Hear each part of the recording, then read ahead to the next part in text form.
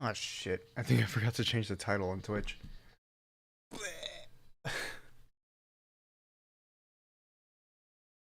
Oh no, I hear myself. That's not good.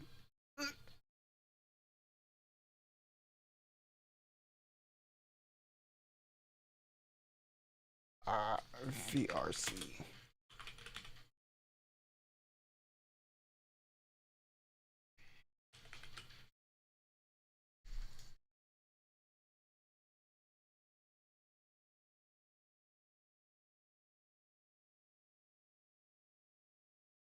Okay.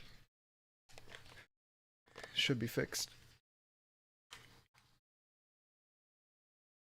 Oh, you know what? I should have the scrolling title on the main scene. Hope I don't forget.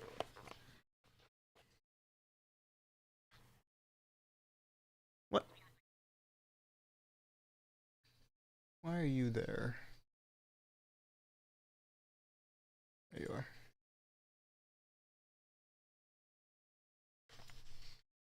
Oh, great. Now I don't see the preview. uh,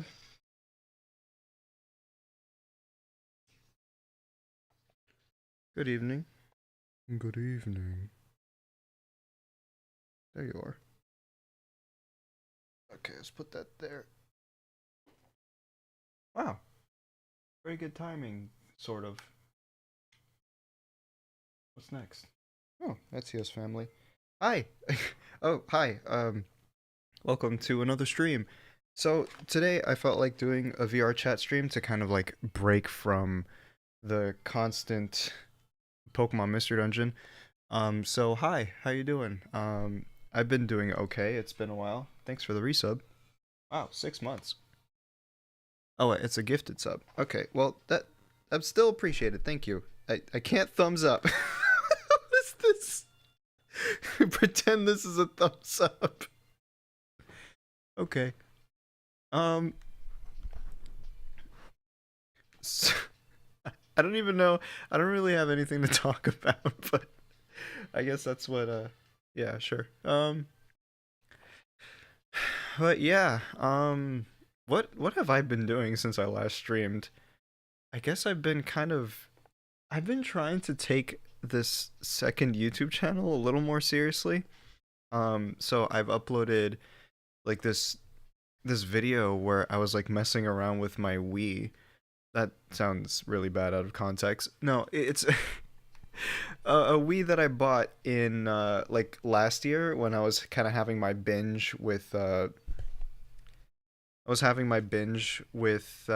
old consoles and stuff.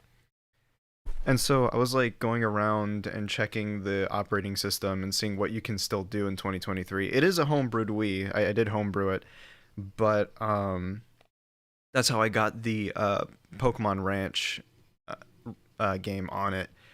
But yeah, that's what I've been doing, and lately excuse me, lately I've been trying to figure out more things to do and talk about. So right now I'm currently editing a video where I I show my mental illness for geography. So hopefully that'll be a fun watch. But yeah, no, it's very interesting. Thank you for the resub. Jesus, 21 months. I'm gonna keep saying that. But so like it's interesting too because I've been feeling more motivated to make videos on this smaller channel. Um Nah, I'm just gonna do solo for now, just to keep it simple. Anyway, but yeah, I've been let me see, what was I gonna say? Right. I've been feeling more motivated to do more YouTube stuff that isn't music, mainly because it's interesting, right? Like the channel only has 2,000 subscribers, but getting 500 views on a channel with 2,000 subscribers feels like way more of an achievement than 2,000 views on a 200,000 sub channel. You know what I mean? Because the ratios are different. And also, like, it feels like the algorithm is treating that channel a bit more nicely. Because I'm getting a lot more views from just recommendations, which is great. Like that's exactly what I want. It's exactly what I need. So I need to figure out how to keep this up, because if I can get this going and then get that channel to be monetized, then I finally have a different outlet for my creativity rather than just, just making music. So I'm excited. Like, I really am, but I need to find my footing on what kind of videos I'll make. Right now, I'm just kind of throwing shit at the wall to see what sticks. And I don't know how long I'll be doing that for, but we'll see. We'll see how much motivation I get. But yeah, something that I have noticed about my, me making videos and stuff is that I tend to do a lot better not reading from a script. Like, I don't know if you guys have noticed, but on the videos where I talk about my lore and Ace's creation, I sounded very robotic because I guess I have trouble reading from a script and sounding natural while doing it. Whereas in the video where I was, oh, thanks for the resub. In the video where I was talking about, like, the Wii was pretty much just like off the cuff. Give me a sec. Okay. It was pretty much off the cuff, and I was just kind of talking from my brain rather than just reading a script. So yeah, that's pretty cool. So that's honestly what I've been doing lately. I have been doing a couple commissions under the table as well, and yeah, it's been fun. But yeah, no. Um, is the chat frozen or something? Cause it seems like everyone just died for a sec. Uh, no, okay.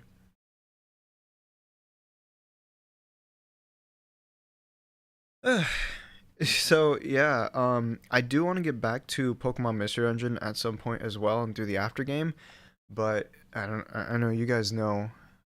Wait a minute. What? Oh yeah, okay. You guys know how I am with after games. What? What the hell is going on? Excuse me. Is everything all right?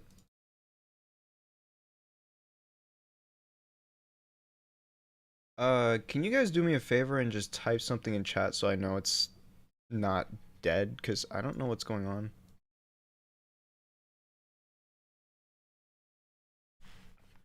Just like anything will do. Cause I'm trying to figure this out.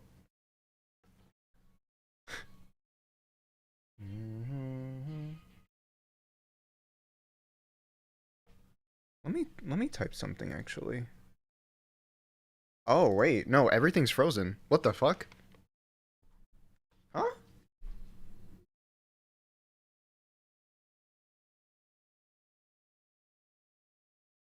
Yeah, wait a second. What the fuck? Okay, so I don't know what the hell's going on, but my chat thing is frozen, and I need to figure that out. So now I can't even see you guys. Uh, okay, technical difficulties incoming. Let me see what the hell this is. And my arms are weird because I just put the controllers down. What the hell is going on? Give me a second.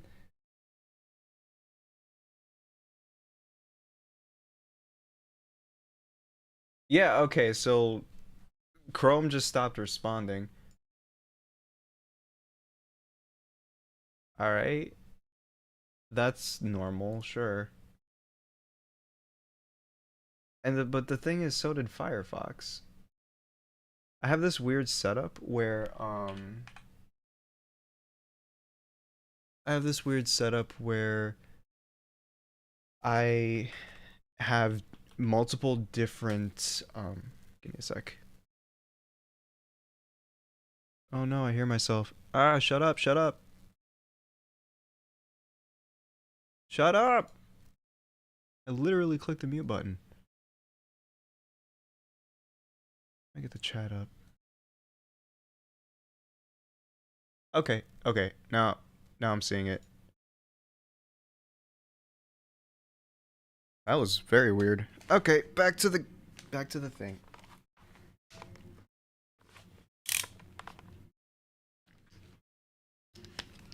Put this back. And my hair. Get out of the way. Okay. I get my hands in order. Okay. Sorry, I've been missing everyone's message right now. I am struggling with technical difficulties. Ba, ba, ba.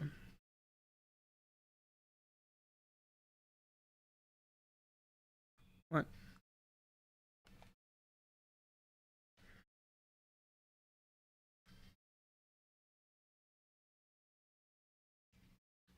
Oh, there it is. Okay. Okay, now we just take this. Can I make it bigger?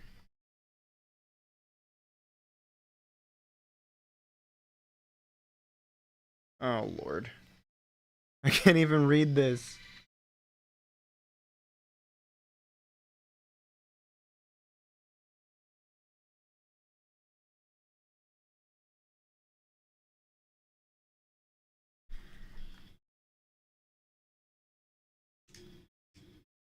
What?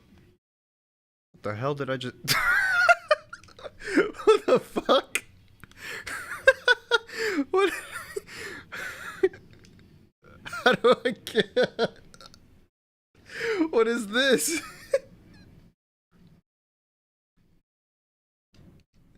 um... Can I... Can... Okay, we're back. I need to figure out how to make this bigger. Does anyone know how to work OVR toolkit? Because I forgot.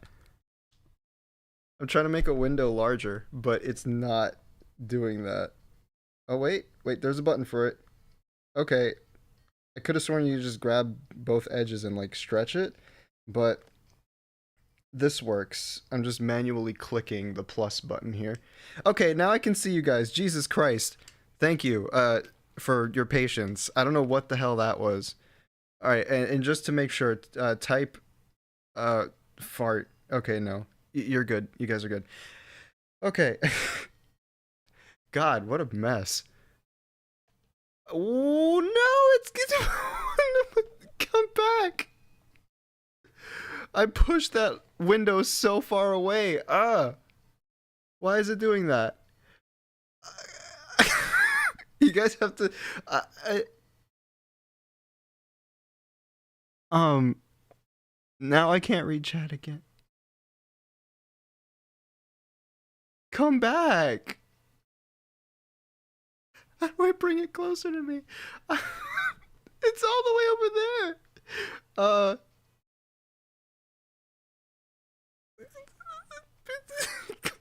I can't reach. Okay, okay. I, fucking boomer mode. What is going on?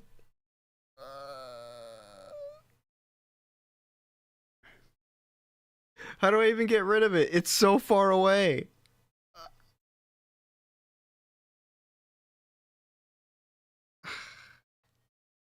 I'm doing all these gestures, trying to figure out what the fuck is going on. You know what? Fine. You stay over there. Fuck you. I'll just spawn another one like you. Asshole.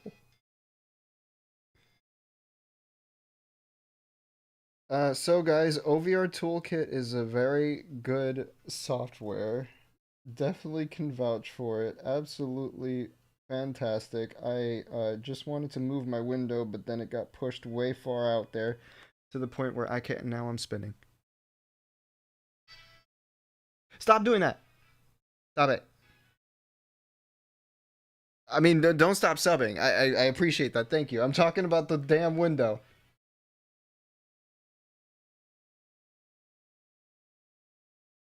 Da da da da da da da da da da da da da.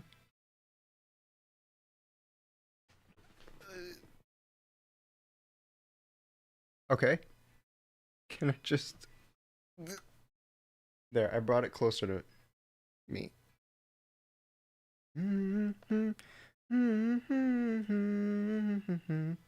So, you ever heard the term boy failure? Hi, that's me. Welcome to my stream. And it's I'm gonna fucking throw my computer out the window. Stop doing that.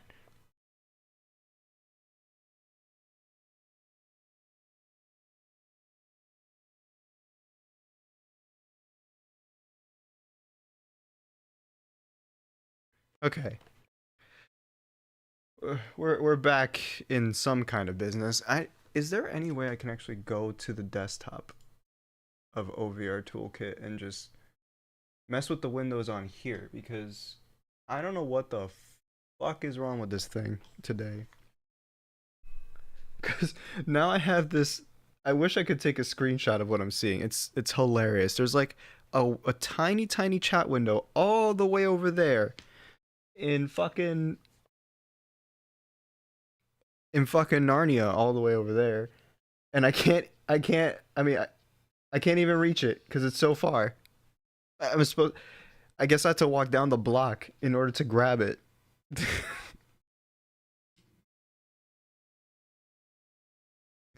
uh Now I'm underwater.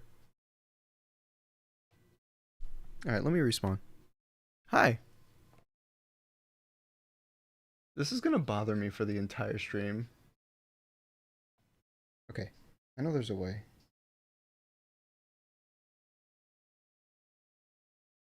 Da, da, da, da.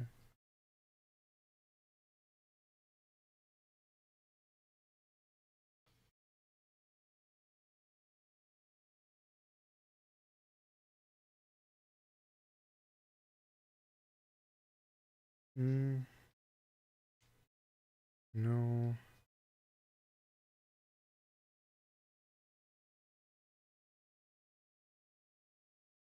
No, that's not it. Window list? There it is. Oh, I closed it. Thank God.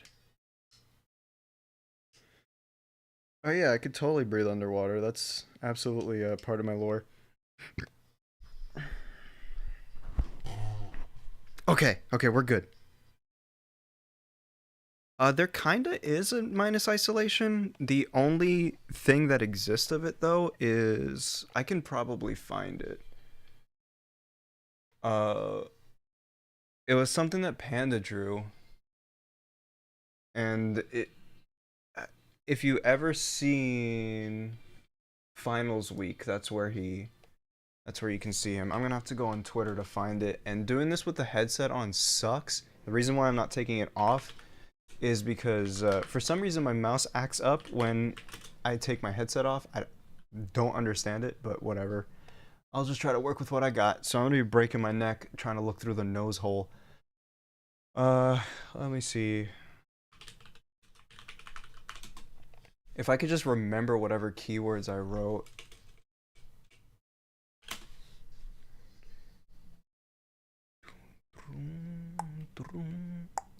It's from early 2022, I'm very sure.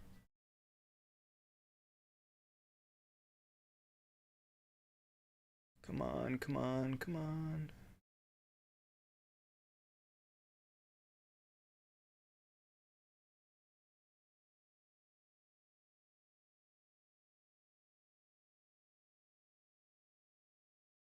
May 20.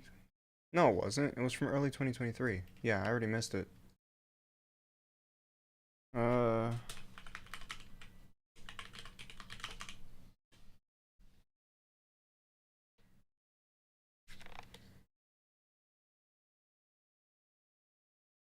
There it is. I found it. I just gotta save it.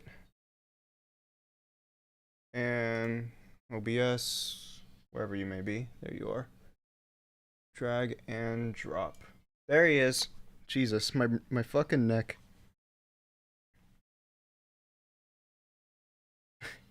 He's not too similar, or he's not too dissimilar to Mace, but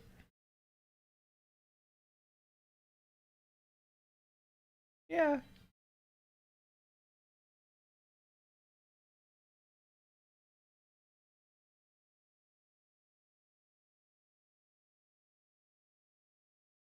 I should what? I'm kidding.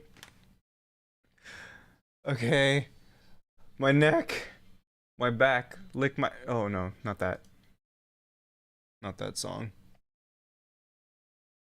I can do this. What? No, my phone really thought I said Google. Alright, this is starting to piss me off. Okay, here we go. Let's do that. Okay, and let's hope this is the right person. Yes, okay. And before I like randomly just DM'd someone a picture of minus isolation with zero context whatsoever, and they're like, what do you want me to do with this? And then I'll be like, I, I don't know.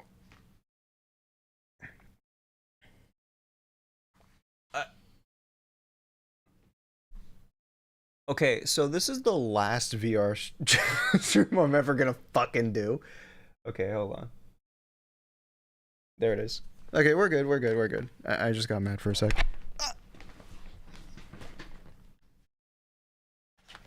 Let's go to a different world before I fucking explode.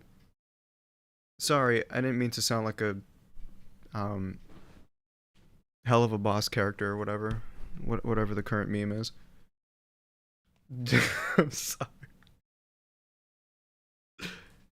Uh oh, you guys want to see this like awful VR chat world that I tried to do?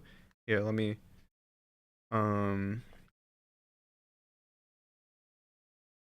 let me see. Invite only.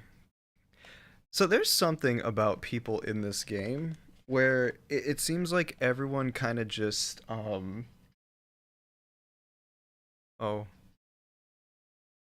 oh, this is not good. Why am I outside? Oh no. Oh, I'm at this uh, there. You can, am I too big? Is that hold on. What if I make myself there? Uh um now is respawn. There we are. We're inside. And now I'm tiny. But here, let me just switch to the flying cam. See, look, that's my desk. Why is it mirrored? No, it's not. Okay. This is my desk and it has all the credits for the models that I used. Um this is not exactly what my room looks like because I'm not. Why are you floating upwards? I hate VR.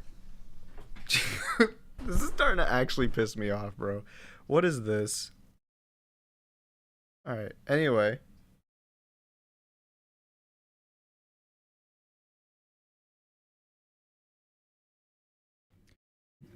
And now it's just nudging itself up. Okay, anyway, right. So a tour of my fake room. This is my computer desk. Obviously, you start at like my door, which is at this weird angle. And then my bed is right next to it, which has my TV, where I watch YouTube videos and fall asleep. And then there's my desk with my printer, because for some reason I have a printer.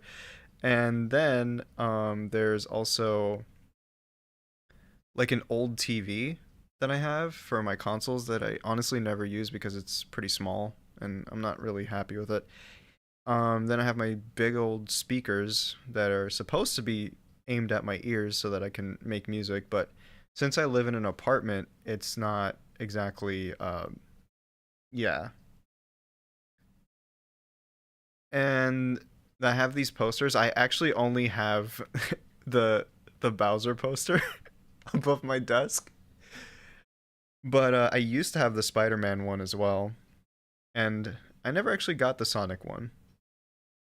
And then my closet, where just a bunch of junk actually is, but sure. I'll pretend that it's actually clean and empty. So there you go. That's my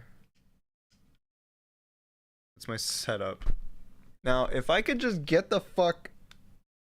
Thank you.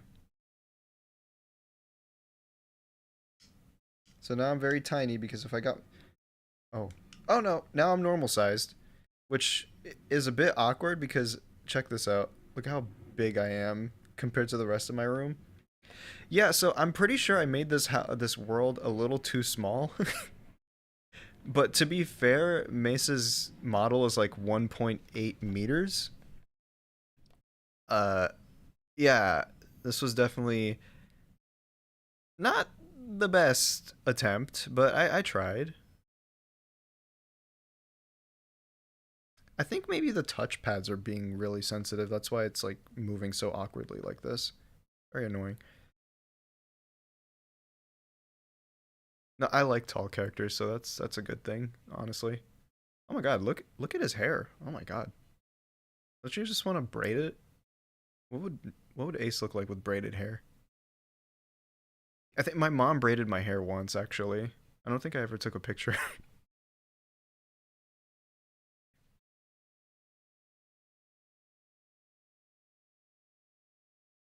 Now if I can just there we go. Me just looking out of my my window. There it is. The way I did the the window is so funny too. I just took a random picture of New York City and just plastered it on this giant box so that obviously when you're looking through this window, you just see like a cityscape even though you kind of see like a that on the bottom. It's just a void. Yeah. Another thing, for some odd reason, these curtains, right? You saw it. These curtains, they come in like that, and I couldn't find a way to. Why is it doing that? Stop, please. I couldn't find a way to delete that half of it. What? This is honestly starting to annoy me. I don't know why it keeps drifting like that. Look at this. I'm not even touching the controllers.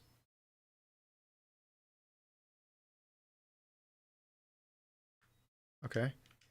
And the lighting is not great. So I just put a light source in the middle of the room and also like one in here in the closet. But yeah, I don't know. I don't know if it's public. I think it might be. I don't remember though. But it's still a work in progress, so I don't know if I really want it. Also, all of these all of these things. Okay. I need to figure out what's making it do that. Hmm. Is there like a controller plugged in that's making it do that, or what? Let me see. Let me try unplugging the controller. Is that it?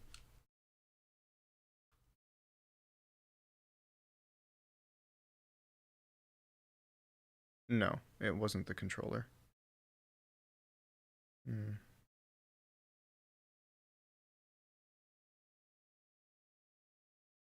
Might be.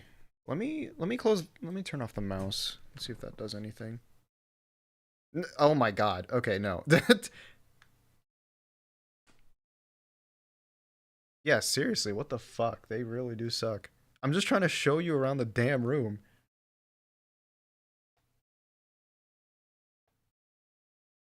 Well, luckily I have an index, so I have a plan B if it really comes to that. Anyway, there's my desk. So all these things, I didn't model a lot of this. That's why there's like this computer screen with model credits and stuff. The things that I did model, well, I modeled the room obviously, like the box that all of this stuff is in. I did try to model the the molding on the floor, like those edge thingies there, and I modeled that table. So that's cool. Um, I also changed the texture of that bed. It's so stupid. Like, basically, what I did was it was like this ugly red texture. So I just looked for a picture of a blanket online. So that what happened now?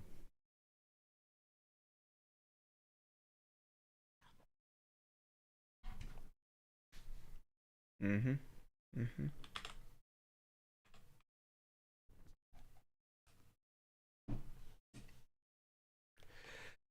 So I found a texture of a black blanket so that I can just do my thing, whatever, and change the texture. Because changing textures is actually pretty easy. But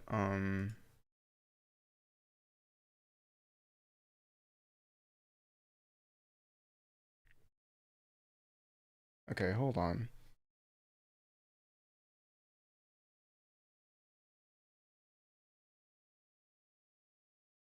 I'm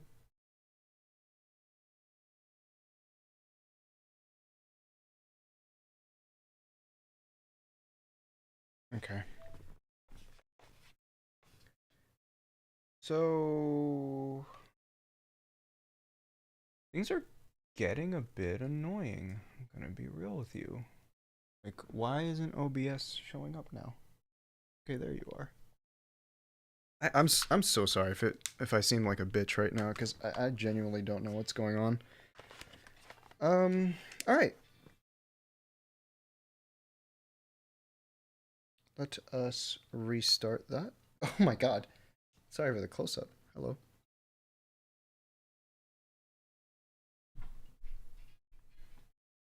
So yeah, this place is a bit cramped. I'm gonna go somewhere else. Let's see what else we can find.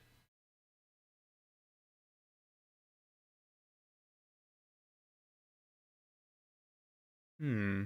Oh my god. I saved that? Look at this.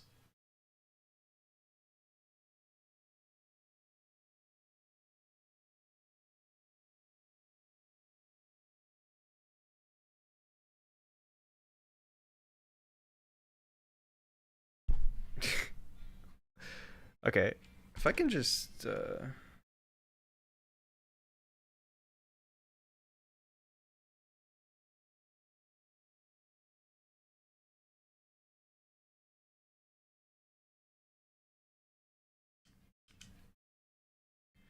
we're in the overworld for Sonic 06. What the hell? Do you see this? Like, look at the water here. It's just a giant jello. What the fuck?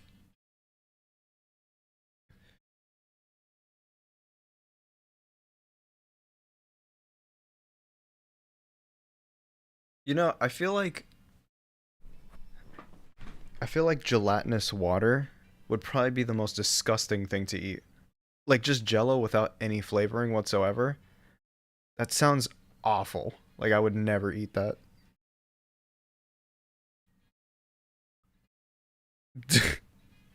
And you know, there's kind of something like that, and it's called, I think it's called like thick water or whatever. Yeah, I saw that and it made me gag looking at it. It looks disgusting. I don't understand. I mean, obviously people don't drink it for pleasure. It's mainly just for you know, people who have trouble swallowing. But like, man, I okay, don't do the thing. Don't do the thing. Just move forward. That's all I want. Thank you. So, yeah, thick water, gross. You know what? I think I wonder if I know what it might be actually. Give me a second. I think, and this, I don't know if this is the case, but I have two VR headsets plugged in, and I don't know if that's the problem. If I could just find the plug for it. Uh,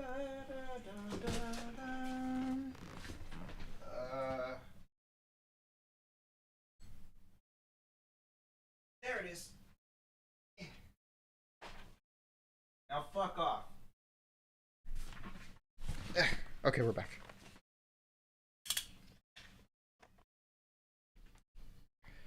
Please tell me that was it, man. I'm so tired. I mean, if it comes to that, then I can just... What?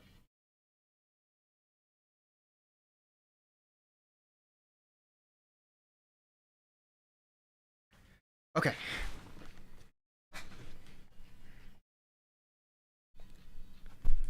No way. Is that was that really it? I mean, I won't be mad if that's the case because I finally freaking figured it out. But right now, I just want to make this smaller actually.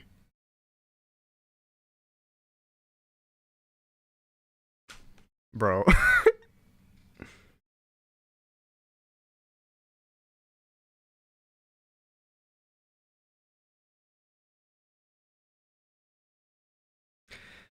But yeah, no, thick water. I saw that and it just made me sick just looking at it. But the thing is, right? Oh, the thing that I don't actually get is how does a thicker, like a more viscous liquid help with people who can't swallow? Because like I feel like if it goes down slower, I guess it gives a person more time to react so they can swallow it. Yeah, I'm not sure.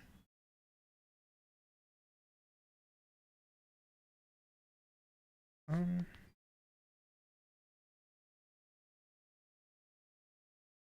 edit mode? Okay.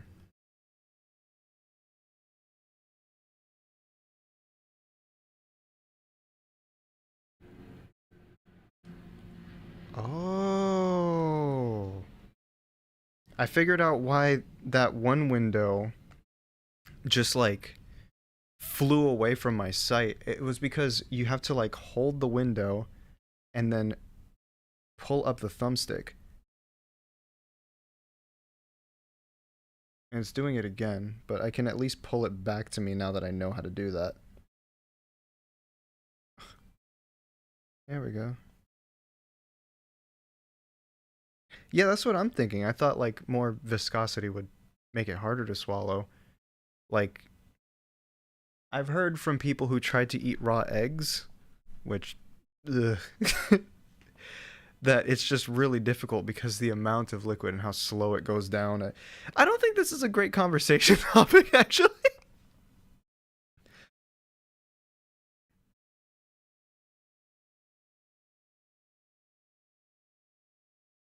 Let's talk about things that are good. I had pizza today.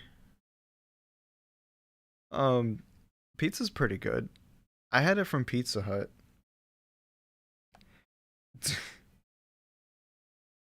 So, yeah, I feel like Pizza Hut is probably my favorite pizza chain. Papa John's is pretty up there too, actually, surprisingly. My only problem with Domino's is that if I swear to God, I feel like drinking an entire lake after eating their pizza because it just makes me so fucking thirsty.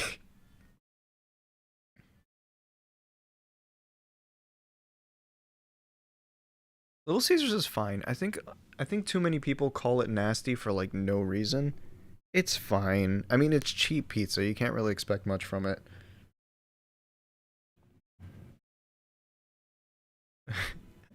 When a pizza's $5 fucking, I don't know if there's really much to complain about. The only time that I will complain about Little Caesars is when we got this thing called like pretzel crust. Like, okay, the pretzel crust thing was a problem mainly because it was so salty because they literally put like little pebbles of salt on it, and I am just okay. There we go.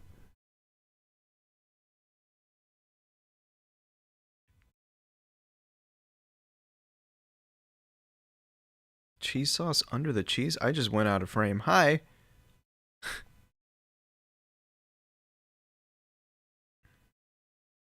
Oh my god. Hi. There we go. You know, this world isn't that polished, it seems. Just like the game. So they did a great job. Let's find another one.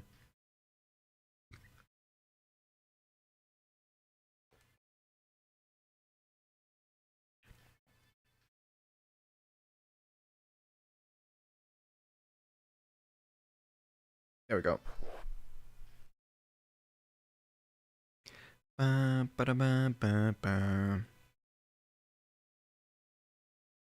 Mario 64.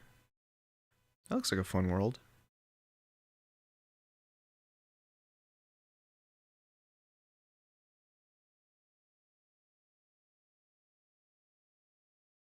Whoa. I'm in a void. Oh my god, why? Why do this? Just get me in the world.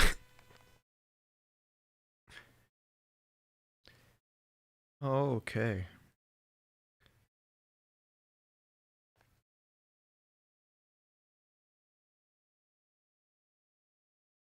This is where the camera is. I need to face the camera. Yes. Oh my god. Ever tell you how exhausting hosting a stream actually is? Because, it's exhausting.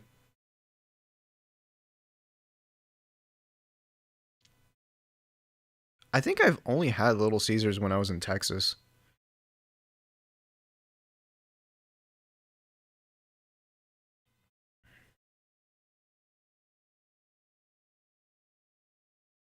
So, I haven't tried it here in Florida yet, as far as I remember. Because I usually just go for like Domino's, Pizza Hut, or Papa John's, or local pizza shops that do like New York style pizza. Those are my favorite. Um,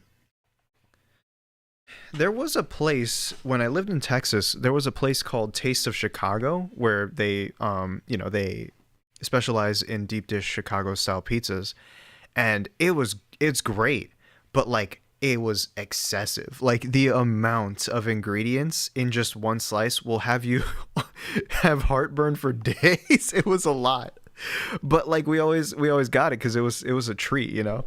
But man, I almost always regret it. Never take a nap after eating deep dish pizza. You will hate yourself. Like honestly, the excess is just insane. But yeah, there's another style of pizza that I want to try. It's a Detroit style pizza where it's like a square sheet, and I kind of want to check it out. I wish I could show you, but it's a bit harder when you're in VR. So yeah, deep dish kills me.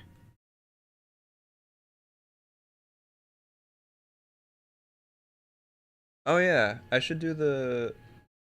There you go. Now you can know what's playing.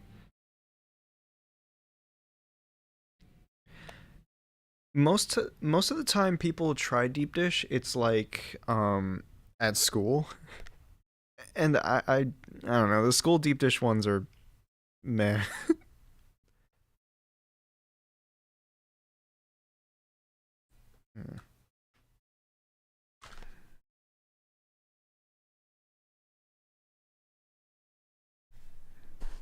I I really want to know what the hell is making my computer act up so bad right now. Like I'm genuinely afraid of clicking the wrong thing and it doing something stupid. So let me go ahead and move some windows around, close some programs that I'm not using, see if that helps a little bit. I am so sorry about all this. This is like the most scuffed stream I've ever done.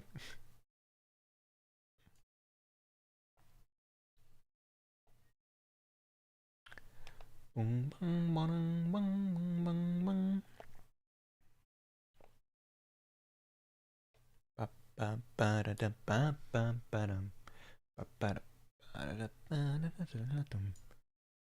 love this song, man. Honestly, Pokemon XD and Coliseum have some pretty awesome music.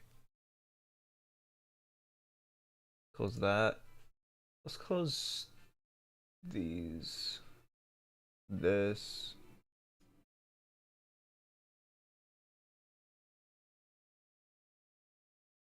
Yeah, get out of here.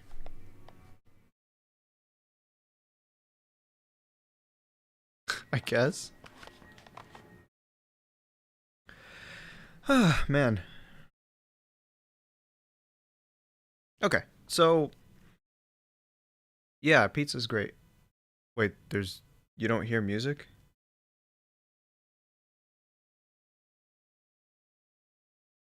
What?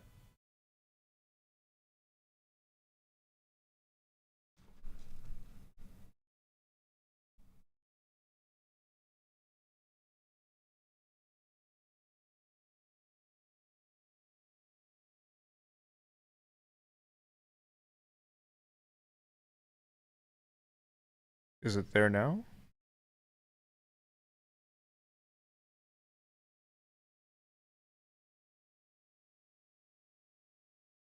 Only when I talk. What the fuck?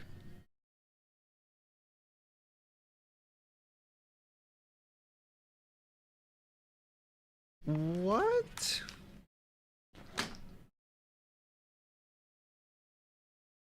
This is garbage. Holy shit. All right. Um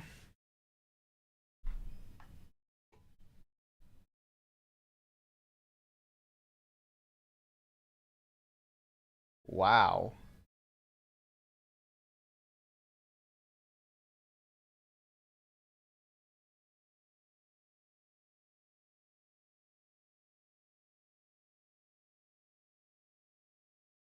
I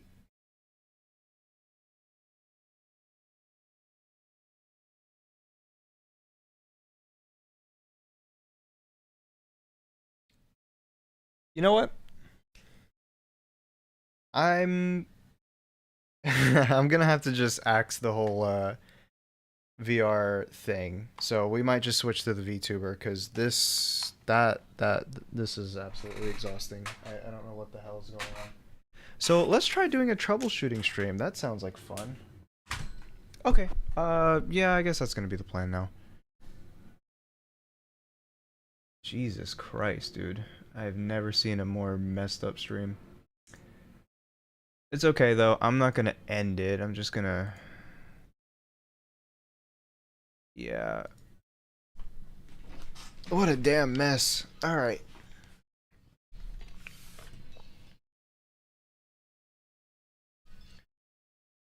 Okay. Then we're gonna go to. I don't even know what to call this when it like turns into a VOD. Okay.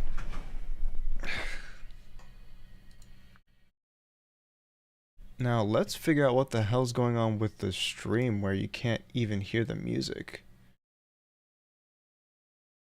Hey, Windows 11, I'm not trying to snap to the corner. I'm just trying to move the window there.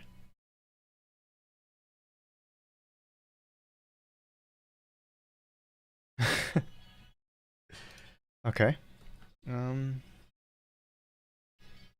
All right. So, let's go to Twitch right now for a sec and see what the hell the issue is, cuz I think I might know what it is. Um well, hold on. Oh shit. Yeah, I paused the music here real quick so that I can go to my channel.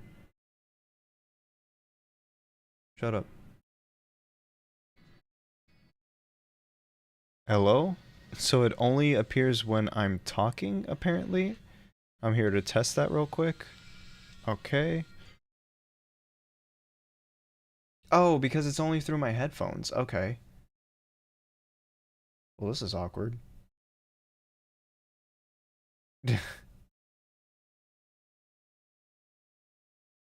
Hmm. I'm not really sure. um, desktop audio.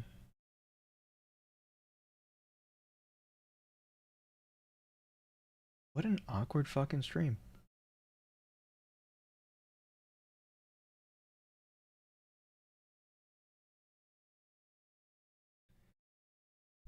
I think I know what it is. In the streaming settings, I have two audio tracks. And my guess is that this isn't in the right audio track. Desktop audio. Okay. Do you hear that?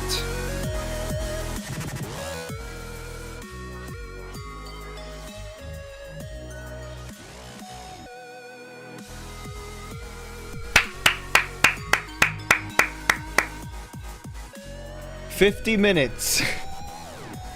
50 minutes of wow. I almost want to restart the stream just so we can have something that isn't a botched first 50 minutes for the VOD. I don't know. Wow, what a mess.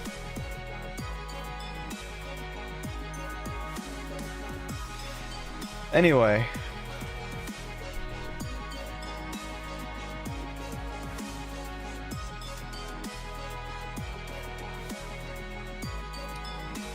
I'm contemplating.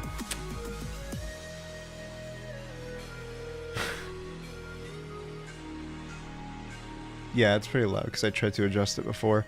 Now we should be fine. Jesus Christ, man. What a mess. When's the last time I streamed anyway? Feels like this is my first fucking stream ever. Let's see. We got last stream I have had was 11 days ago.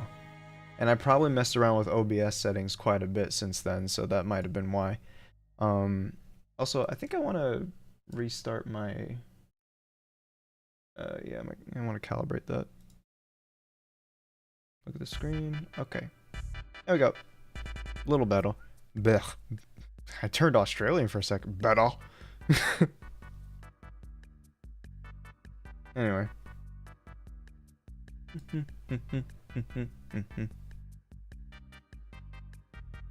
So yeah,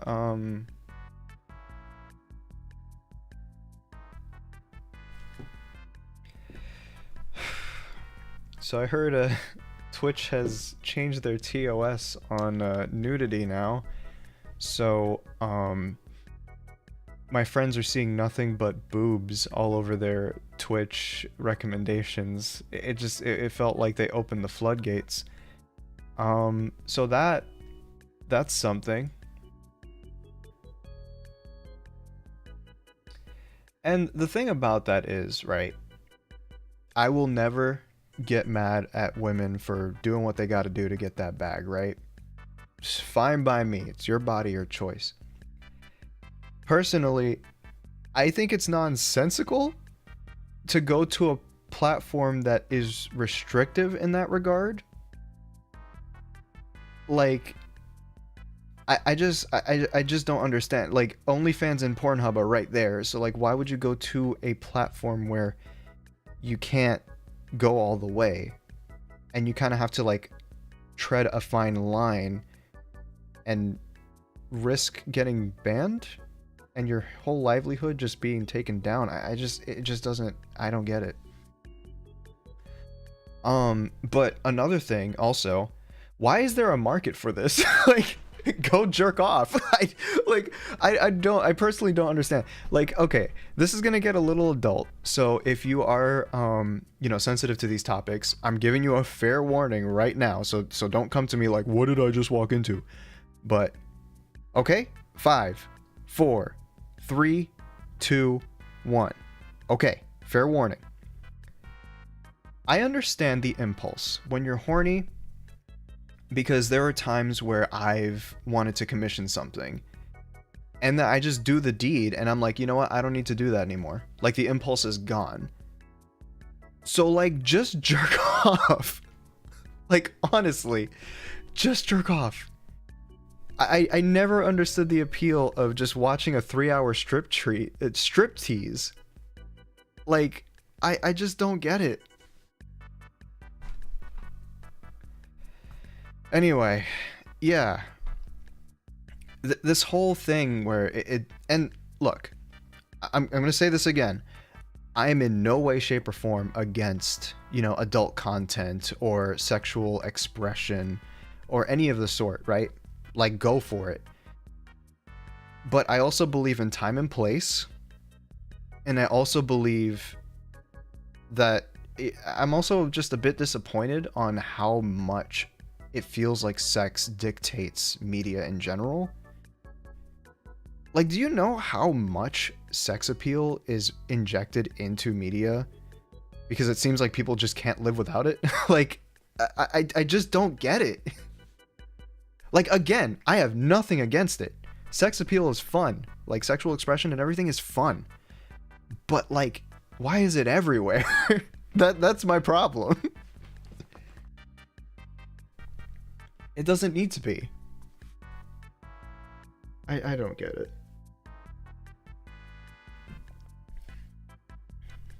But it is pretty sad seeing just everything go towards that, because there are some times where I don't really want to see that. And this is coming from someone who is very not much a stranger to this sort of thing. But, and I don't know if it's because I've gotten older, so it's easier for me to detect this stuff. But does it feel like it's gotten worse lately? Or is that just me? I don't know.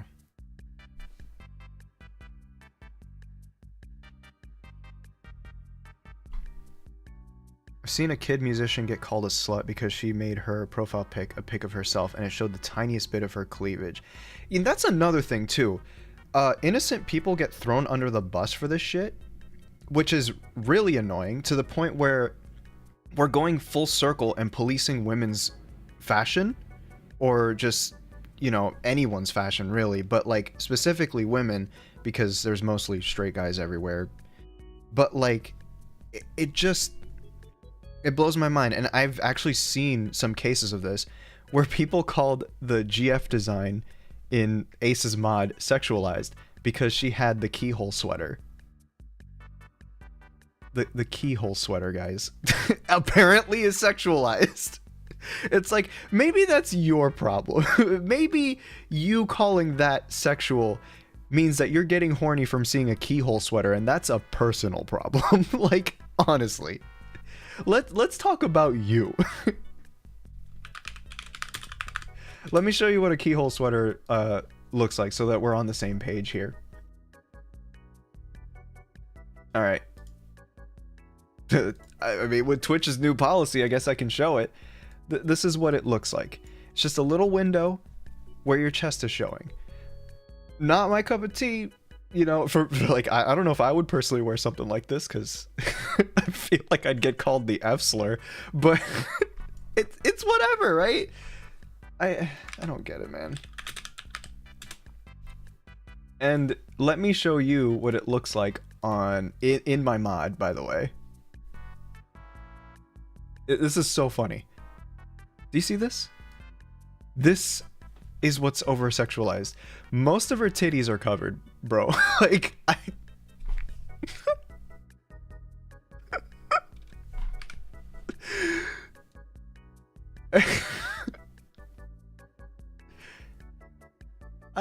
don't get people.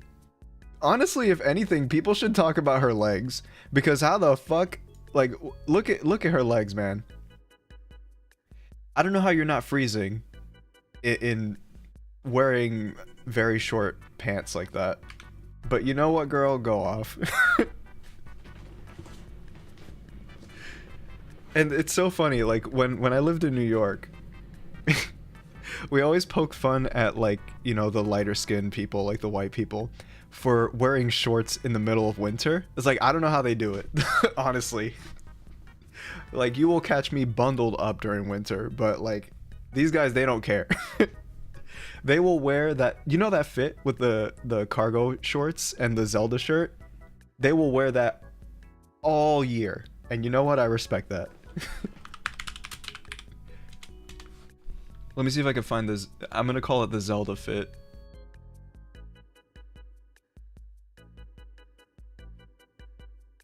When you see somebody wearing this, you know they're the coolest motherfucker on the planet. Just, or extremely racist. It kind of fluctuates, but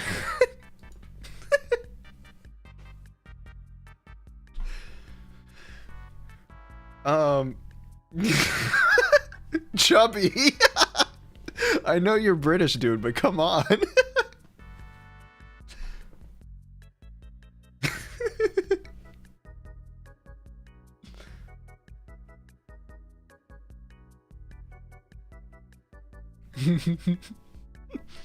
I never got to. I honestly, I hate cargo shorts. Like, I hate wearing them because they just feel really uncomfortable on me. Typically, what I usually wear was just jeans and a t-shirt. Like, it doesn't matter what time of year it was, and probably a hoodie. But I definitely prefer the zip-up hoodies rather than the pullovers. I just, you know, it's less commitment, I guess, for lack of a better term. Because when you use a pullover, you have to like do all this work just to take it off. But you know, the zip up sweaters, you just zip it down, keep it open. That's kind of what I usually wear. But I also wonder if I'm like just weirdly claustrophobic or something, because excuse me. Oh yeah. If I run to the bathroom, it's because I took a laxative, because I'm genuinely tired of being clogged up, and I think it's kicking in. Oh, my intestines. Okay.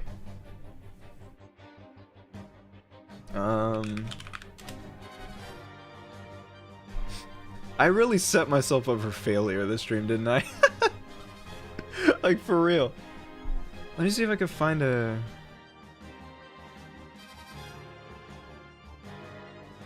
Yeah, okay. Oh, wait.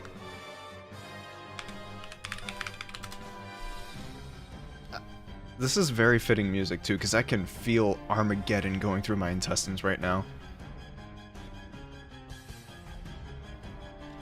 Okay. Cringe bathroom selfie incoming, but, this was my usual fit. Hold on. There it is. I'm not that skinny anymore. I've gained weight, I promise. This was me in like 2019, I think? Yeah, 2019, so I was 22 in this picture. But like, this is usually what I wore. And, I don't know. It's not flashy, but... What do you mean get fatter now? I did. In that picture, I was like 115, 120 pounds, but now I'm like 145 to 150. And that, I can thank Texas for that. I ate a lot in Texas. So, thanks for making me fat, Texas. Yeah, my twink death. I really did go through a twink death, didn't I?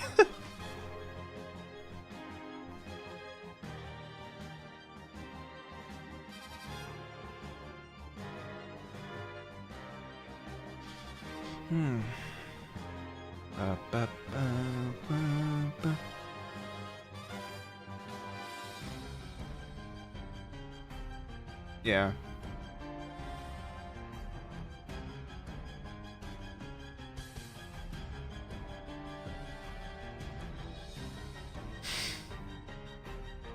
I don't know if I have wide shoulders. Well, you can probably see from that I don't, that picture.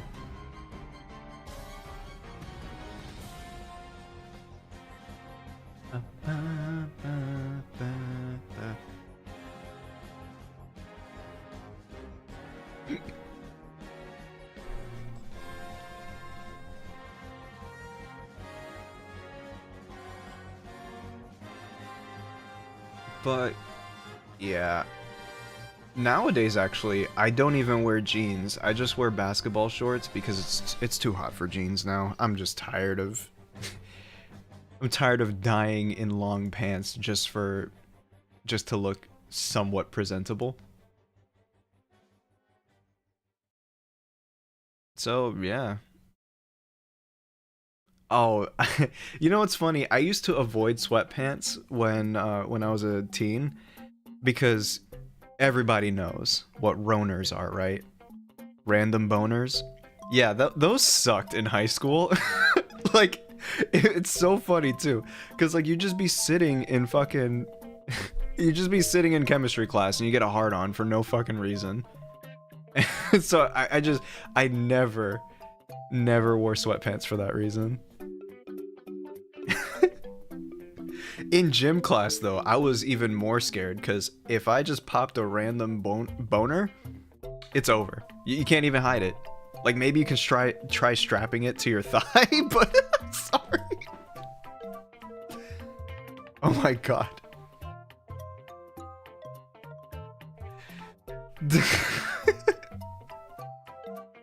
The problem is, even when you strap it to your thigh, right? You still see that little speed bump in front of you. Like, I'm just saying. So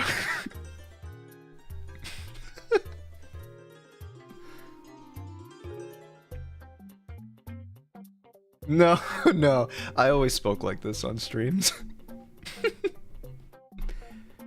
I would not show you a an example. Hell no, because my viewers range in pretty vastly when it comes to age, right? So I feel like a lot of you can range from anywhere from 14 to 34. Like, it's massive, the range of this demographic.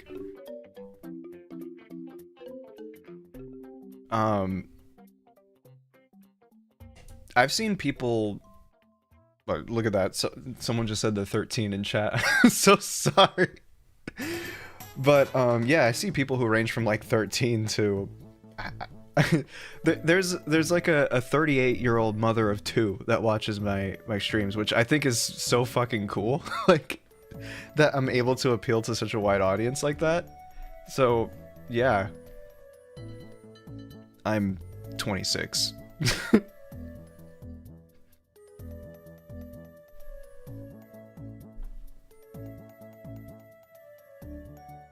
I wonder who's the oldest person to watch my streams, actually, because I believe there was someone who was like 40.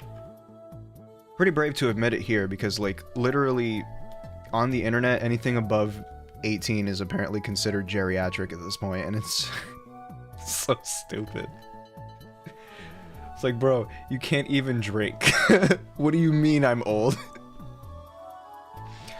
Alright, let me get that Mountain Dew. No, I'm kidding. I still need to try it.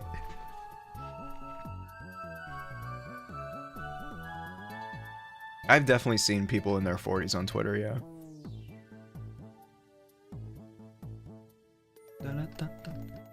I feel like honestly, as long as you're at least 13, everyone's welcome here as long as you can handle the subjects that I'm talking about, because don't worry, I won't be barely showing my boobs on stream.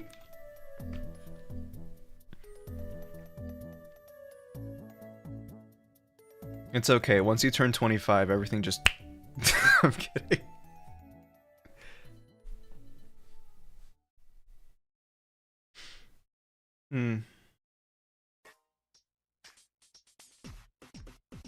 But, yeah, I've honestly noticed that ever since I turned around 24, things have gone pretty quickly. Like, I've been 26 for 4 months, and it does not feel like it. I'm almost halfway to 27. And I'm just like, what? I can't even fathom, because I'm so used to being in my early 20s that I'm still not out of that mindset yet. Thanks, COVID.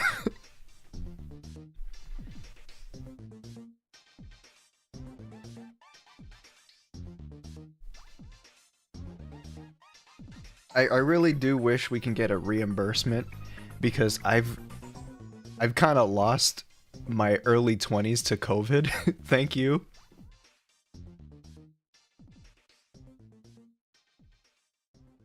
Thank you for that.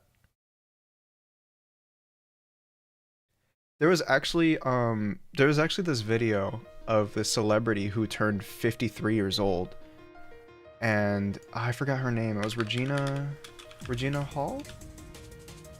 Yeah, so Regina Hall, this woman does not look 53 in the slightest. At least to me. Like, here, let me show you a picture of her. Like, she doesn't look a day over 35. Like, are you kidding me? And I feel like I'm also being conservative by saying that. Honestly, early 30s, absolutely. But anyway, she just recently turned 53. And the reason why I brought this up is because I remember there was like this video of going around of her singing this song. It's so funny. I need to play it. Okay.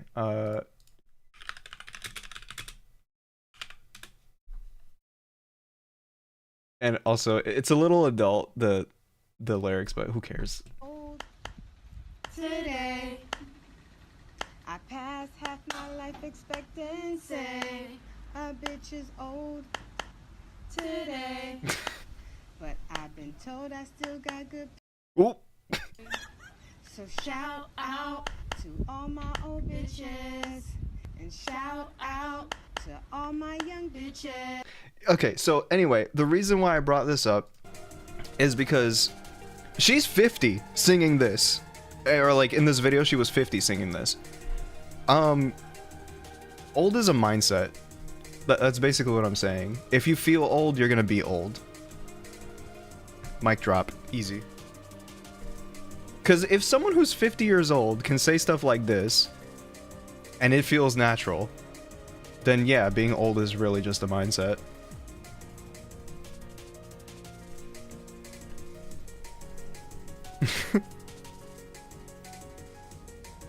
Like, mentally, I don't feel any different from when I was, like, 22. Even though, I guess I'm not too far off anyway, but, like... Yeah.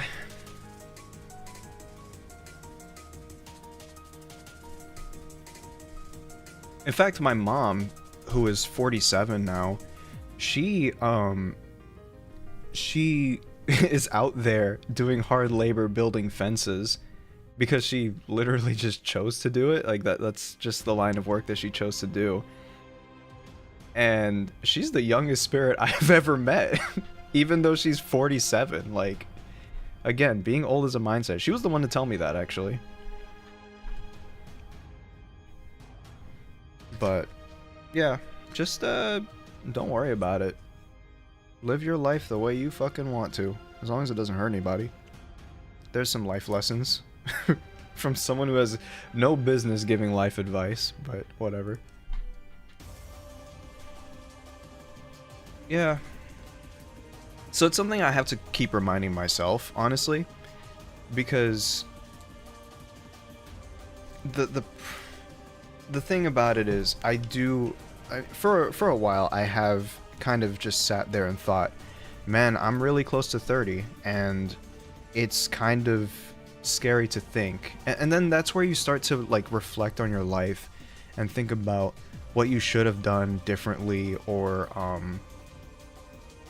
you know, why you're hanging out with people who are 20 years old or whatever.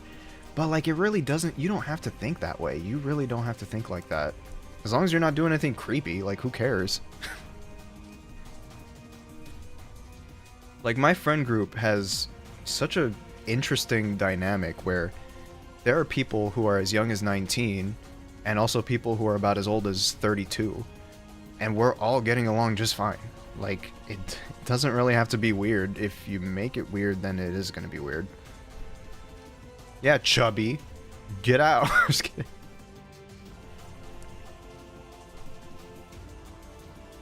Yeah, you don't feel different. I'm sure you don't feel different at all when you cross 30. I felt the same way about 25, right? Like, I was like, oh my god, 25, 25. But now, I'm like halfway to 27, and I feel the same.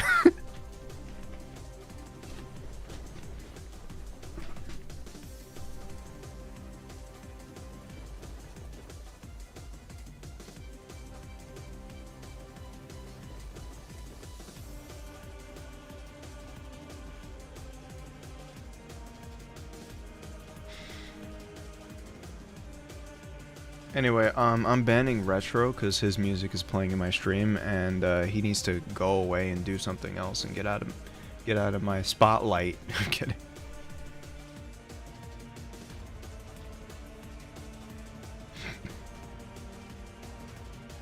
Yeah, okay. If I'm being honest, Retro, I love you, but I think it was pretty ridiculous that you cried when you turned 20. Cause I didn't cry. Like when I when I turned 20, I was excited because I was finally not a teenager anymore, and then I had the freedom to do whatever the hell I wanted.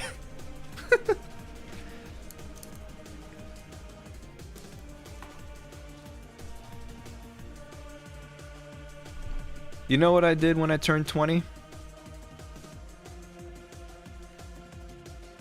When I turned 20, what I did was I went to Walmart at 4 a.m. to buy random snacks. It was like chips and soda and like some cookies. I don't know what the hell I did. But backing out of my driveway, there was someone who parked in front of our driveway, and I miscalculated.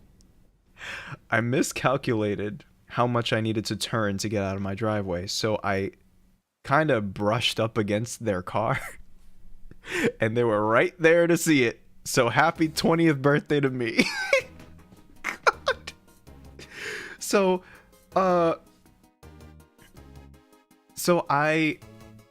we had a altercation. They were a little upset, but then they looked at the actual van and saw there was no significant damage. It was probably just a tiny scratch. So they're like, all right, whatever, we'll let it go.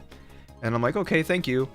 And the funniest part is, you know, they tried to make conversation. They're like, oh, what are you doing out here at this hour? Because it was like 4 a.m. They're like, are you going to work or something? And I'm like, yeah, I was going to work. Sure, I have a job. Okay. Like, imagine if I just answered that with, oh no, I'm a college student. I just wanted to get chips at Walmart at 4 a.m. That would make me look stupid. So I just said, yeah, I'm going to work. Sure. But yeah, happy 20th birthday to me.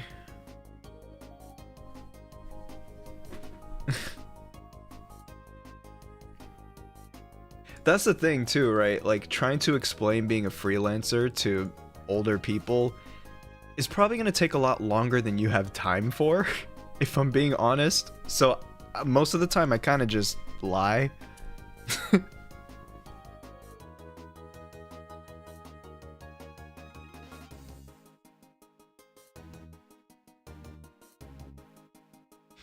But yeah, you'll definitely feel the same when you turn 20. It's not really a huge milestone. I guess it's because it's a new digit or something, and that I can understand to an extent, but yeah, you won't feel different when you hit your 20s. Like, if I'm being honest, like, for real, nowadays, it feels like the expectation for maturity has shifted to where it honestly feels like being in your 20s is like an extension of your teenagehood. Like, I'm being real. It's like being a teenager, but with actual freedom. Like, you just still have that young mindset if you let it thrive, right? But obviously there are some responsibilities you have to take care of. And that's kind of the thing, right? As long as you take care of your responsibilities, have fun. Who cares?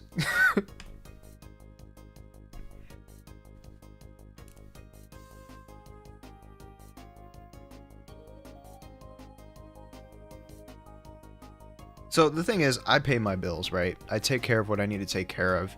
So why does anyone care if I play video games or still like Pokemon or whatever at the age of 26? Like, who cares, right?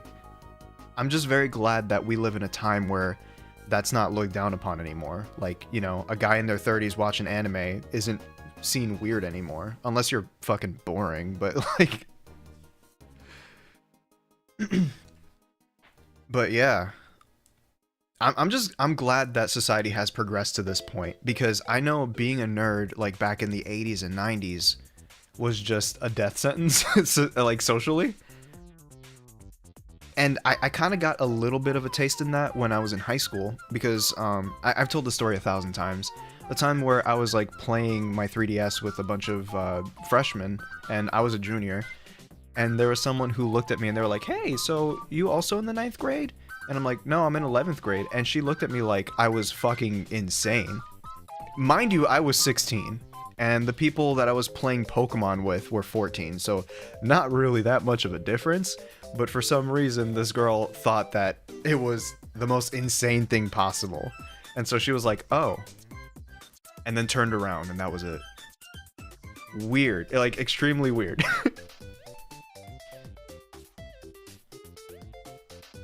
Like, girl was acting like I was a 40-year-old playing with children or something. Like, calm down. We were 2 years apart, and we're just playing Pokemon.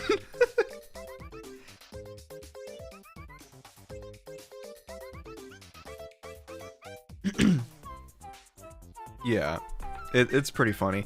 And the thing about that, too, is that when you are a teenager, you're in that mindset that you have to act like an adult. You have to do like this performance that you're older. But then once you get even older, you're like, who gives a shit? Like, honestly. And that's kind of where I feel like you kind of learn that being an actual responsible adult means not giving a shit and kind of just having fun and doing whatever you want. As long as you take care of your responsibilities. Like, that's it.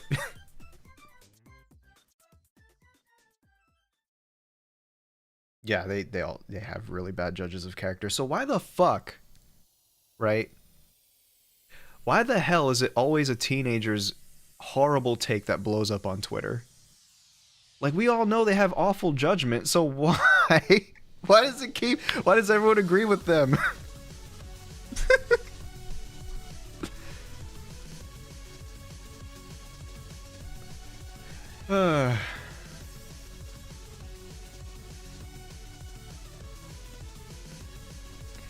Anyway, I haven't played Roblox in a while. The funny thing is, last time I played Roblox like religiously was when I played a bunch of Laundry Sim, and that was due to I was dealing with some pretty bad depression at the time. So all I did was play Laundry Sim for like 6 hours a day. I mean, it's funny looking back, but like back then I really didn't have motivation to do anything at the time. So, you know, that's kind of what just gave me comfort. But, you know, I'm better now. Chubby! you really are British, man. Fucking cold-hearted. I'm joking.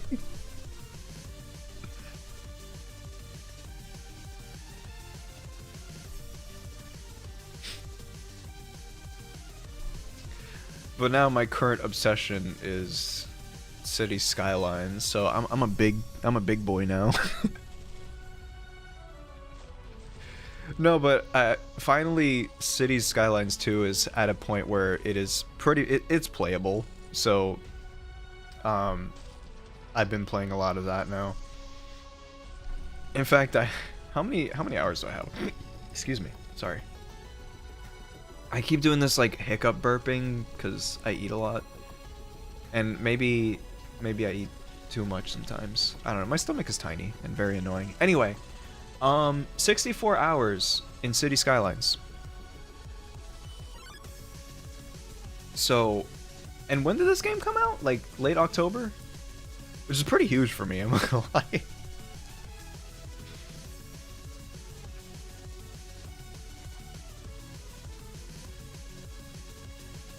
You know, for a sec, when you said that they would make paper Jeffy puppets, I was thinking of that meme when I was in high school, where everyone said, "My name is Jeff." Like that, everyone said that when I was in high school. Like, it was so annoying. My name is Jeff.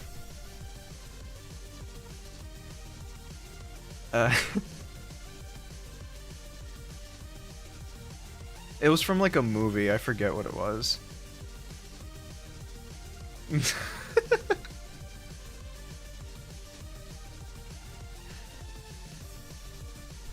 Ah, shit. Now my mouse is dying. No, give it some cheese. There you go.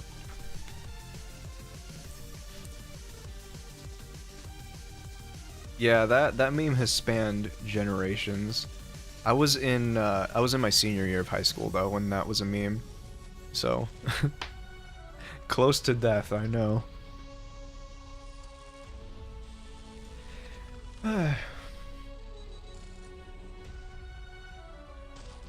What kind of videos should I make with this new found motivation? Well, right now I'm actually working on my stupid GeoGuessr crap and seeing if anyone cares. Stop. Stop it. Stop.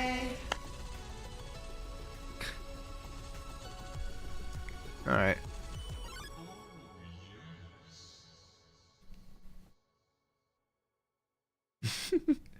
Teenagers learn how to count to 20. My god.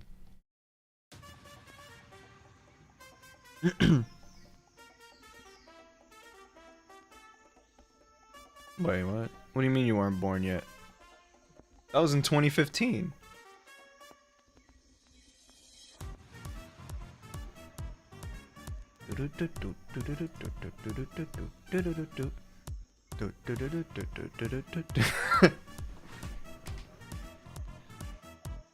My sister was born in 2013.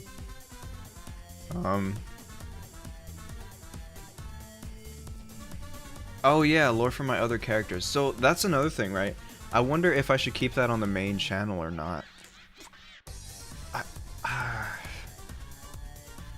So I bet a lot of people are gonna be like wondering where those videos are gonna go. I mean, okay, if I want to be like strictly one music channel and one everything else channel, then I will definitely have to put the lore videos on the new channel. So it's tough.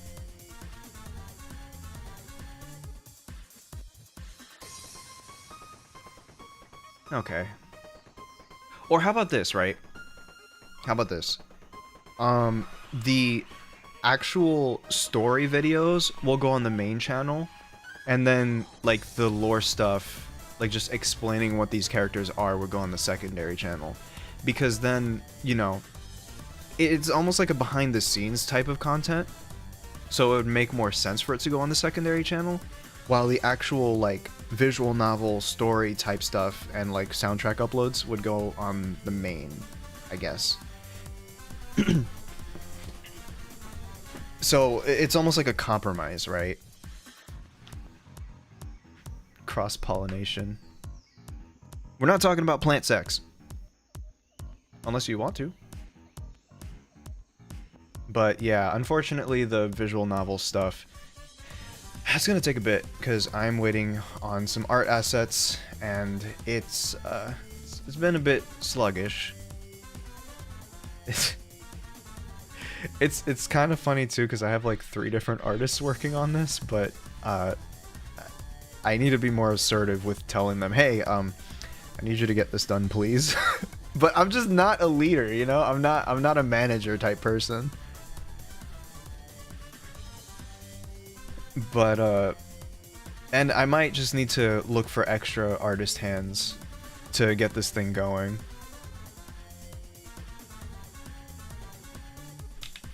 Yeah, I might have to start looking.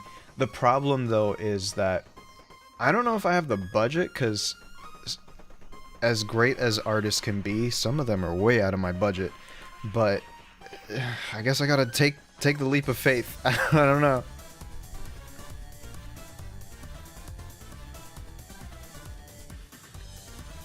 My old dragon character? What are you talking about? This is my old dragon character. Wait, you mean Taeyang?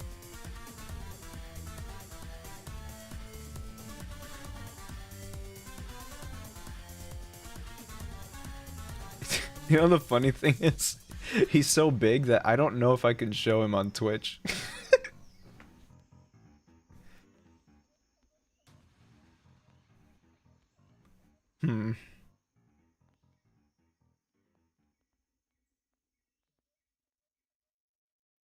Well, there's this. Look at this handsome man. Alright, get out. We're not hungry right now.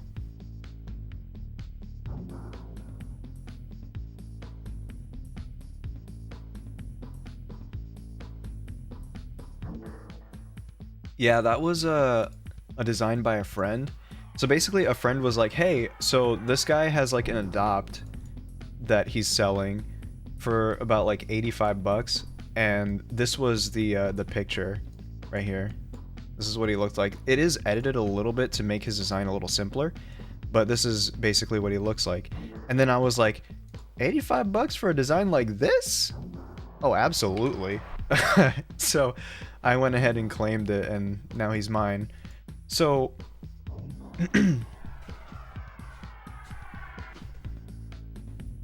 yeah, and the funny thing is, you don't there's a lot of people who say that they're worried that they don't get attached to their to adoptable characters, which is kind of true at first, where you know, it's just the design in the beginning, but once you actually start writing lore for them, that's where things really start to get, you know, you kind of get an attachment for them. Like, for example, when I started writing Taeyang as this like jolly old man who likes to cook, I started to really like the character and get attached to him. Like, let me go find his Toy House page so I can tell you, so I can like show you what I wrote for him. Toy House is basically like a database of characters that you can create for yourself, and it's very helpful when you have like a lot of OCs. Okay. So, here, let me just read the personality snippets. He's a jolly old man who has served in the mess hall, so the man knows how to cook a mean plate of food. Like Asim, he's experienced in combat, however he specializes in manning weapons instead of martial arts. Let me see. During the war, one of the easiest ways for him to relax and de-stress was by cooking for his unit. The smiles, the laughter, the conversations, the stories all took him away from the harsh reality of war. He also likes parks. He is absolutely that old man who sits in a park bench and just absorbs the environment of birds singing, leaves rustling in the calm breeze, and the sounds of children's laughter and joy.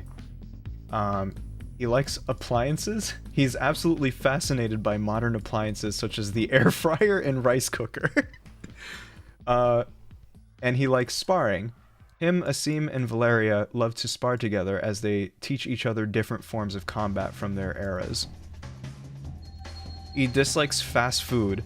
Do not ask this man if he can take you to McDonald's. He will rush you to the kitchen and make you food on the spot. He doesn't like rainy days. He's a sun dragon. Of course he won't like rainy days. He won't be able to cook outside or go to the park.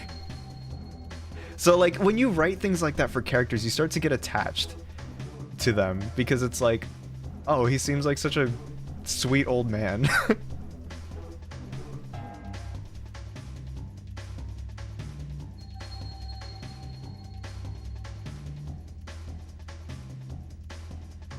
But, yeah. And, look. Sweet older men? Okay, I'm not gonna finish that sentence.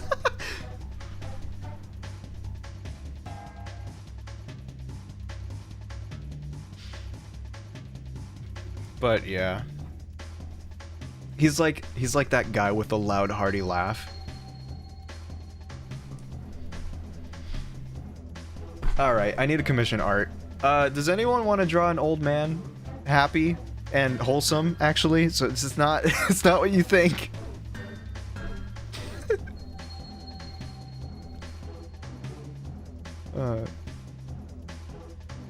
But yeah.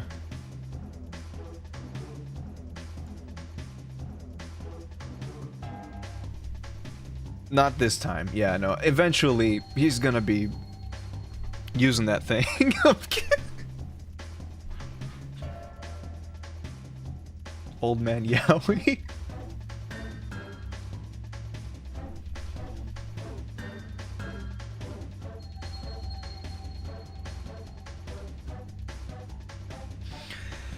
Yeah.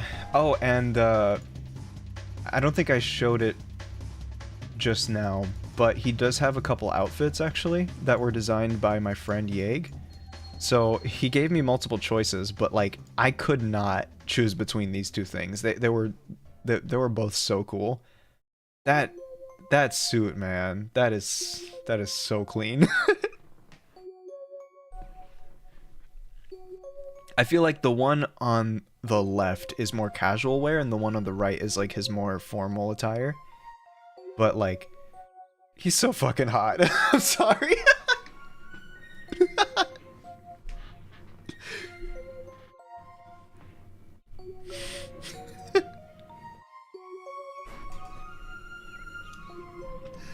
Anyway.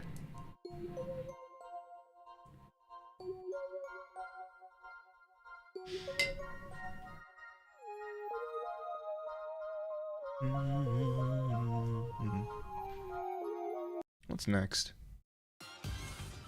God, this is so much better than that fucking mess of a stream that was the beginning.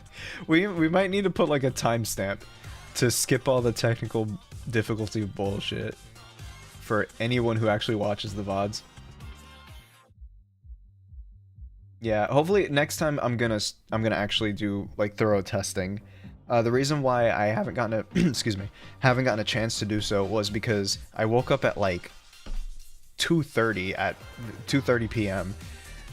Because my sleep schedule's all messed up. But like, I haven't streamed in 11 days, so I wanted to like fit something in. Because I did say I wanted to be more consistent with streaming, and god damn it, I'm gonna do it. But yeah.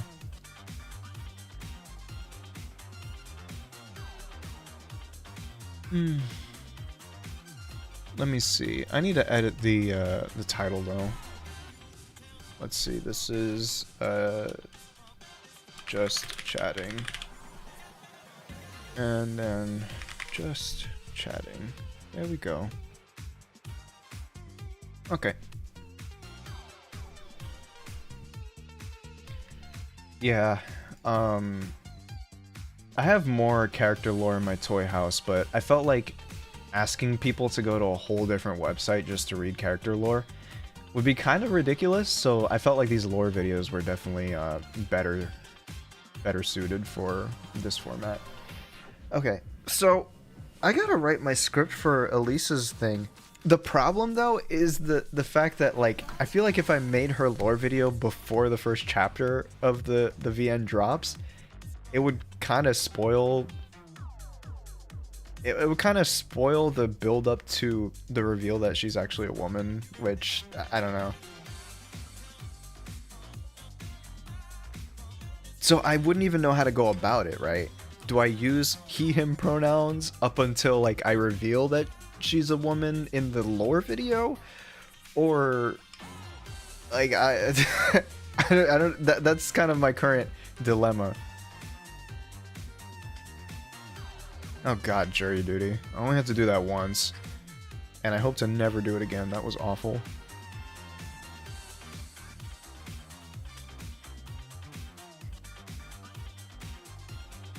Okay, thanks for coming, Genesis. Sorry I had to see all that bullshit in the beginning. Okay.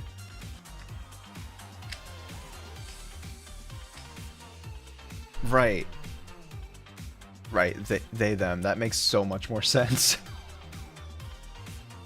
Okay, let's start typing the script. Alright, Google Docs, where are you? Do I?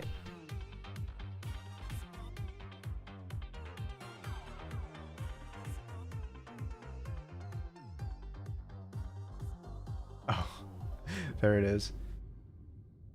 Oh no, that's not the lore video though. What's this one? Ah, here we go. 36-year-old bird who is a bit... I guess Ellis. Okay, their home time period is...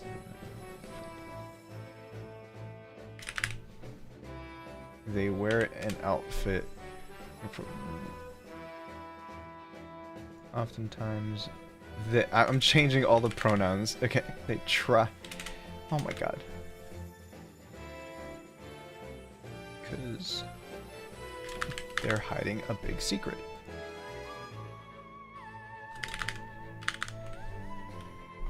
Okay. I guess I can come back to the script then.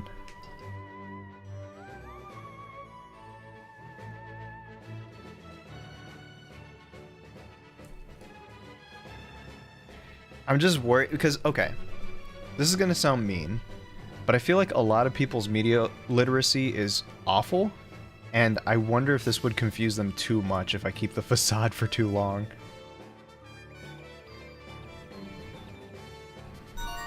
Huh?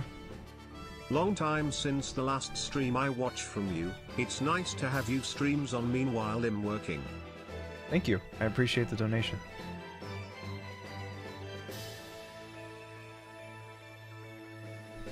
Yeah, okay, let's see.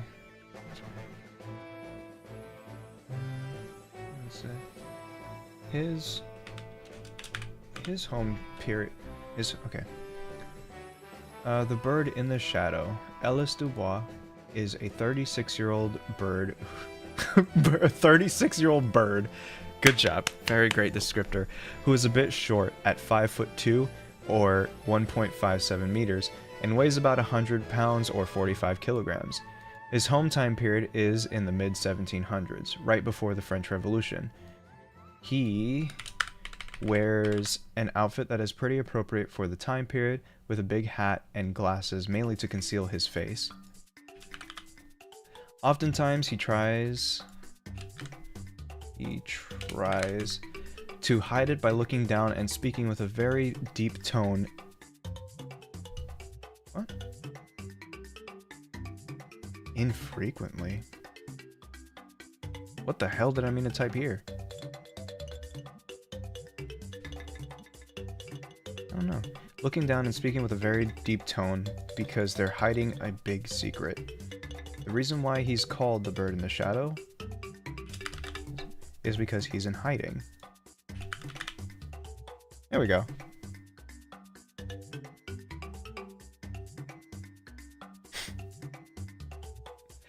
And there has to be a point, right? You have to think about whether people not getting it is just people being stupid or just bad writing. Like... But like I think about this sometimes, and then I also wonder, but like, how much do you have to dumb it down for enough people to understand it? Like, not that I'm having issues with this right now, but it seems like everyone is pretty on board with what's going on so far, so at least I can say that. But I guess I shouldn't worry about that until I actually encounter the issue, right? The problem is with people, though, is that if you do have, like, confusing lore or whatever, that's it. They'll never forget about it. Like, you'll feel like you're going on forever to try to correct it. I've seen that happen before. But, yeah. People are dumb, so I just gotta stop being afraid of dumb people. Okay, the reason why he's called the bird in the shadow is because he's in hiding. He's a medical doctor who is the best in his little town of Yvetot, France. How do you spell that town name? Yvetot. No, I spelled it right. How do you say it, though? Oh my god, my French pronunciation is gonna get people mad. It's a Yvoire.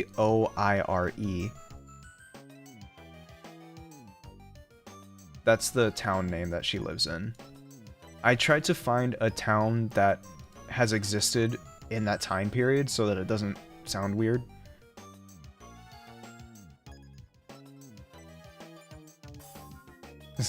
I typed down instead of town. Reason why he's called the bird in the shadow is because he's in hiding. He's a medical doctor who is the best in his little town of France? France? Okay. France. Okay.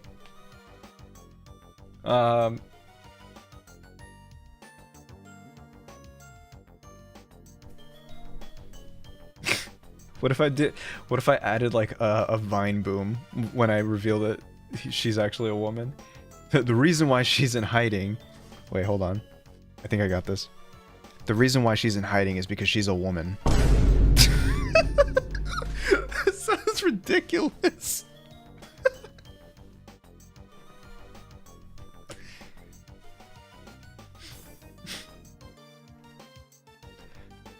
The reason why she's in hiding is because she's actually a woman. Pussy! No, no, not that one.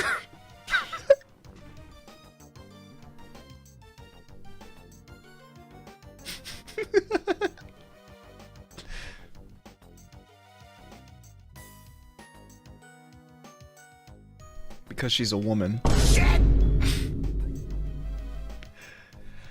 Okay. I would have to drop that really early into the video.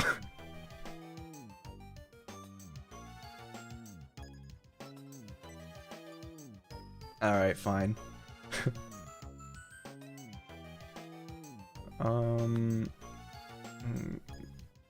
Every time I see Bird, like 36-year-old Bird, I want to say 36-year-old Brit, because accidentally calling her British. Oh no, that's awful. Why would you do that? Okay, his home time period is in the midst. It's gonna feel so weird using he/him pronouns, but that's part of his lore. Her, it, them, whatever. He wears an outfit that is pretty appropriate for the time period, with a big hat and glasses, mainly to conceal his face. Oftentimes he tries to hide it, blah blah blah, hiding a big secret. Oh, you know what? No, I think that if I just take out the because they're hiding a deep or big secret, that would add to the suspense of the actual video. Yeah, let me just show you what I'm typing. But I gotta, like... Let me fix up my... There you go. Please don't dox me, please don't dox me, please don't dox me, please...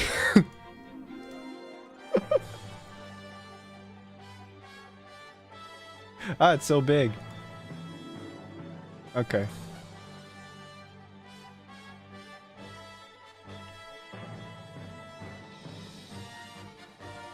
Yeah, the only reason why I'm like worried about lore getting confusing is because that's kind of indicative of a bad writer, and yeah, I am a beginner to be fair, but like you don't want to be a bad writer. Indicative? Did I use that word correctly?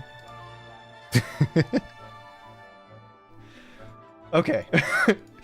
Sometimes I be throwing words that I don't know the meaning of because it sounds correct. It's such a bad habit I have, but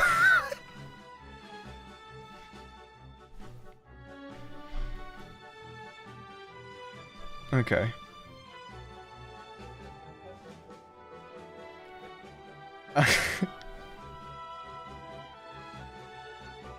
Okay, okay.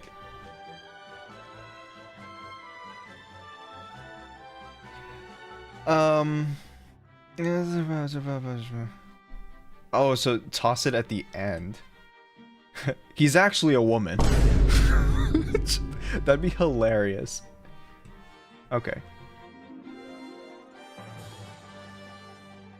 Okay, yeah. Okay, that sounds funny. But let me also take a look at the structure of which I, here, let me just... Trying to open a new tab real quick so I can look at my ACE script, and if I can just look at that and try to copy the structure, it might be a lot easier to write this. Here it is. Okay, so this is the script for that one. Okay. So it seems like the first paragraph it talked about like his physique. Oh yeah, okay. So physical, personality, living situation, work, social life, and family, and then power stuff. Okay. Now if I just physical, okay, and then personality, okay. And then, I'm just trying to like lay it all out. Living situation. I'm gonna need so much art for this. Okay, and then work. Okay. His pronouns are she, her. Social life. Ooh. And if I don't really have much to say about these things, I can just omit the section entirely. Family, oh, that's gonna be juicy. I gotta make up her dead children. And then there's power. Okay. Let's get creative.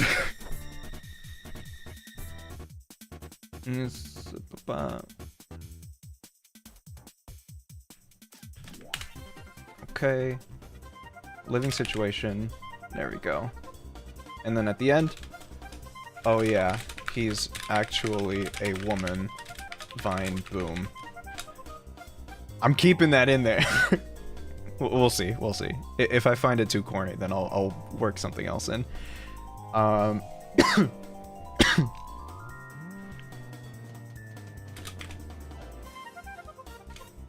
have to, oh yeah, explain this. Explain why he's hiding the fact that he's a woman. It's gonna be so confusing with all the pronouns. Anyway. Okay. He wears an outfit that is pretty appropriate for the time period with a big hat and glasses. I'm gonna like actually show the outfit, so I don't really feel much of a need to explain what it looks like, because I feel like my descriptors would be pretty bad. Big hat and glasses mainly to conceal his face. Oftentimes he tries to hide it by looking down and speaking with a very deep tone.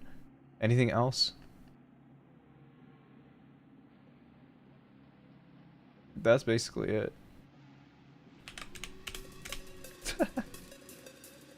This is gonna be such a short video. Okay. Personality. Oh boy. Ellis is reserved. Oh yeah.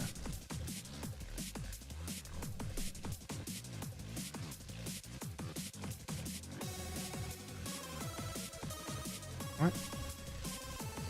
Let me see. And the video.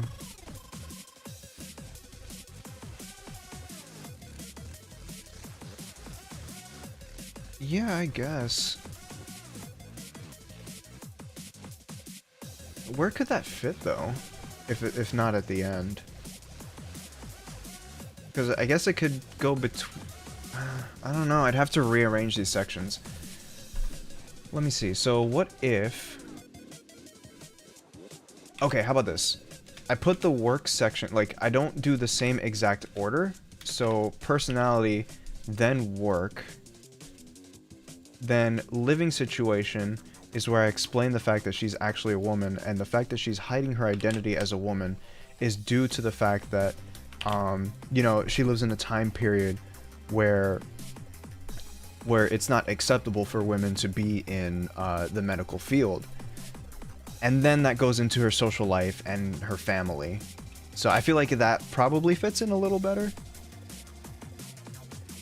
Because the thing is, if I don't know.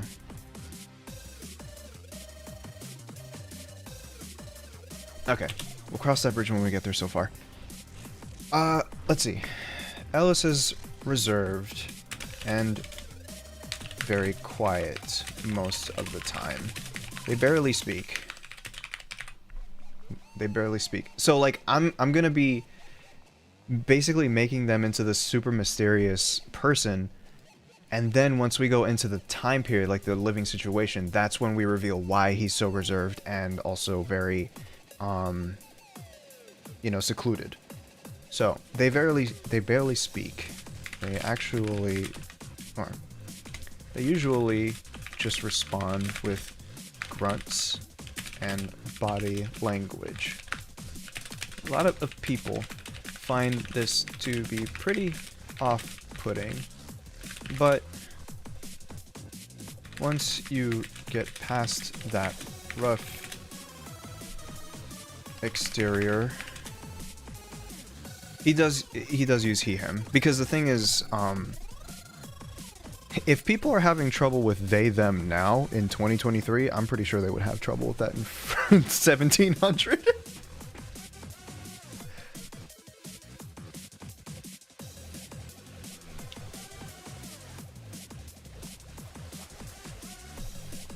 Okay.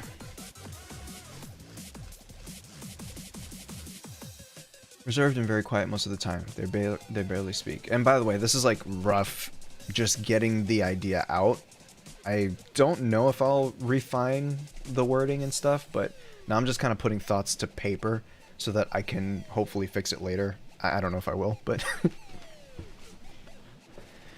but let's see. Else is reserved and very quiet. Hey, get out of here. Very quiet most of the time. Oh, I see why you asked that. Because I keep fucking switching pronouns.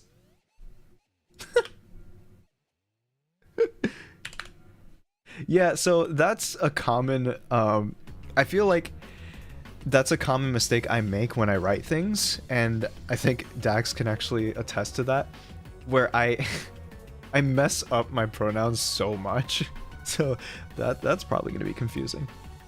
He usually just responds with grunts and body language. A lot of people find this to be pretty off-putting, but once you get past that rough exterior, he is actually very kind and considerate. I almost did it again. What more can I say about his personality? Because, it's hard because I'm dealing with trying to keep the fact that he's actually a woman.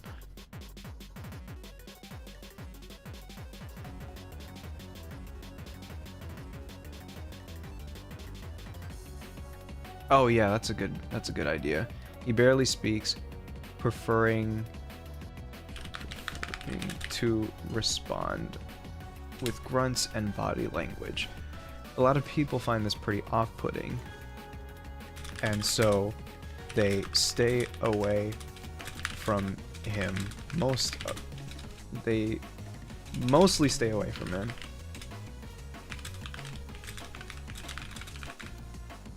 But once you get past that rough exterior, he's actually very kind and considerate.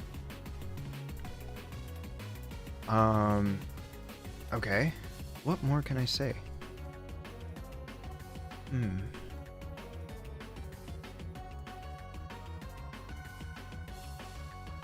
Oh yeah. I don't know if I ever...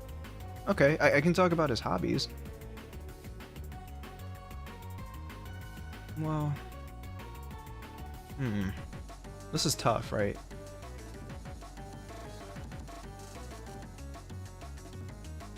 Because now I'm wondering if I should swap work with personality. Because personality would include his hobbies, but why would I say... Well... Maybe I can merge the two. This is tough. My brain hurts. Okay.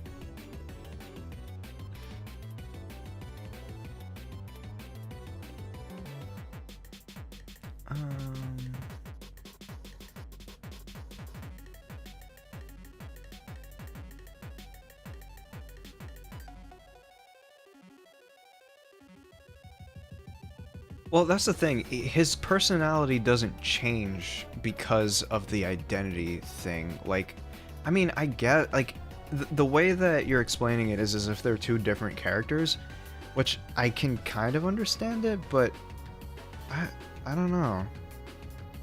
I feel like that would cause more confusion if I did make it as if they're different characters. It's more of like an alter ego, I guess? I don't know.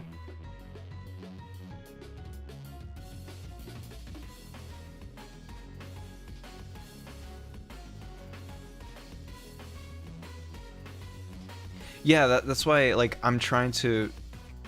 The only difference really is just the fact that they pose as male so that they don't get discriminated.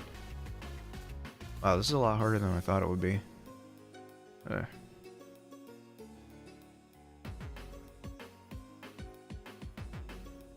No, I definitely don't want to treat them as distinct characters because that would invite a lot of confusion.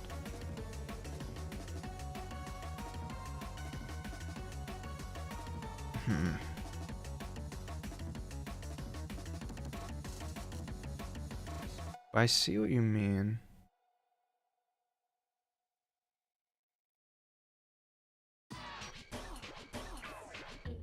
Wow. Yeah, no, this is actually very difficult now that I think about it. That's why I feel like the lore video should come after the first chapter. Because then it would make more sense.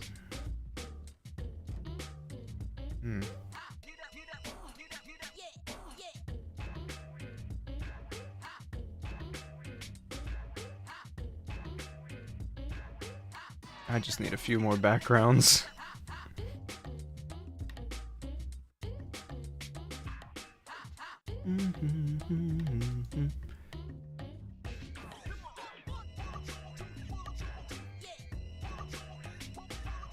Whew, okay.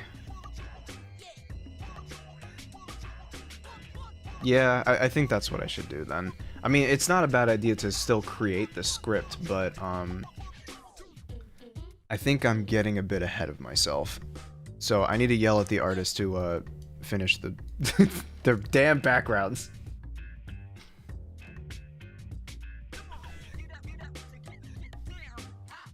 Yell at them with money. I'll give you my entire Patreon budget. By the way, speaking of art assets, I have something to show. So, a friend of mine basically did a basically wanted to do a trade with me for shipping something to him because he lives in Sweden and shipping is annoying there. So I basically bought something online because everything ships to the US. So I bought something online and shipped it back to him, and for going through that, he offered to do the background that I need for my mod. And so he gave me 3 options, and these options are fucking insane. Look at this. Spoiler alert. This is the first one, and it's basically essentially supposed to be Elise and Sven coming to the rescue to calm isolation down. So that's the first one. The second option is this, and the third option is this one. So the problem with a lot of these is I forgot to tell him that the last song in the mod is actually very relaxing. So a lot of these are very like action heavy, except for this one. But yeah, these two right here are very like intense and action heavy. And they're great. Like, I have no problems with them. These look so good. And honestly, my only regret was not making the song more intense so that I could use these. But I felt like the most fitting one is actually this one.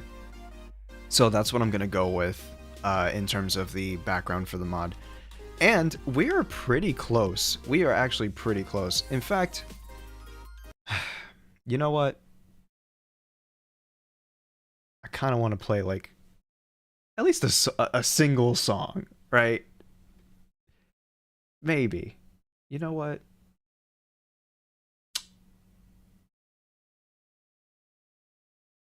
Where is it? Where's my GitHub folder? I need to find. All right, I'm gonna do this. Here we go. Show an explorer. That's right. I'm spoiling your work. Eat my ass. Oh wait, I shouldn't say that because you're probably gonna actually do that. Export, release, Windows bin, and here it is. All right.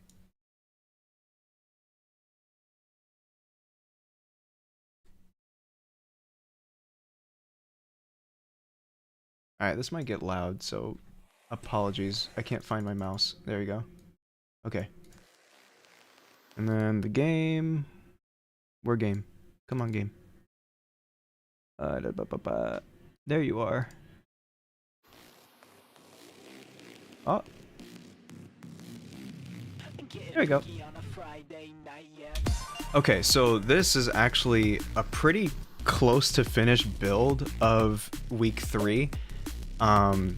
So, spoiler heavy. If you don't care, keep watching. But if you do care, get out. I don't know.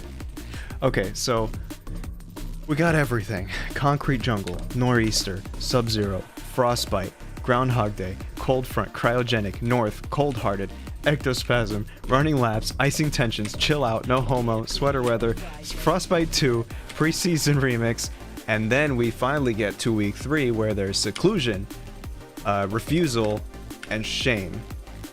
Yeah, the order is a bit weird in free play for some reason.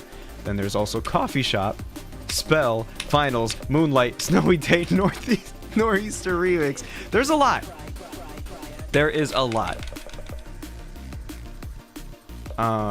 So this new update is gonna have 1, 2, 3, 4, 5, 6, 7, 8, 9 songs. So yeah, it's gonna be a shit ton of it.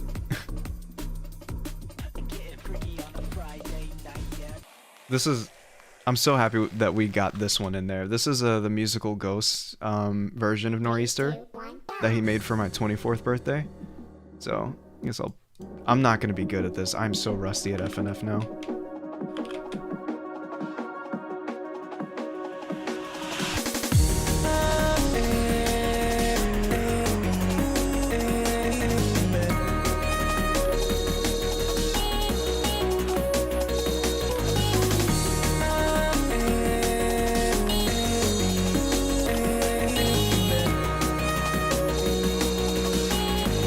The drop is gonna fucking kill me.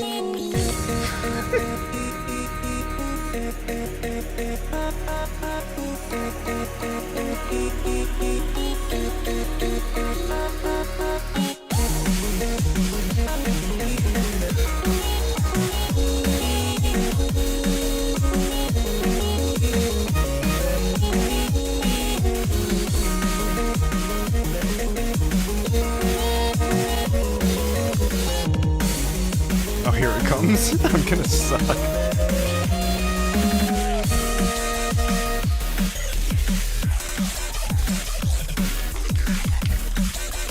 Oh my, I can't even process what's going on.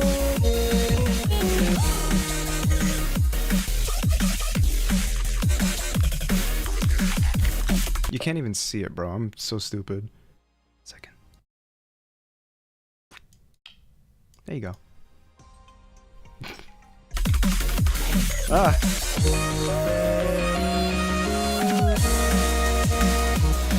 No, it's a cover for spoilers. This is so trippy seeing the background and the actual mod.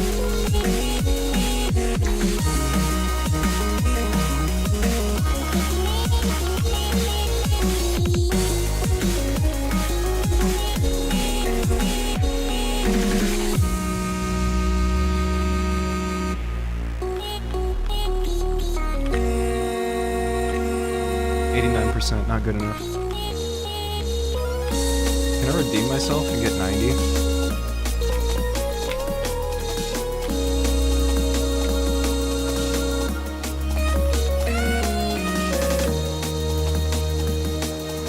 Hold on. Chat's being covered by the folder. Okay.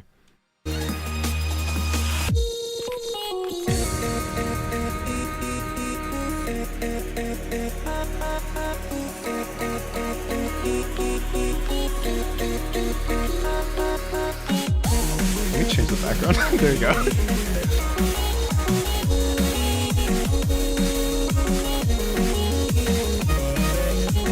Can you imagine how awkward this would have been if I did this with the problem where you couldn't hear my desktop audio?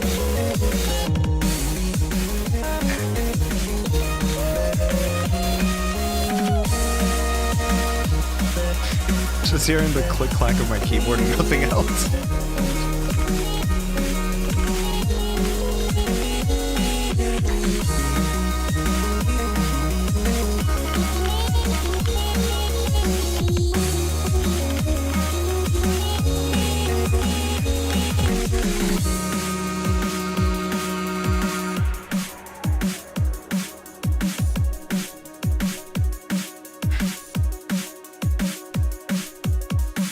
Yeah, this is such a good remix, man.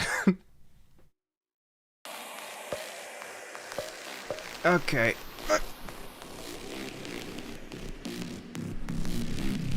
Getting freaky on a Friday night yet. Yeah, I can hear the beat of the song through the keystrokes, you know? Getting freaky on a Friday. Alright. And the cool thing is we brought back remixes from this year as well. Or not remixes, this is just a random ass song I made for no reason. Let's go to the... yeah, there you go.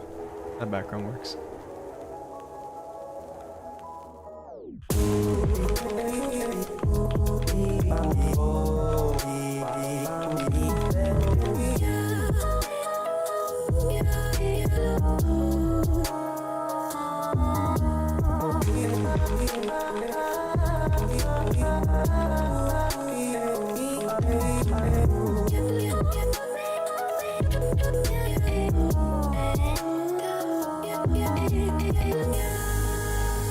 I didn't realize there's a whole section where you just don't play. Whoops. Also, I don't know if you noticed, but this isn't the psych engine, by the way. So hopefully it'll run better on your computers.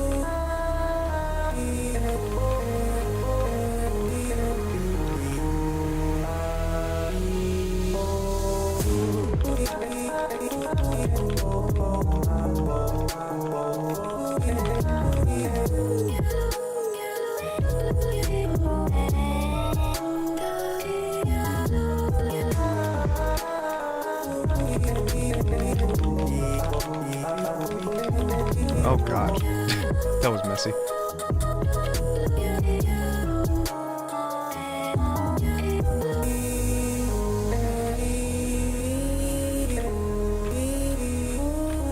You know what I find kind of interesting is that it seems like the entire EXE and like creepypasta scene just decided that the chorus effect was the effect to make chromatic sound creepier, and that's why I put it on Ace in here, because it was just I was just following the trend, I guess. That's why his voice sounds a little different.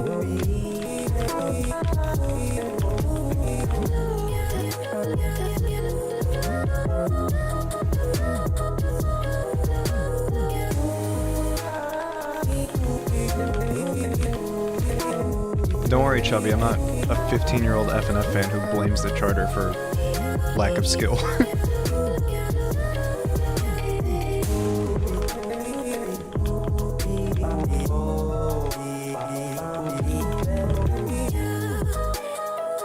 Besides, I'm doing fine. I'm at 93%.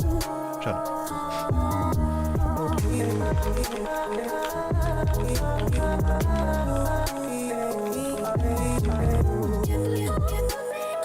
$94 now, let's go. Shit, I wish my school grades were like that. Yeah, Trojan hypnotized him. Ooh, hypno.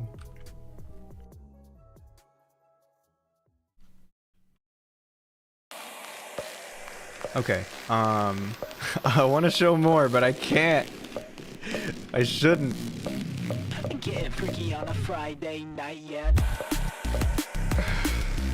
I mean, okay, there's only 39 people watching. Getting freaky on a Friday. Okay. I'll play a little bit of this song because I like it a lot. Okay, just a little bit. 3, 2, 1. Man, Retro, you're so annoying. Why did you come here to tell me what to do? Get out of my stream. You never watch. Freaky on a Friday night yet. All right. Here's the thing. All right. Here's the thing. We've been waiting for a year. We've been waiting for an entire year and some change. It shouldn't have taken this long. I know I sound a little upset, but it really shouldn't have. Anyway, yeah, I gotta talk for a bit about this actually, because it is a little bit frustrating. Okay, and not you, Chubby. Shut up. So I have 3 projects, and again, this is nobody start using this to blame themselves, okay? Because that is just as annoying. I have 3 projects that the only reason why they're not released to the public is because of art. Like, and there are 3 different artists that are having trouble continuing this, and I feel like there is like an epidemic of, you know, artists who are just too self-conscious about things that don't matter. You know what I mean? Like, it does feel like, and the music has stopped here for a reason because this is kind of serious. It feels like a lot of people, artists included, are just way too self-conscious about their own work to the point where they're too worried that something's not going to turn out good. And so they like literally hold back commissions for that reason. And the thing about that is that mentality fucks over the people that are commissioning you. So you kind of have to get past that mindset that it's not good enough, because you're making people wait because of that mindset. And let me tell you something, as a consumer, as a person who doesn't know much about art, okay? As a person who doesn't know much about art, I will not see the same mistakes that you see. Please just finish my commission. Like, it's okay. I promise you, I won't see those mistakes that you think that I see. I won't see them. It's not a big deal. It's okay. Don't worry about it. And the thing is, it's something that I struggled with too over the years, and that's why there were some commissions that I put off, because I was afraid that I wouldn't be up to the standard that I set for myself. But there was only one customer in my 6 years of doing commissions, one customer that I had to start over a song for, and I've done hundreds of commissions at this point. It's okay. They won't see the same mistakes you see. I promise you. Please stop feeling like you need to set an impossible standard that you set for yourself, because those customers are not going to see that standard. But yeah, no, this is why like a lot of my stuff is being held back, is because it seems like a lot of the people, you know, I commission struggle with that same problem. And even when I draw, I do the same thing, where like I have artist friends who are encouraging me to draw more and stuff, and then I see these mistakes that even they either don't see or just can look past because of the overall picture. But yeah, I wish I can say that to people, but it doesn't really get through to them. Like, trying to encourage an artist to like stop worrying so much is impossible. It's absolutely impossible. So you kind of just have to sit there and roll with the punches forever. So yeah, I don't know, man.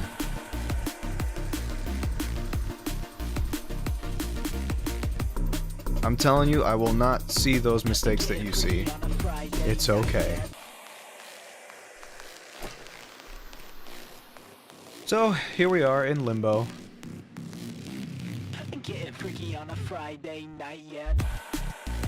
So that's why I'm like a little antsy about showing everything, because the music is done, the programming is done, the charting is done. The only thing that isn't done is art. And that seems to be a reoccurring pattern for a lot of my projects, actually. I wish I knew how to draw I wish I knew how to draw better than I currently do, so that I could at least give a hand, you know? Yeah. Anyway, get out.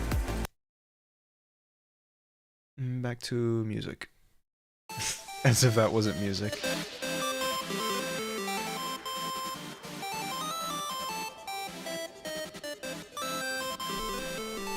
Like, I'm not disappointed in my own work, It's just, I know that it's not yet enough for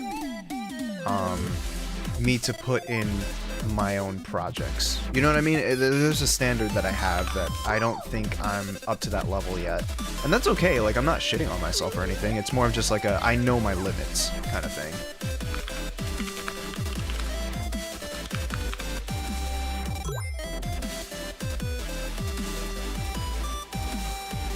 Like if I can't even draw hands, how do I expect to draw anything for a visual novel, you know what I mean? Like, okay, let me show you an example. This is an example of my work, and it has its own charm. Like, don't get me wrong, I think it's fine.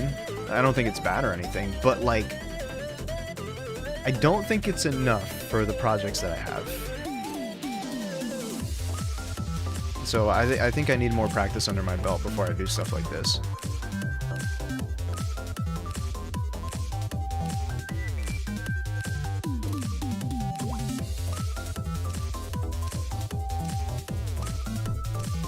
I also struggle with Ace's hair so much, it's kind of annoying, but...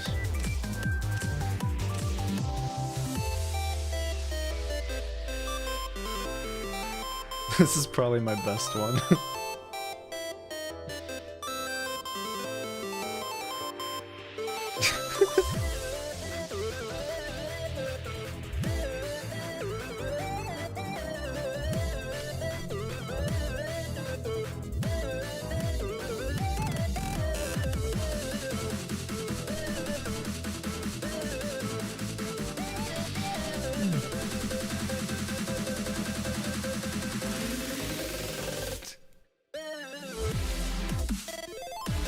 I'm trying to see if I can find any more.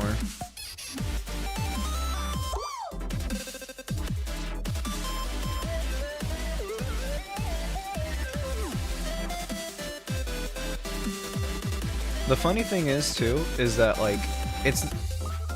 The way that I draw is practically the same, but it's like refined. Excuse me.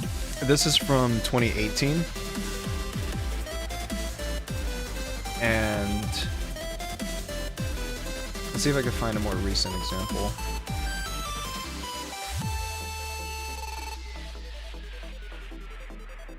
It's probably all on my iPad, I don't know.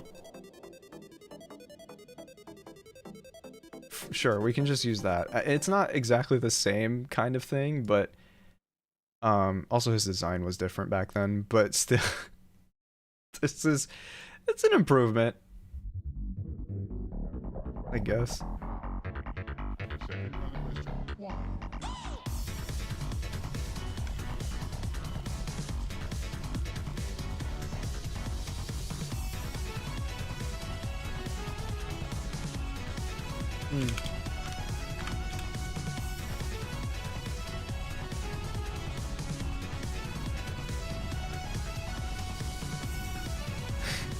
I struggle with hands. Okay, look. Like, look at this. Wait a fucking minute. Did I draw the hands backwards? No, I didn't. Okay, I didn't draw the hands backwards. I was just looking at this right here. So it's something I did for Art Fight. It's like these hands are ridiculous. And I wish I could just do like a workaround where it's like Fairly Odd Parents hands or something. I don't know.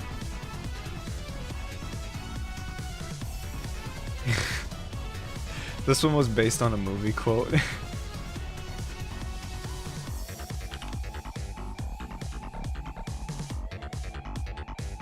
What else do I have?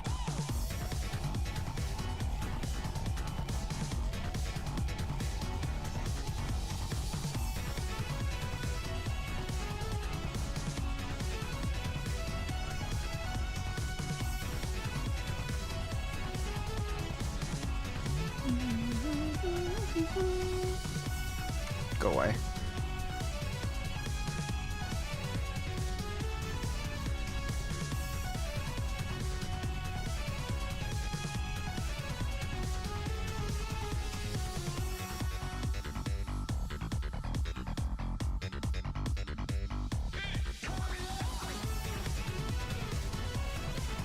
Yeah.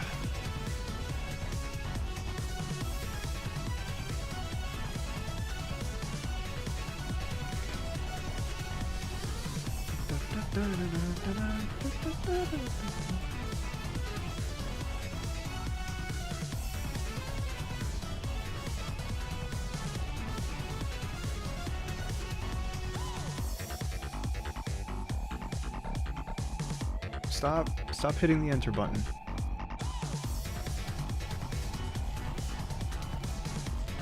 Do you know how many people bookmark this specific drawing?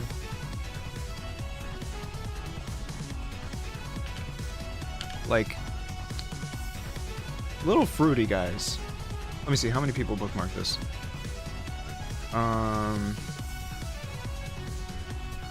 54. Okay. Y'all need to stop. 54 people bookmarked this one.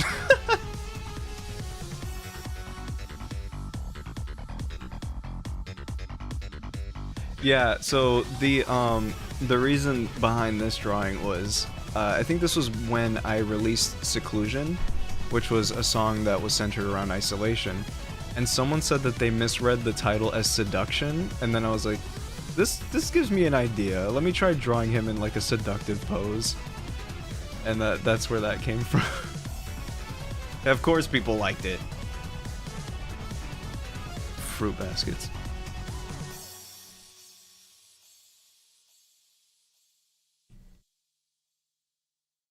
Okay.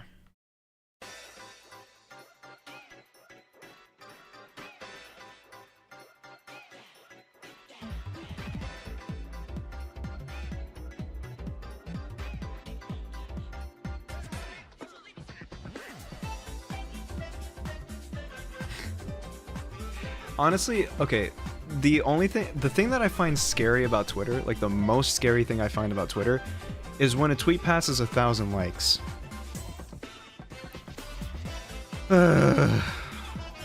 It feels like that's the threshold on where everyone just gets fucking unbearably annoying. Like, just past 1,000 likes, you might as well just delete Twitter from your fucking phone for like a week. It's the worst. But luckily, this one didn't actually get annoying people. Or at least as annoying people as I anticipated when it got 1,000 likes. So, great, I'm glad. That was the one exception. But like every other tweet with 1,000+ likes, awful, I would not recommend it. Being popular on Twitter fucking sucks, and I've only gotten like a few tastes of that. Actually terrible.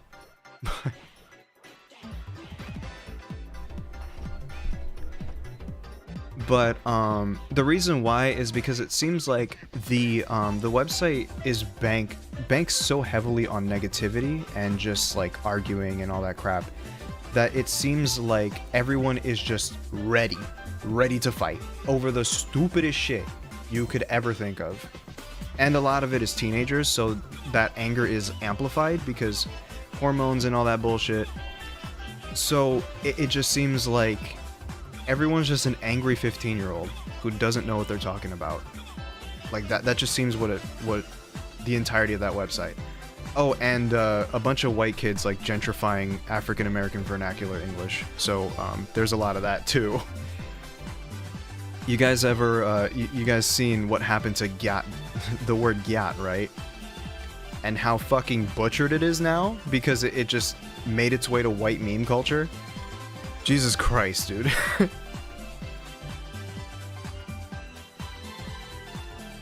It's actually insane seeing, you know,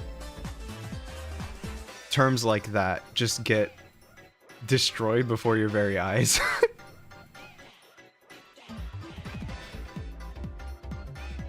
I remember seeing a white VTuber say that gyat. They thought that gyat is an acronym that means get your act together. What do you mean? Oh my god. I just can't, man.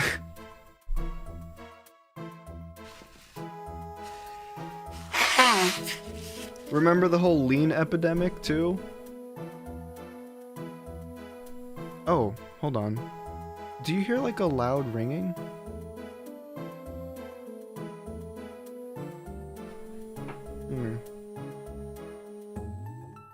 Like this high-pitched whine? Oh, great.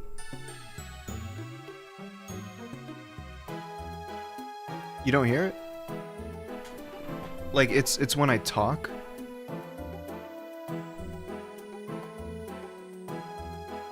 Here, let me turn that off. Yeah. Oh my god. It's the XLR cable, isn't it? It probably is. Let me Look, as a sound guy, this drives me insane. So let me see if I can figure this out. One sec.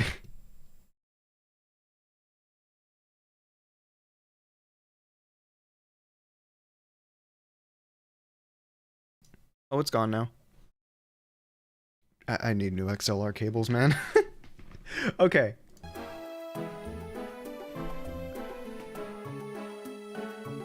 Wait, now you're back. What? Oh.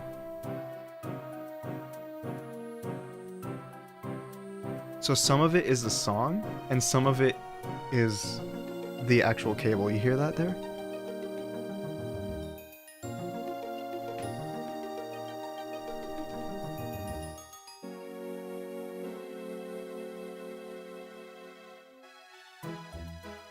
Yeah, no, XLR cable, the thing is with cables, you have to not buy shitty ones. The problems with these cables, they can get pretty expensive, like 25 bucks for a decent cable. If you buy the $8 one from Amazon, you are screwed, man.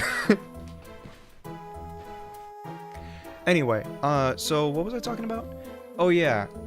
So yeah, it just seems like, and the thing is, right, I see the worst takes on Twitter just blow up because, again, the entire platform is fueled on negativity and anger.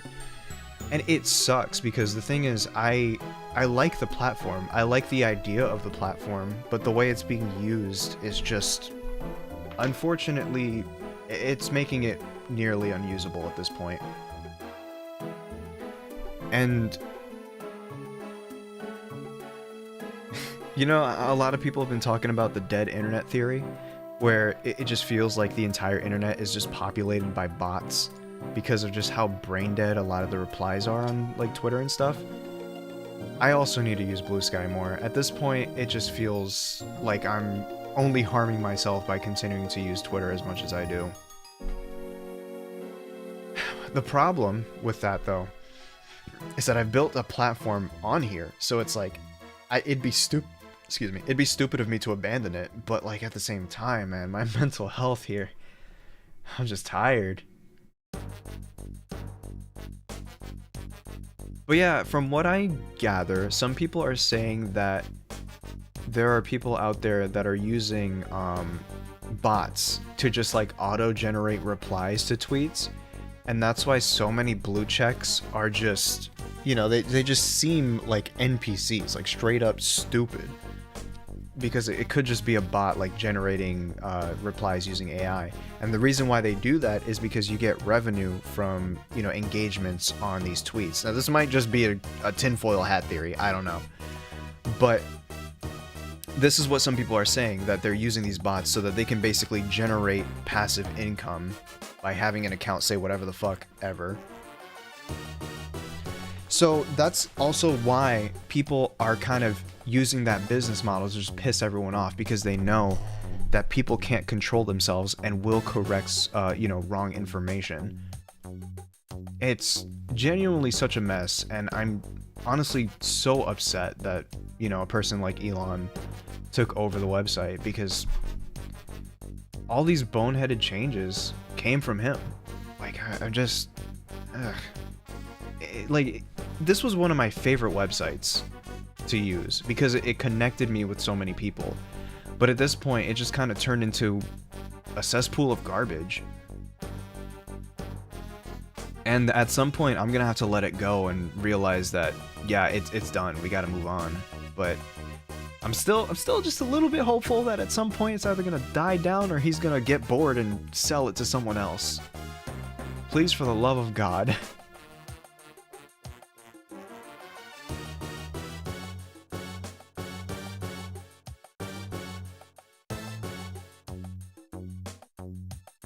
Yeah.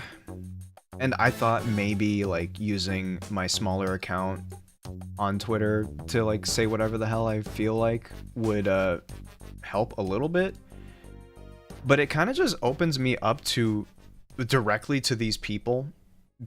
Because what people tend to do,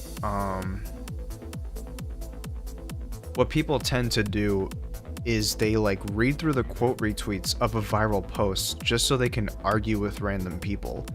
Like, you guys need fucking therapy. Like, how is that a pastime? I just don't get it.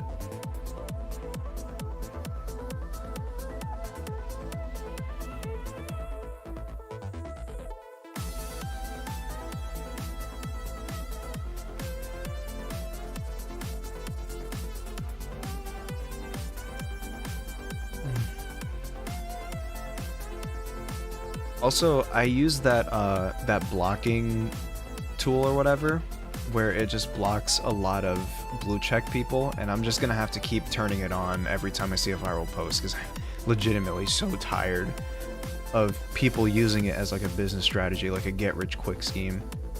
So that's what I've been doing, and there's like this thing that shows you how many people have you blocked and how many people you have blocked. I know that sounds kind of confusing now that I say it.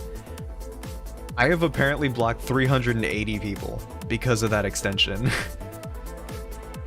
And apparently 290 have blocked me, so that's pretty funny. I can only wonder the reason why for that is either, you know, there are blockchains that exist. And also, I did have Twitter Blue for like a month or so because I didn't want my, you know, my account to just be buried, because this is practically a pay-to-win social media at this point. So I'm sure there's some people who, you know, blocked me thinking I was like a Elon simp or some shit. But yeah, no, I don't really think badly too much about that, because I, knock on wood, but I haven't really been in any controversy, so there's no like legitimate reason for anyone to do that. So it's out of sight, out of mind for me. But yeah, no, I just be blocking blue checks left and right because I'm just so tired.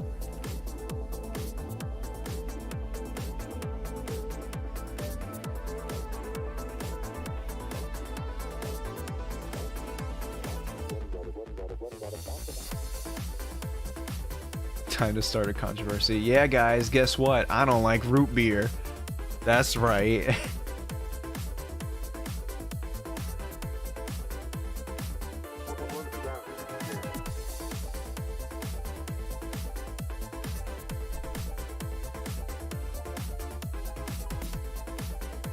Coleslaw is gross. What other? Sauerkraut is also gross. Onions, raw onions in a burger, miss me with that bullshit.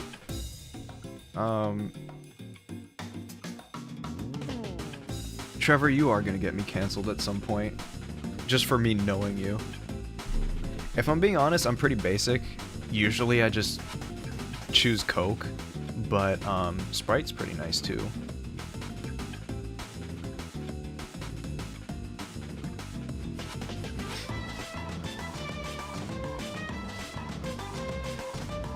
There are... okay. I'm gonna be real with you guys.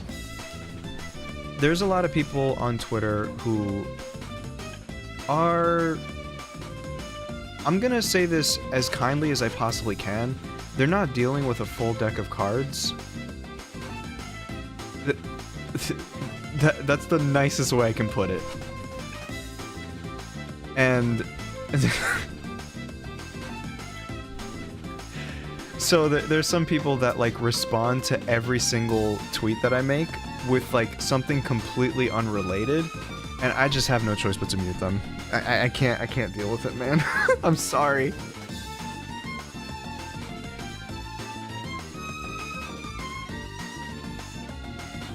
But the problem with muting people is that it shows it. It's like, this post is from an account that you muted. Do you want to see it? And then my stupid curiosity gets the better of me. It's like, fucking hell, what's the point? Then I open it, I get annoyed, and then I close it again.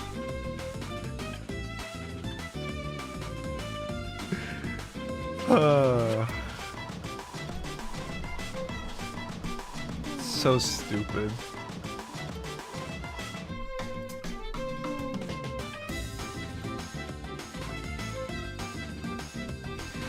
Yeah.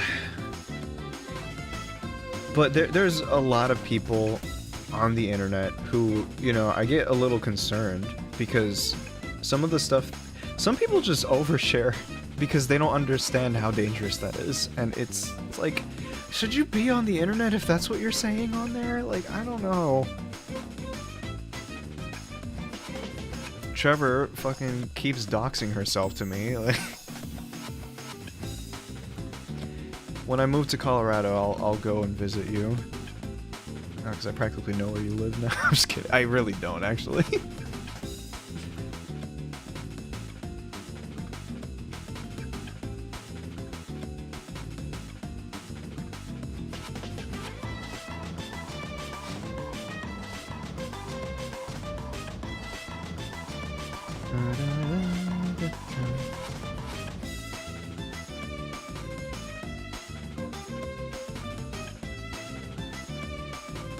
I don't even deal with online voice chats anymore, man. Those days are over for me. I used to do Overwatch competitive, and I don't have the patience for that shit anymore. I just don't. God, that was a time period of my life. I used to play Overwatch competitive with my friends like hours per day. And it was so difficult trying to actually work with a team of people who just have anger issues. It's like, if you can't play a video game without screaming your brains out, you should go to therapy, not Overwatch competitive. Like, dead ass.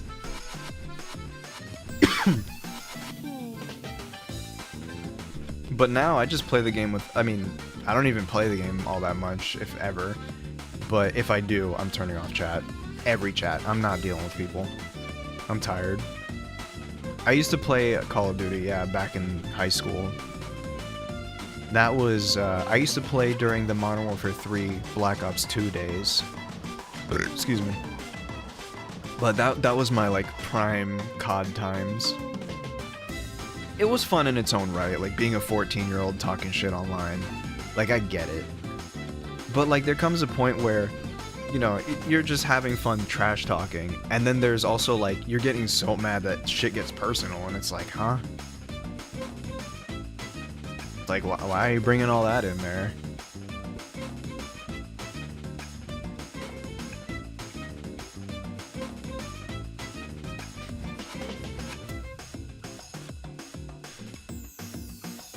The funny thing is, though, I was dealing with anxiety disorder, and I didn't even know it at the time. So I always wondered why I froze up when someone got mad at me. Well, now I know. Because that was my anxiety kicking in. Jesus.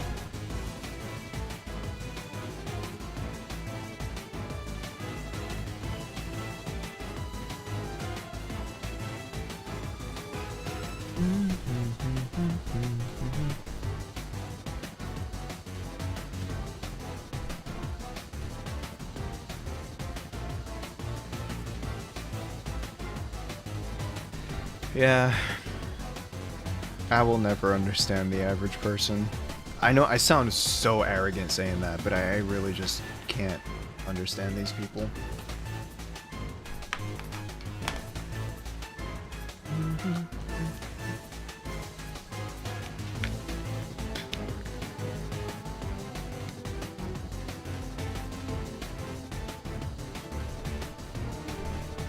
Oh yeah, I think I was playing, was it Modern Warfare 2's remake or something?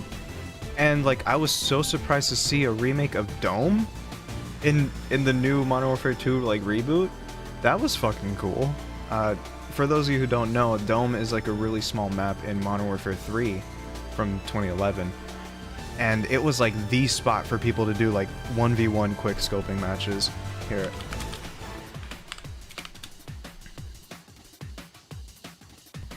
This might refresh some people's memories, because I don't think everyone knows the maps by name, but this is the place that I was talking about. Seeing a remake of that on like a recent Call of Duty was crazy.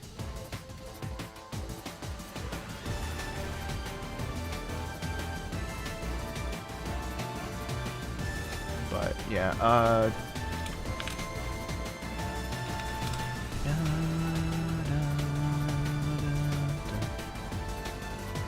yeah, so, oh yeah, I think I remember playing like Infected on the Dome remake, and that was trippy, man. It was like I was taken straight back to high school.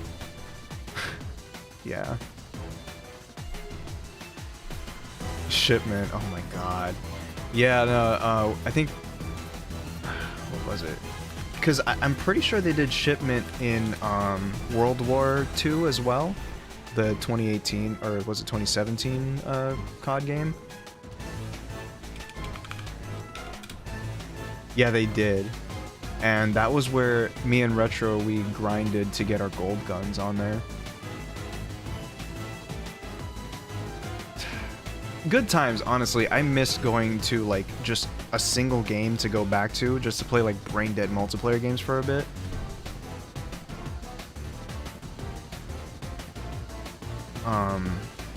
But yeah.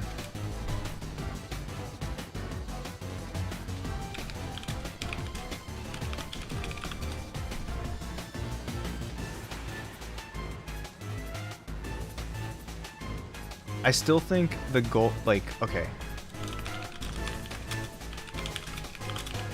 Diamond camo in Black Ops 2 was the shit. Like, I felt like Diamond camo peaked here. Look at this shit, man. That was so cool. It makes me... I miss Black Ops 2. Can you imagine if they remade it? That'd be so cool.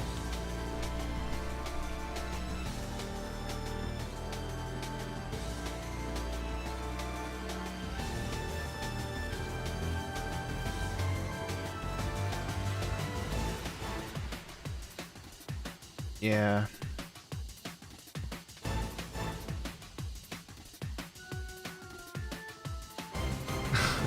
There's a PNG of it. Guys, help. Someone's holding a gun to my head. Help me.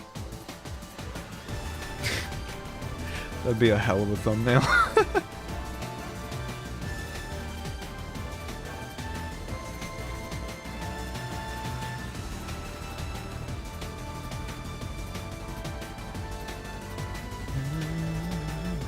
It's okay. When Ace gets scared, well, I might, that might be a spoiler. God damn it! I'm gonna draw this shit myself.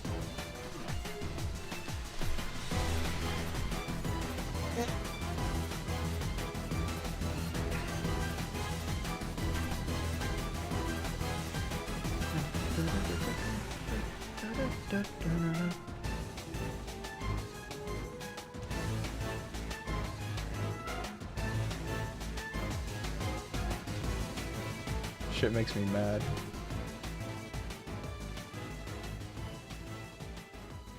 Yeah, the servers are dead now, which is pretty sad. It was definitely my favorite out of all the Call of Duties. What game should I play next on stream? Call of Duty. Just kidding.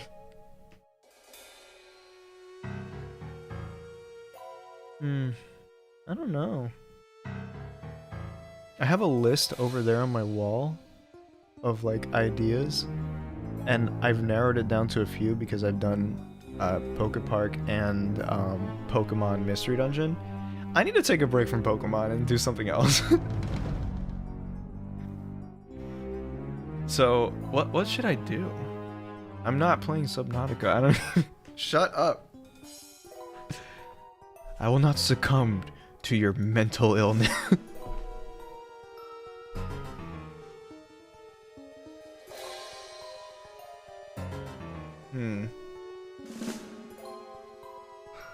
Mario games.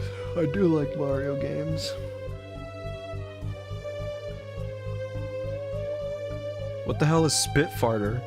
I'm kidding.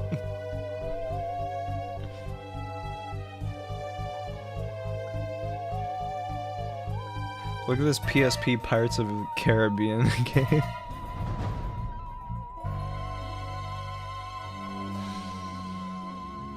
Galaxy 2? Did we ever play that on stream? I don't think we played it on my stream, but I just keep wanting to play Pokemon. I need to get away from that. Alright, let's play this random ass obscure game. Ratatouille for the PSP.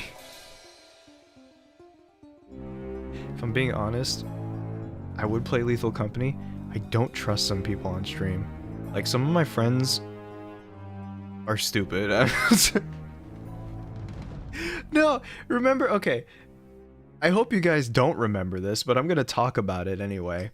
There was a time where we played Splatoon. I think it was Splatoon 3 on stream. And one of our I think it wasn't on my stream. I think it was on Retro Stream or something. One of our friends went on with a joke that clearly didn't land. Like, it clearly didn't land. But he just really wanted to, like, beat that dead horse.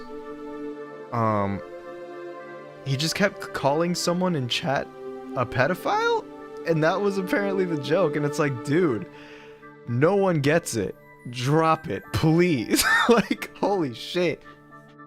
But he just kept going. And it was like, okay, lesson learned. I am never having friends on stream. Holy shit. I don't get it. It was a long time ago, like almost a year ago, so yeah, it's like, dude. Some people are not built for streaming, that's for sure. If you remember who it was, don't say the name. Shut up. We're not here to start shit.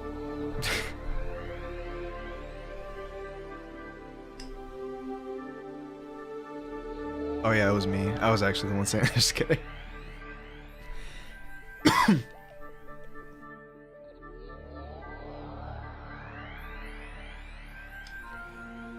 But yeah, that's mainly the reason why the only person that I actually have on my streams nowadays is Retro, because he kind of gets it. If anything, I'm the riskier one when it comes to talking on streams, at least compared to him. But there genuinely are some people, like there have been some people who ask me like to be on streams with them before, and I'm just like, I work alone.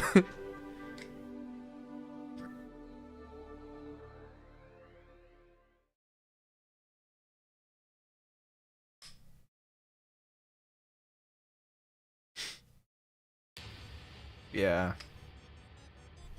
That's why I don't really do many collaborations either. Because I kind of feel like the moment that someone gets, you know, anywhere close to being popular in any sense of the definition, even if you have like 1,000 subs, people will try to find a way to like use that to their advantage. I'm not saying that friend did, but like I'm just kind of going to a different topic. Like, for example, I remember when I was about 17 years old and I had like 1,000 subscribers or something, and there was someone who wanted to do a collab with me, and so they were like, oh, let's remix a Pokemon song together. And I was like, okay, great, let's do that. That sounds like fun. So when I kind of spoke to them about it, I don't remember how this came up, but they were basically like, oh yeah, you know, I'm hoping to get this done because, you know, you have a following, and you know, that will hopefully help me get somewhere with my channel. And I'm just like, huh? I thought you just wanted to work with me for fun. Like, I didn't know this was a factor in it. And then they told me, like, and this is a very fuzzy memory because it was 9 years ago, but I'm gonna try to give as much benefit of doubt. They basically said, look, I understand that, this is what they said to me. They're like, I understand that you're good at transcribing things, but honestly, I can just use a MIDI file to do the transcription. So they made it pretty clear that they only wanted to work with me for their own gain. And that, like, legitimately just killed it for me. I was just like, okay, and I just completely dropped the project. It was like, yeah, that's kind of shitty, okay. And, like, I was 17 with 1,000 subs. I wasn't even that popular, and that shit already started. So it was like, okay, well. So that's kind of why I tend to have trust issues with people who get a little too interested in me just in general. Luckily, you know, I'm not nearly as popular as I used to be, but, like, it was a problem. There's more instances of this where I remember once, actually, I made a friend through DeviantArt. Already that's a fucking red flag, but I was 17, so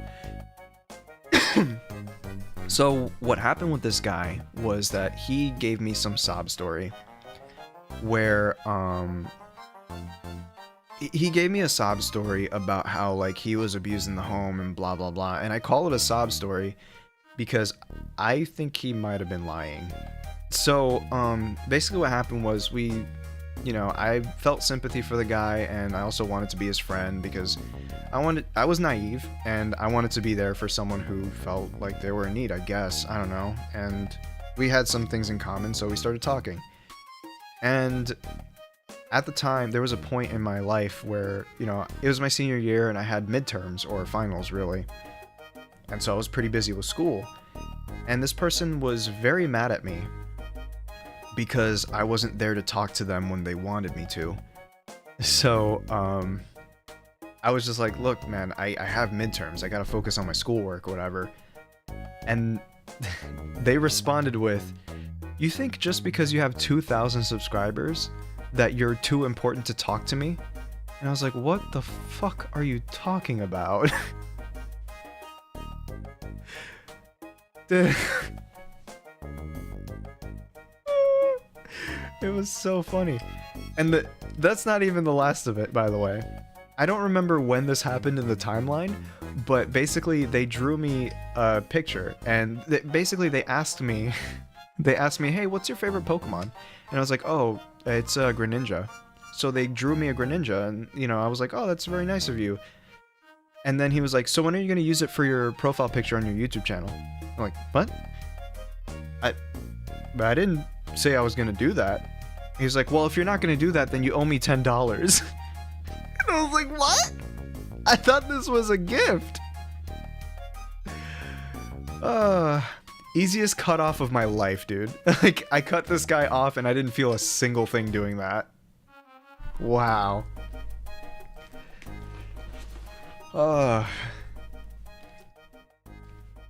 And things don't really stop there. There was another time, around the time where I had 50,000 subscribers, and I call me petty for still remembering this, but there was a guy, well, they go by they, them, so I'm gonna try to at least respect that. I don't know if I want to say too much, but basically they ran something that they wanted me to promote with my platform, I guess. But, like, I personally just didn't feel like that fit my channel or just, like, my whole thing in general. And there was, like, an entire moment where, like, a subset of the community I was part of had it out for me because of that one thing, because of me saying no to this person. And to this day,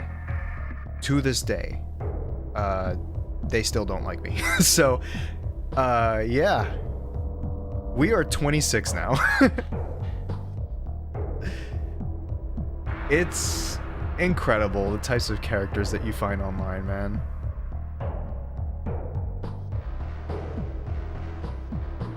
But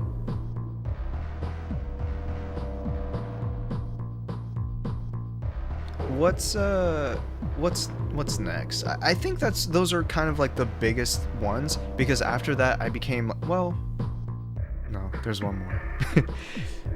This happened in 2017, where there was a person that was you know, supposedly a big fan of my work, and they were also a music producer. They were one of the, like, at the time I was 19, and I think this person was 15. And they were basically a pretty overly ambitious young music producer that was clearly still learning. And they were one of those people that would kind of just regurgitate like textbook terms and methods, as if that was the same as any sort of experience in music production. So yeah, so they did that. And there was one point where they kind of broke the ice and asked to collaborate with me. But I basically told them no. And that was mainly because of the past experiences I've had with people trying to take advantage. So I was just like, at the time I was still recovering from all that, and I just basically just said no, straight up. And that person went from being a big fan of my work to absolutely despising me and trashing my work in every which way they possibly could. And that like completely destroyed my self-esteem and like my confidence in my own work for years. Because they were brutal. And it was, yeah, people are fucking assholes, dude. But I still do it. Don't know why, but I still do it. No, genuinely, like, this is why I'm so secluded from people and why I don't tend to talk. I don't really open up to strangers all that much anymore. And this is not, I don't want people to feel sorry for me. I don't want people to be like, oh, you poor thing. It's more of the sense of just... Sorry, I felt like the background music was overpowering my voice for a bit. It was more of a sense of just... Now I know what to look for. I know the red flags, but I still like to open back up and try to just talk to new people in general. Because I feel like I shouldn't really close myself off like that. But my god, man. Being like a creator or like an influencer of any kind is exhausting, because you basically have to have a third eye open at all times to make sure that the people around you are genuine. Like, my god.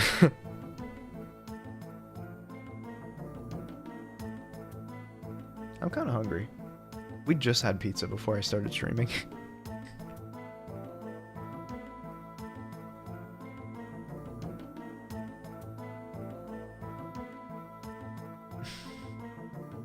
Oh, Hikaze? I think I recognize that name. And if they are who I think they are, I'm sure it's like 20 times worse in the furry community. Because I wasn't actually in the furry community dealing with these issues. Surprisingly. But I can imagine it's even worse in that community, because it seems like a lot of people, what they tend to do, from what I've seen and from what I've actually experienced, you know, being adjacent to the furry community myself, I've seen a lot of people hide lots of malice behind, you know, cutesy, friendly type personalities. And then once you see their true colors, they've already entrapped you in a sense where it feels like you kind of feel bad for cutting them off. You feel bad for just leaving because they were so nice, and you're wondering where things went wrong. And I've dealt with that so many times.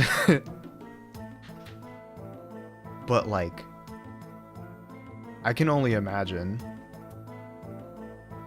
how it is to be like a creator in the furry space, because you get a lot of people that are like that are very two-faced in that sense, where they're like really nice, really friendly, really cute, and then they just turn out to be the worst person you've ever met. Oh, 10 years. You are a better man than me. Jesus Christ.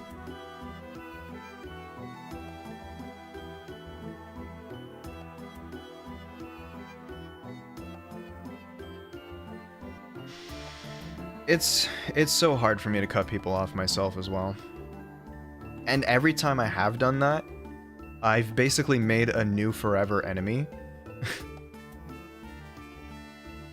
And it sucks because it's like, you know, it feels bad to have people think of me in such a way, but it had to be done because otherwise I'm just harming myself by keeping them around.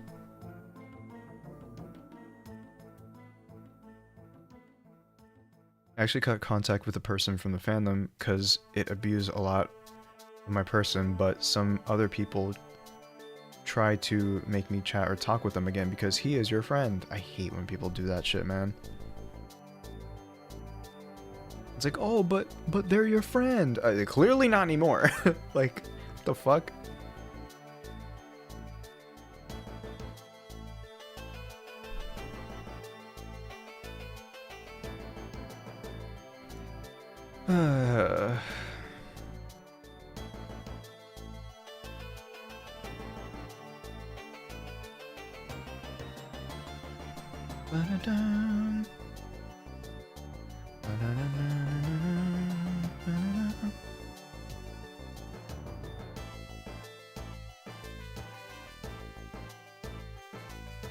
Tea when I'm sick, coffee any other time.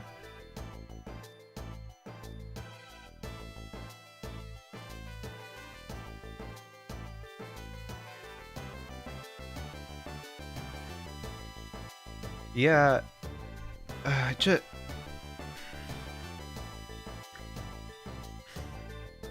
it sucks too, because like I talk a lot of bad stuff about the fandom, the furry fandom in particular, but I know there are plenty of people who are really cool and are just regular ass people who have a funny animal character, and I'd like to think that I'm one of those people, and I'd like to find more people that are like-minded, so that I can have at least a little bit of a better outlook on the fandom. Because all I see are manipulative twats.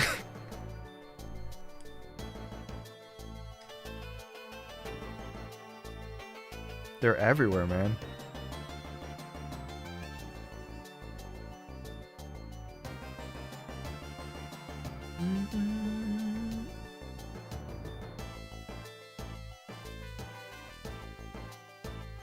So yeah, guys, if you want advice to stay away from people like that, not that I've ever done this, but I have a feeling they're in more general spaces, like, you know, you should not join like a furry Discord chat. Just don't do it, man. Make friends. I think the thing is, the biggest problem, right?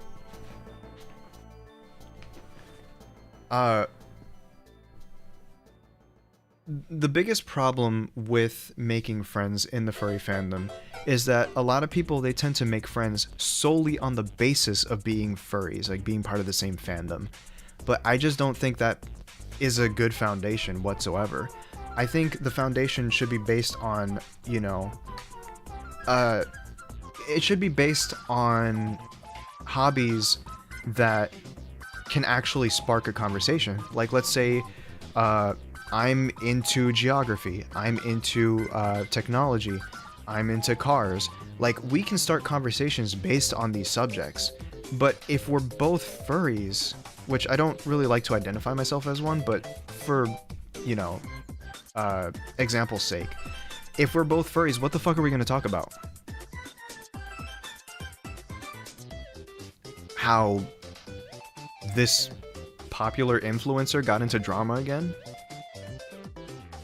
Or, oh, your Sona is so cute, ooh woo. Like, that just doesn't seem like a strong foundation to build an entire friendship over, you know what I mean?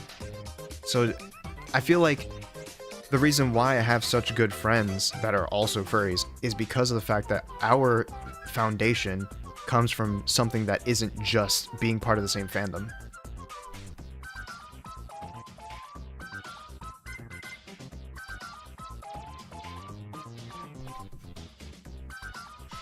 But, yeah. I have friends that I talk about cars with. I have friends that I talk about tech with. I have no friends that talk about geography with, but that's okay. I'm still finding them. Just kidding.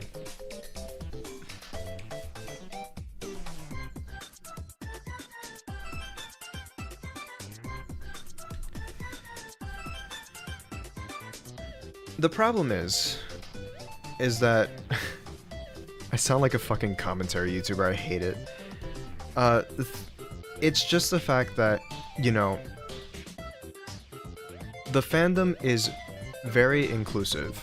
So inclusive to the point where it also includes not good people. Like, there's always someone who jumps to the defense of someone who did something horrible because, oh, we're furries, we're supposed to, you know, ignore drama. And it's like, yeah, but like, this person's an abuser. Like, we should probably do something about that. That's not drama, that's a fucking case.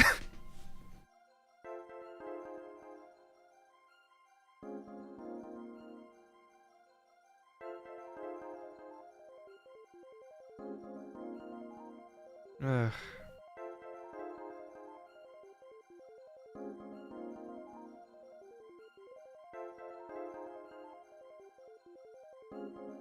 Yeah, I don't know, man. I've had some pretty interesting DMs also because it's solely on the basis of the person finding my character attractive, which is fine. Like, you can find Ace attractive. In fact, that's pretty flattering.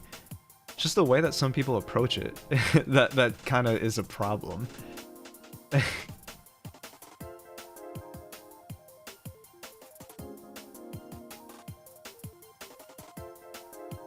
Like, how about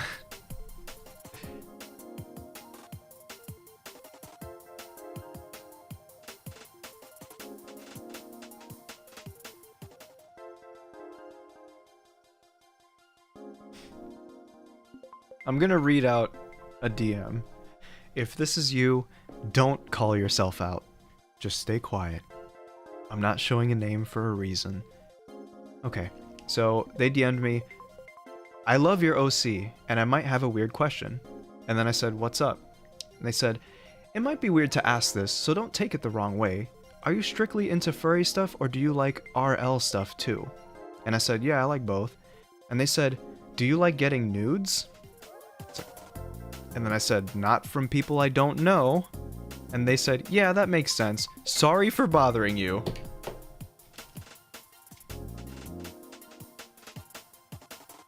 So they were about to send me nudes. Like, what the fuck? Like, you know what? Points for confidence, man, but what the fuck?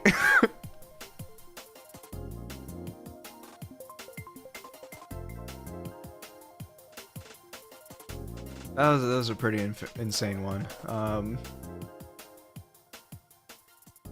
I feel like most people are actually too afraid to DM me, or I just never let it get to that point. I think that day I was just feeling social, and I regretted it.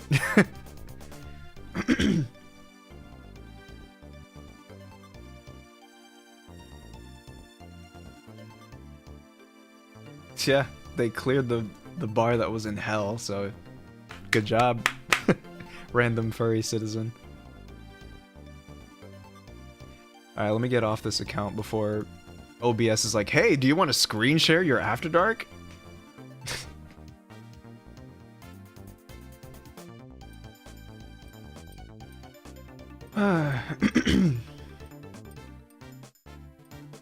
Hey, I mean, with the new policies, right, guys?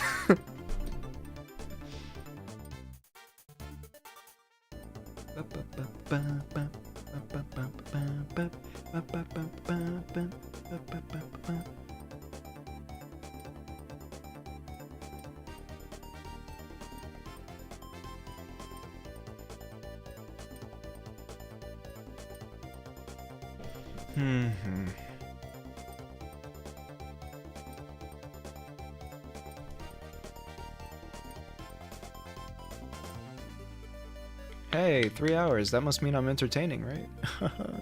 No, of course not.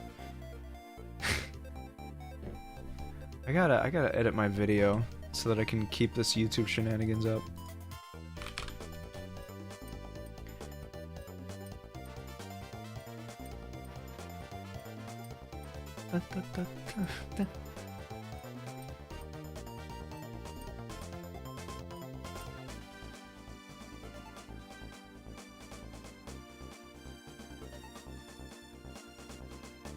Oh, weird. Got like a weird boost in this morning, but it kind of just died out. Dang. That's okay. It's a process. You gotta keep going. Also, for monetization, I need 3,000 public watch hours. Okay, guys. I need you to... Just kidding.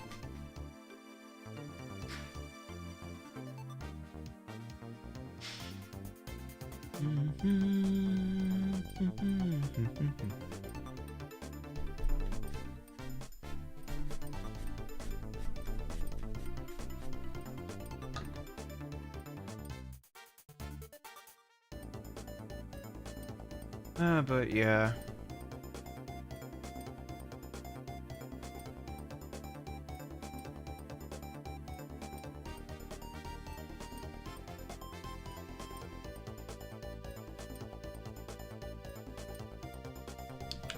Do I have any notes on FA? No. Sad. I'm like waiting on some stuff. Okay.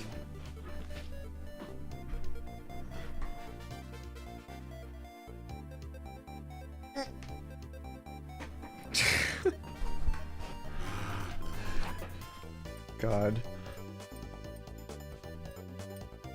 I wrote a bunch of video ideas that I could do.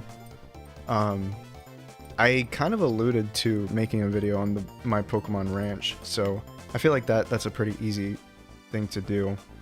There was also an idea that I had where I want to, here, I guess I can show you.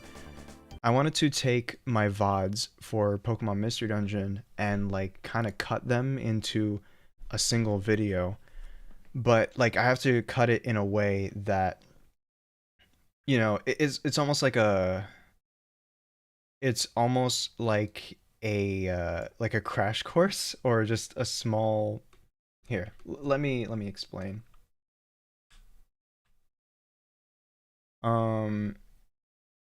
Let me show the window. To the window. To the wall. I don't know why I said that. Okay, so this is my editing program, DaVinci Resolve. So the idea was that I would take the stream of Mystery Dungeon. It's almost like highlights, but here, let me just play it. It's kind of embarrassing, but whatever. This is the portal that leads to the world of Pokemon. Just like every Mystery Dungeon playthrough, it starts off with the questionnaire. But I'm not going to make you sit through that, so we're just going to skip to the end. You're very kind-hearted. So that's kind of the idea, right? Is basically like I narrate over my own playthrough and kind of cut it up into a more like digestible video. Instead of you watching like 3 5-hour VODs, I kind of just condense it while like narrating what goes on. But like the problem that I had was trying to figure out how to make it clear that I was narrating versus just there being audio from the actual stream itself. So the way I did it was that I would lower the volume of the stream itself and then have the clip be in black and white to make it clear that I'm narrating over it instead of it just being confusing. So that was like a visual cue. I don't know if it works, but that was kind of the idea that I had. But yeah, like more examples. So I haven't played this game in a while, so I was a bit worried about how difficult things were going to be with certain starter types, so I got a little picky. Should I? Do you think it's gonna be hard if I play as a Bulbasaur? Yeah, and then there's more examples. Yeah. And so I tried a second time, but I didn't really get. Yeah, something like that. Oh God. Look. I love my artist friends, but for videos like this, I don't know if I want to do drawings or art as the background. Especially when I want to focus on being a little more quicker with making content. But yeah, that was kind of the idea for that one. And then I was also thinking about making another video showing off my collection of consoles. Since I showed off like the Wii, and I felt like that I did a pretty decent job showing that one. Yeah, I think honestly, look, I would love to do that once I get the budget. And I think that might be my biggest weakness right now, is that I don't have the budget to, you know, commission someone who is who doesn't have a lot going on in their life and can be quick with turnaround time. So I think hopefully I can work my way up to that one day, but until then I'm gonna have to work with what I got.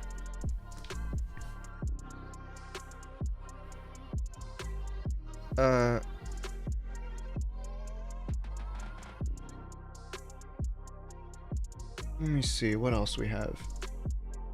I wrote it on a whiteboard in my room so that I won't forget. I also wanted to make a video like detailing what it was like to be a YouTuber with like a sizable following for a bit, because it was a weird journey. But when I wrote the script, it kind of felt almost venti and almost felt like I was it almost felt like sympathy bait, which I didn't really want that kind of vibe on my channel, so I kind of scrapped that one. Because I wanted to be real and include all the good times as well as the bad times. But the problem is there's a lot of bad times. So I have to I did detail them a little bit when we were talking. And I just felt like that would be a little too much. I'd like to keep the videos like lighthearted.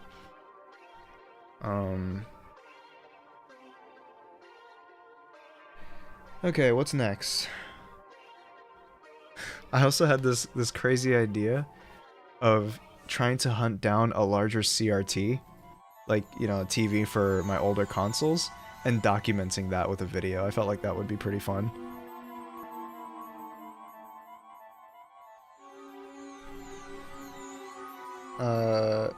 And then I also had this stupid idea of doing a cooking video. It sounds like fun, but I have no idea how I'm gonna be able to record that.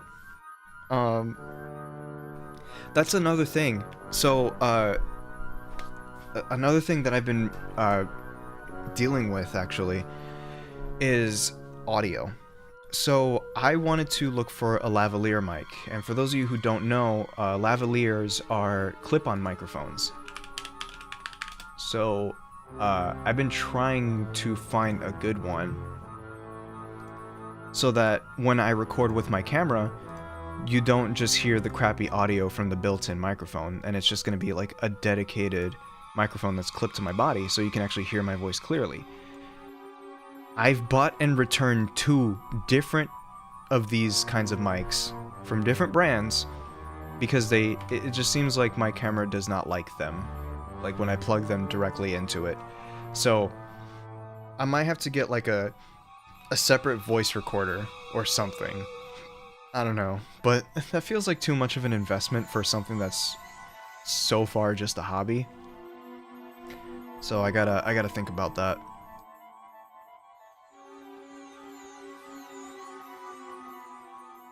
Yeah. What I could also do is just record the footage of me cooking the stuff and then like dub over it. That's another option. Or just use my phone, I guess. But yeah, that's what I'm currently going through. But it won't stop me from at least making videos in my room. So, you know, that's not an issue, hopefully. Or it's not an issue so far.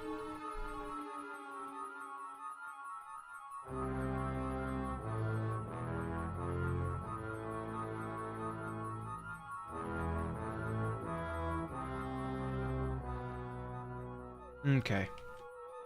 I think I have to pee. I'll be right back.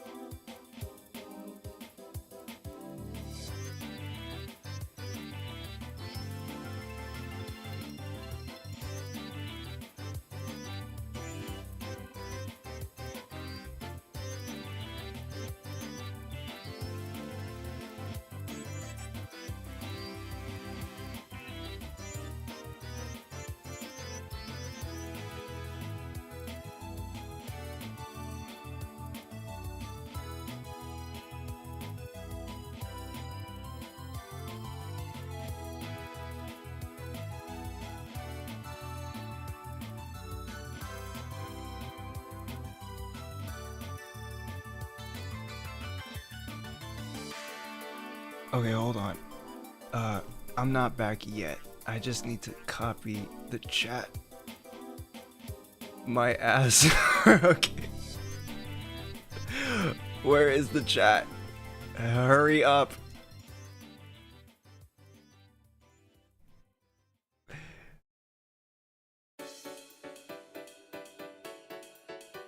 my god, where's the fucking chat? Oh, it should be in the heads up display. Yes, that's it. Okay, and now I'll go back to the BRB screen.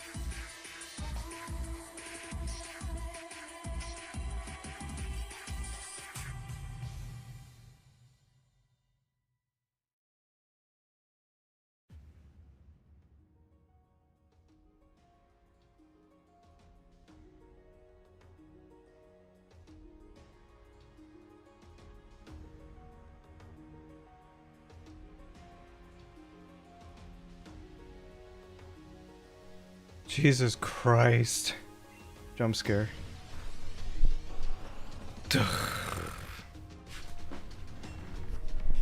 I hope there's more.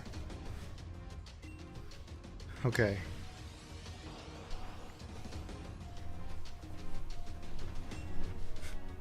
I do hope there's more so I can just get rid of all of that.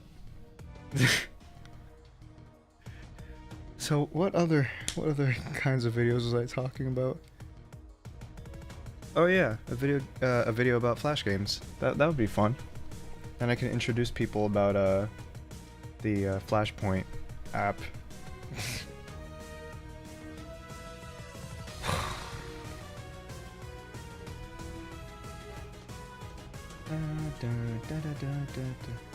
We should timestamp intermissions like this. Because I'm acting like people actually watch VODs. I'm sorry.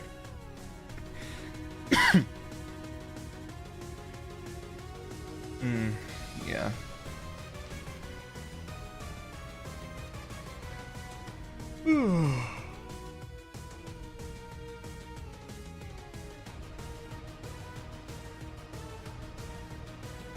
I forgot to turn on the TTS bots, I'm sorry.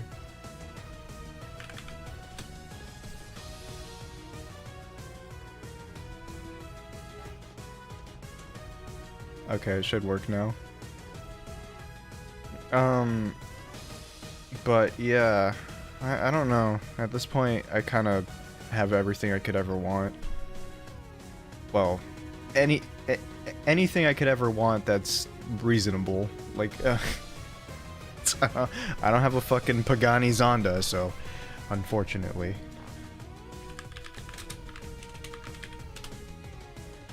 But goddamn, would it be cool to have one of these. Here, let me show you a picture. I want that. Look, I know Italian cars can be a little iffy on reliability, but look at this damn thing. Okay?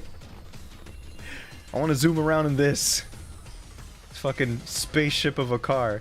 That, by the way, this design is from 1999, if you could believe it. It looks so futuristic even today.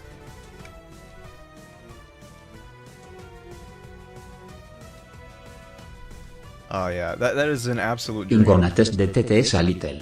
I have like 12,000 points and I need what to do with this lol. TTS. Teta.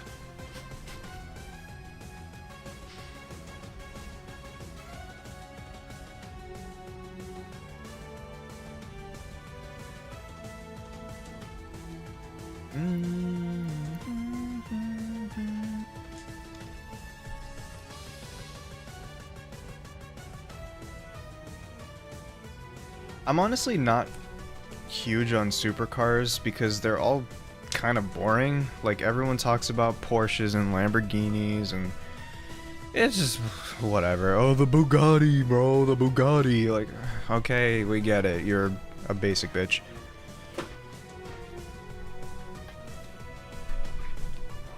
It's just so boring at the high end up there. El fondo se ve increíble, no voy a mentir. That's my mom.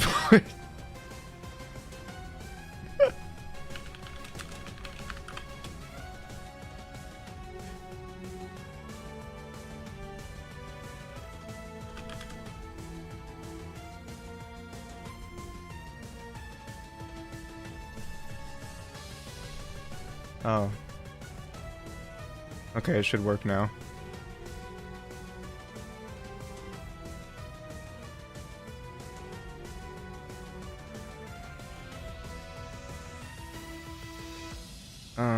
Here.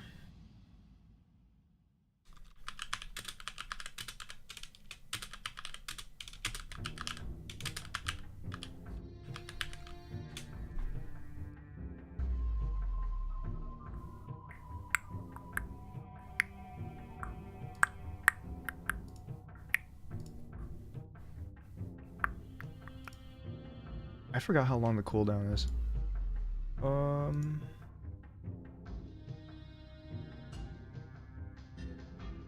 Oh my god, 240 seconds. It won't be back for a while.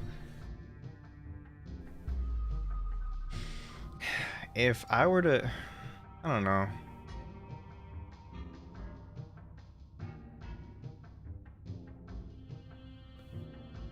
I'd have to play a racing game so that I can remember cars again, because right now I can't really think of any off the top of my head. But I definitely love like Japanese tuner cars from like the 90s. Like, you know, stuff like the Nissan Skyline or the Toyota Supra or Subaru Impreza or Mitsubishi Lancer, like stuff like that. Those are really cool. I love those cars.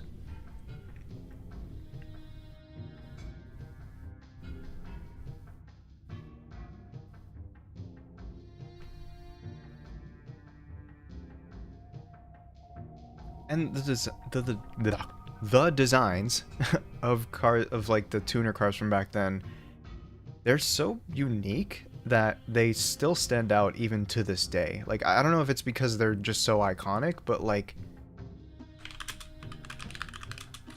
here, let me see if I can find a picture of some of them. Like, I don't know, I feel like these designs, they aged really well. To the point where they don't really look like old cars. I mean, some of them are pretty dated. Like, I think that's a Celica on the bottom right there. Celica? Celica? I don't know how to pronounce these things. But, yeah, like this one down here. Yeah, I would say this one has aged a bit.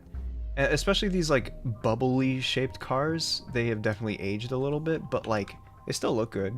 At least today. Anyway, cars. I don't want to talk too much about that.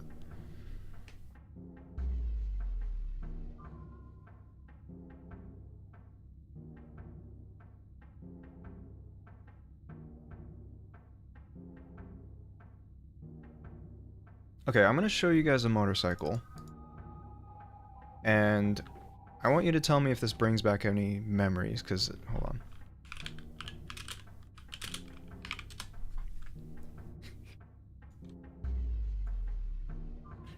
Okay. And don't lie. If you've never seen this before in your life, that tells me everything I need to know.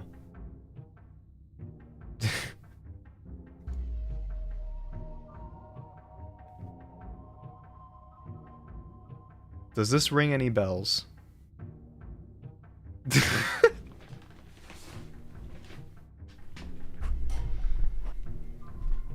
Because I'm going to tell you right now, these are all over the place in my home country, the Dominican Republic, and also like Southeast Asia. So I would hear these zoom past my grandma's house like every 5 minutes. It'd be like... They were so loud! But I'm not sure if they're very popular like all around Latin America. Like, this is another one. That's a Honda. It's a Honda Cub 50. I don't like the name either. Another one, this is straight out of the 90s, or maybe even the 80s actually. But like, you know, since people aren't rich in Latin American countries, these are still like in service and everything. But this, I want one of these. At least, I just want to buy one, just to have it. Because this is a motorcycle my dad has. I miss it.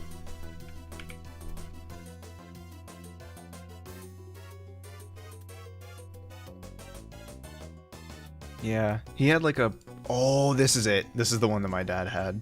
Here, let me show a picture real quick. If I could just buy one of these, I'd be so happy.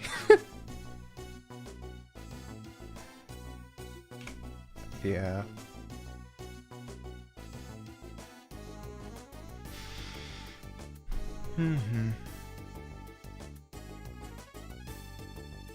It seems like everyone's dad had this bike.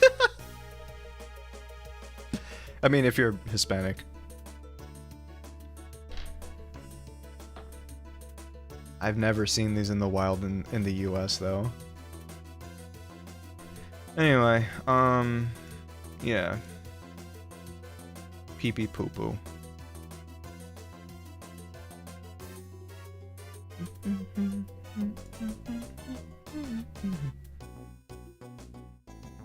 Oh wow, it's 10 p.m. I started streaming pretty late, huh? Whoopsie. Wonder when I should call it.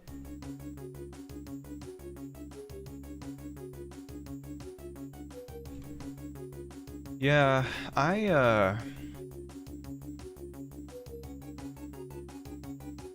usually drive very defensively, but I tend to pick up the pace when, you know, there's not as many people around. Because, well, when you're listening to the right song, you kind of just don't realize how fast you're going. So, whoops. 4 hours went by because I spent half of it having technical difficulties. You know, I should have a technical difficulties screen. The only problem with that is that OBS is kind of annoying and you can't like fix things in the background. I think there is a mode where you can actually, but it's just confusing.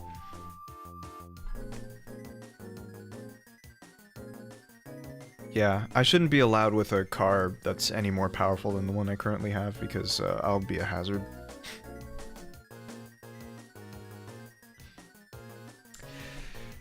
Whoops. And it's funny because I just have a fucking family sedan that has 170 horsepower, so it's not even like anything crazy. But I still I still go fast on it because it's fun.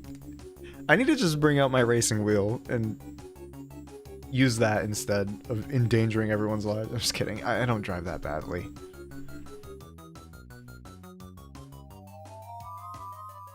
Yeah, I actually have the stick shift for my racing wheel. And yeah, no, you're absolutely right. I would probably get worse if I had a stick shift. It's just so fun. I don't know.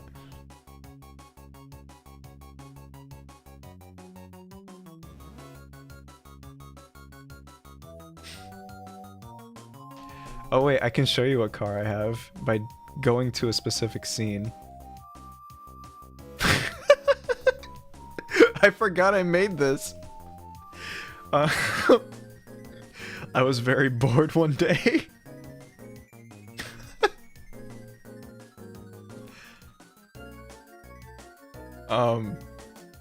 I'm driving now.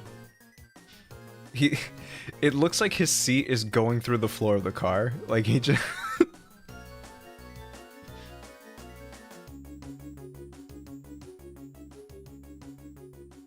This is so stupid.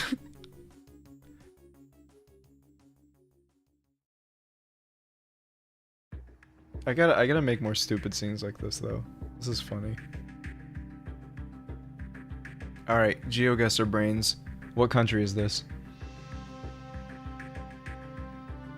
I think I see European street signs, actually.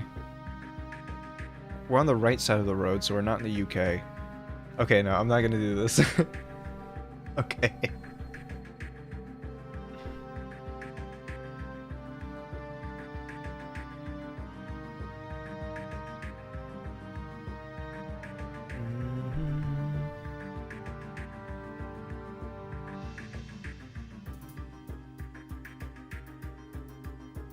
Too clean to be the USA. Honestly, you're right.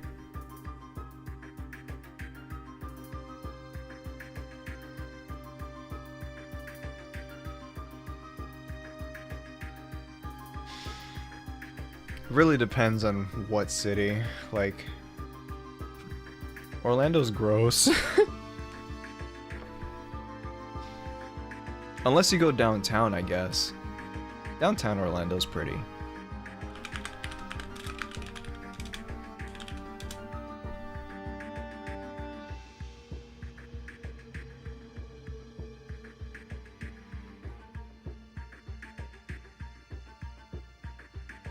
I just would never want to drive downtown though.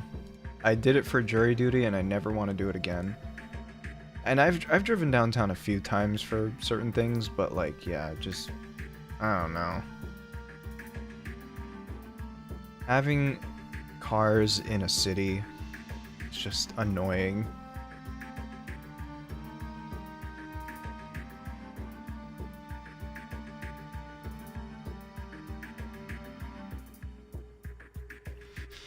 Oh yeah, so Retro and I are thinking about possibly, maybe, moving to Colorado because he kind of feels closer home from that, and I kind of miss going to a more northern state where there's like winters and snowing and stuff.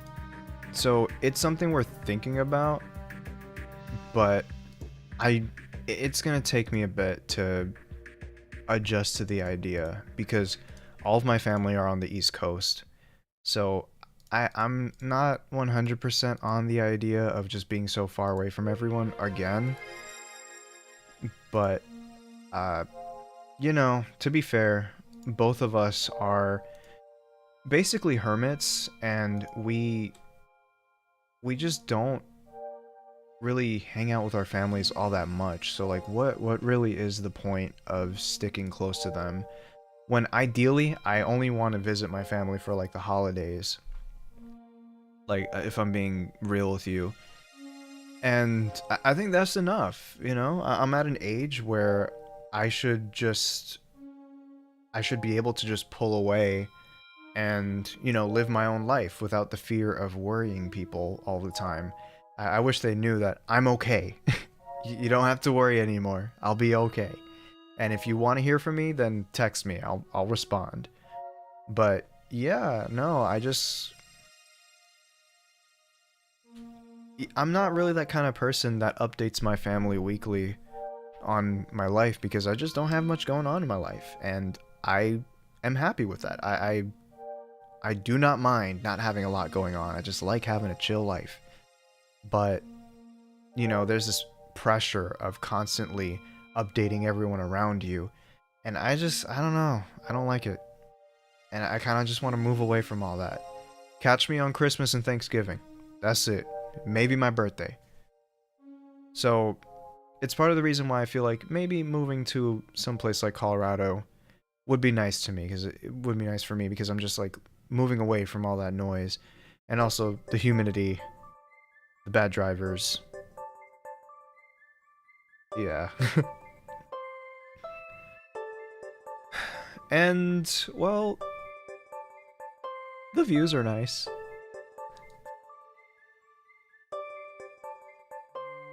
This is from my trip from 2019.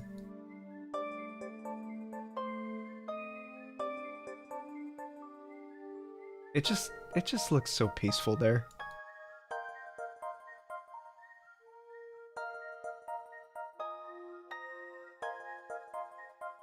Yeah. Like I'd like to live somewhere like this, honestly.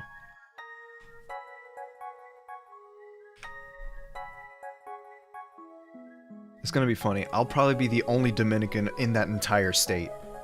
Like, I felt that way in Texas, because, you know, Texas has a lot of people who, with proximity, right? Where Hispanic or Latin American countries migrate to has a lot to do with proximity. So, like in Florida, you get a lot of Cubans, Puerto Ricans, and Dominicans. So I feel right at home there. And same with New York, right? Because it's all up in the East Coast. But then in places like, you know, Texas, California, you get a lot of Mexicans and Central Americans. Like people from Mexico, El Salvador, Honduras, Guatemala, and, you know, such that and the third. They're kind of usually more where that area is. And it's going to be interesting being in a place where I'm the only person of my kind, like, in the area. But honestly, I never really felt like I stuck out too much anyway, just in general. But my Spanish is gonna get rusty as shit, because I'm sure nobody over there speaks Spanish. It's gonna be embarrassing. Yeah. I'm gonna have to start calling my family. At least. Anyway. But the thing is, I've already moved across the country before from my family. And the way I did it, I still look back and kind of cringe. Because basically, I was like, hey mom, I'm going to be moving into this apartment in 2 weeks. And then it just hit her like a truck, obviously. Because it's like, why the fuck would you only give a 2 weeks notice? This is like my resignation letter from a job. Like, you do that to a boss, not to your mom. I don't know what I was thinking. But I guess at the time, I was just a bit tired of feeling like it felt like nobody had faith in me, like as an adult. And luckily this proved to them that, you know, I'm not the failure that they swear I am, you know? So it was something that I don't regret. Because there were people in my family that clearly did not respect me. But after seeing that, they were like, you know what? You actually know what you're doing. It's like, damn right I do. You guys just didn't see it. Yeah. It's bittersweet, honestly. Like, it's great that people finally see me as, like, a well-established adult that knows what they're doing. But at the same time, you know, the bitter part of it is, it really shouldn't have taken that long. It really shouldn't have taken such a drastic action for them to finally see what I truly am. But, you know, it is what it is. Family really be your worst enemy sometimes. Like, honestly.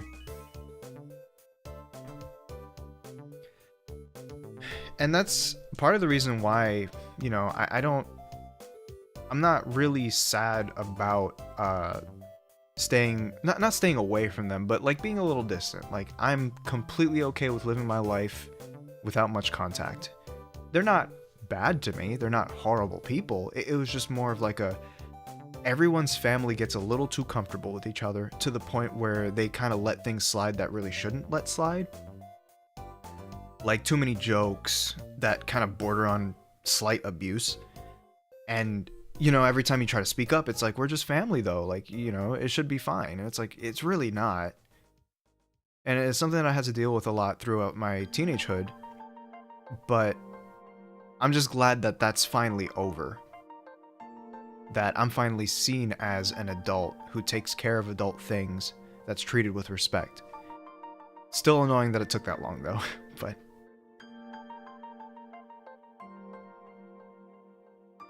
And as with Retro, you know, he has a family that he does love. I mean, we both love our families. There's no denying that. But his is, you know, according to him, I'm not going to speak for him, but according to what he told me, his is just a little too overbearing, where it seems like his father really wants to be part of his life again, but he's just coming on a little too strong, you know? And it's too much for him. And I kind of told him, like, hey, maybe you should just, like, put your foot down and tell your dad, hey, you know, let's back it up a little bit, you know? I'm an adult now, like... But he honestly just doesn't like this state. He doesn't like where it is here.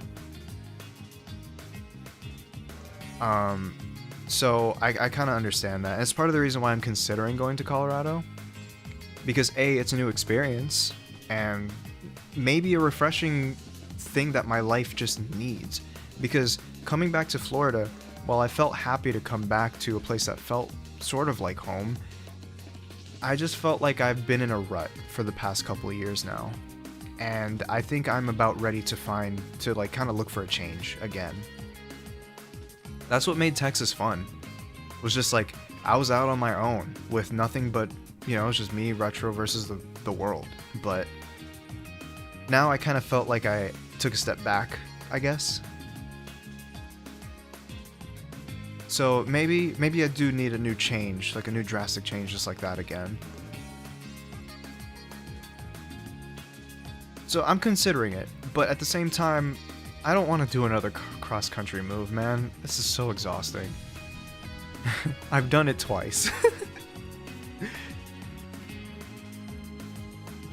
And another thing that, you know, is something I feel like anyone in my position would think about. what if, God forbid, things don't work out with Retro? How the hell am I gonna come back? And we never really thought about this because we have pretty strong confidence in our relationship. But what if, you know? How am I gonna come back? I don't know. So there's a lot on the line for me making such a big change like this. I don't want to be stranded on the other side of the country. But I guess that's kind of where trust comes into play. And I'm very much a fan of, you know, throwing myself into the deep end and trying something new. I wish I had the courage, but yeah, no, it's something that I definitely encourage people to do if they just want to change in their life. And that might be what I need. Hell, it might re-spark that, you know, encouragement, motivation to, like, make more music. Because, I mean, I'm still doing fine with making music. It's just not to the amount that I'd like to.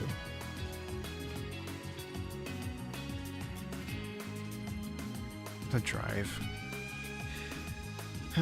Yeah, I miss it. But it's okay.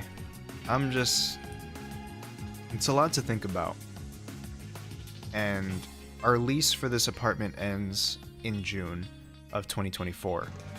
So we got some time to think about it, and I do have to check out the housing market to see how it even is over there. We're not going to buy a house, but at least rent a house or something.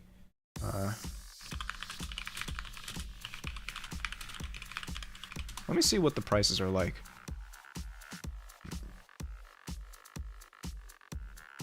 That's expensive as shit. What the fuck, Retro? Low to high? Here we go. There's something here.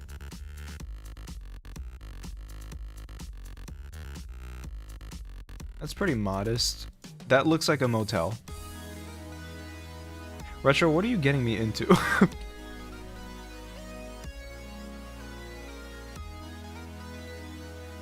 Let's try a different city.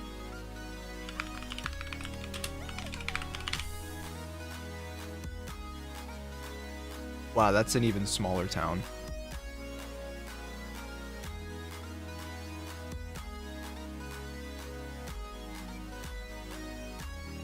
This one has a backyard. Whoa, what? For that much? That's not bad for a house. There's gotta be a catch, bro. This place is haunted. It has to be. I'm kidding.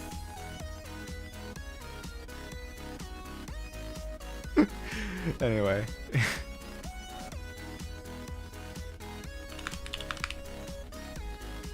How about Denver? Denver, there's no way.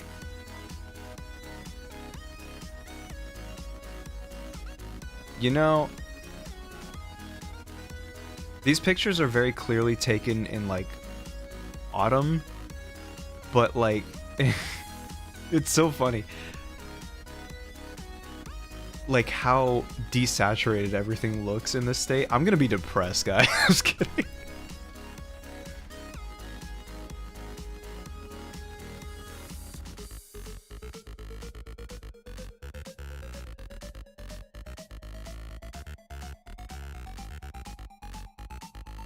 Retro, what are you getting me into, man? This does remind me a lot of New York, I'm not gonna lie.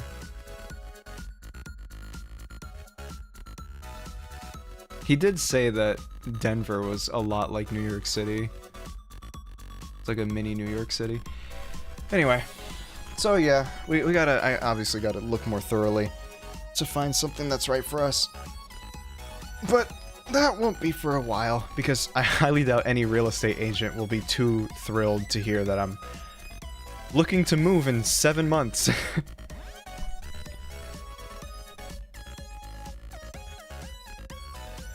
Yeah.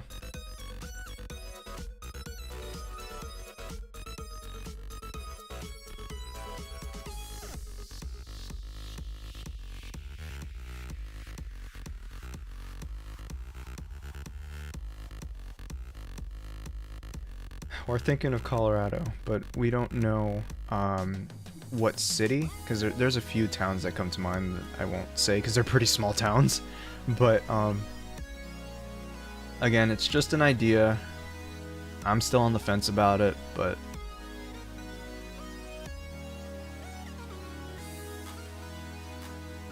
God.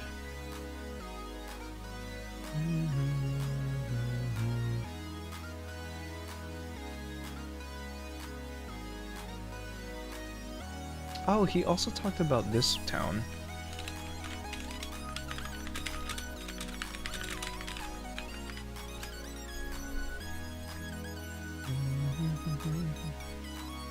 You know, this is random, but it's kind of funny. You know the abbreviation for airports in certain places? Like, for New York City's airport, it's either LaGuardia, which is LGA, or JFK for the JFK airport. So, our airport in Orlando is called the Orlando International Airport. The abbreviation for that is not OIA, it's MCO. What?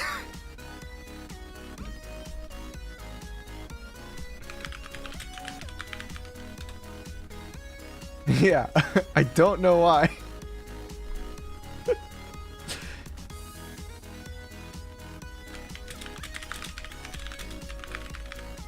Here, let me look it up. The airport designator code MCO comes from the former McCoy Air Force Base. Okay. Named after this guy, okay. On which site located at... Okay, chill out. We all know where MCO is. 34 meters above sea level. What website is this? Okay.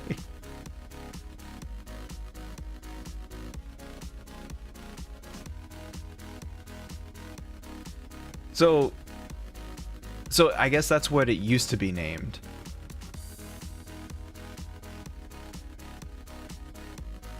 Okay, yeah. Right, so it was named after some colonel guy. I hate that word because it's nowhere near sounds the same way it's spelled. But basically, it's named after that guy, but they had to take it down and just build an airport for it instead. And so that's where the confusion comes from. Okay.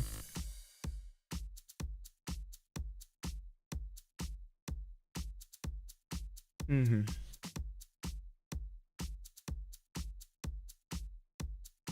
But yeah, guys, I might be a Coloradoan. I don't know how that works. I've lived in New York, I've lived in Florida, I've lived in Texas. I guess Colorado might be my next. That's gonna be weird.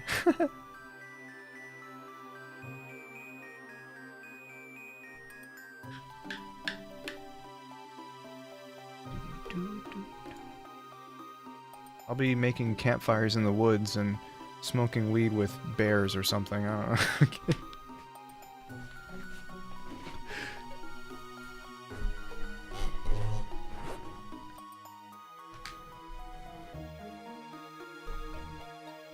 But that's, again, that's like months ahead.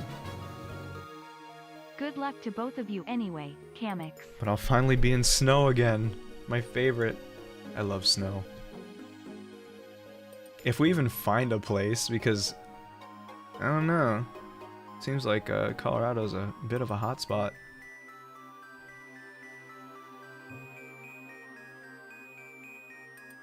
Wait a minute.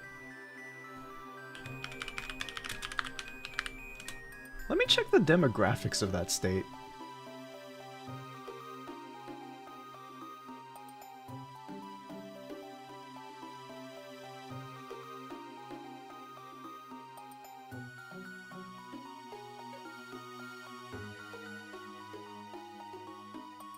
Okay.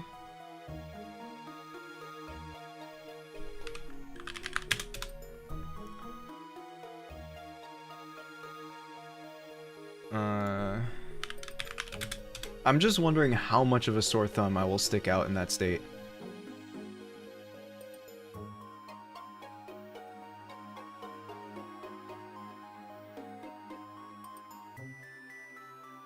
There doesn't seem to be much here.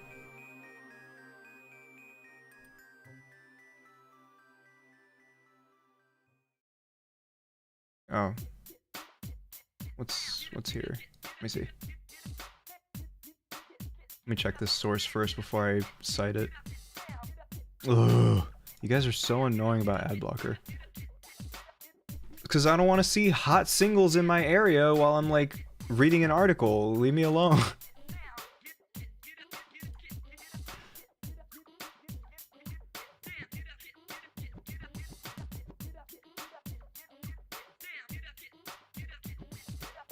Coño. Esta maldita vaina no me deja hacer nada. Okay, whatever. So, the Hispanic demographic of Colorado, according to this random graph I see that I can't even sniff out a source for, 13.8%. Okay, so, I'll get a bunch of racial shit thrown at me. Just kidding. Yeah, nah, I'm definitely gonna stick out a lot. 68% white. I better bleach my skin. I'm kidding. Retro, what are you getting me into?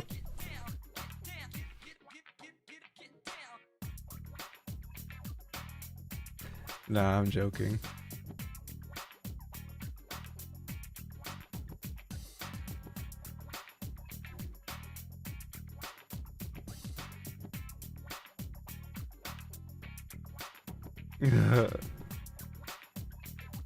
I'm scared. Let me see. Nah, I'm not actually scared, by the way. I've been to Colorado before. It was fine.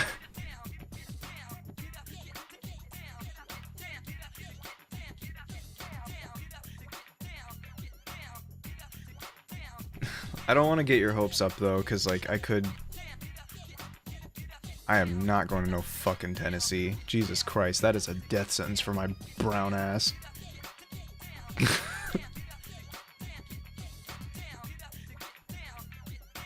Anywhere in the deep south, you will not see me living in there.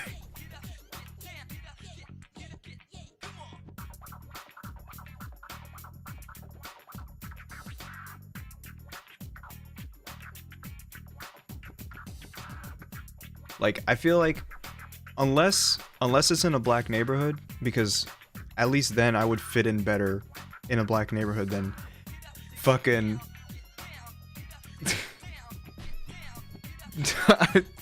you know, I'm gonna hold back.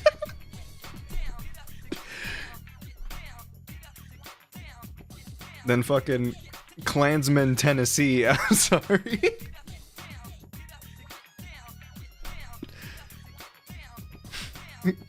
No, I should have said Clansville, Tennessee, or something like that.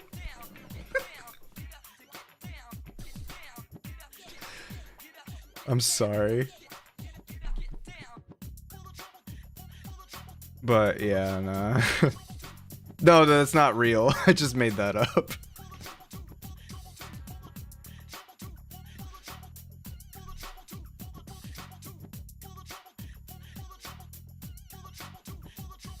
But then poor Retro would stick out like a sore thumb. He's whiter than snow.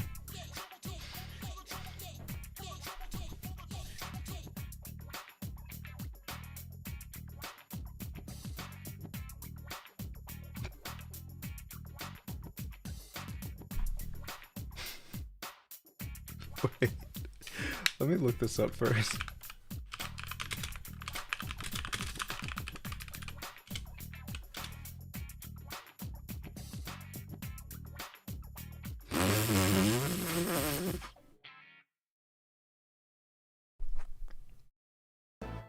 Sorry.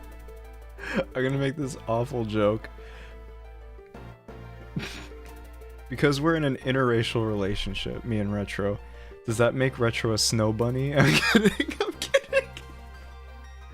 I'm I'm sorry.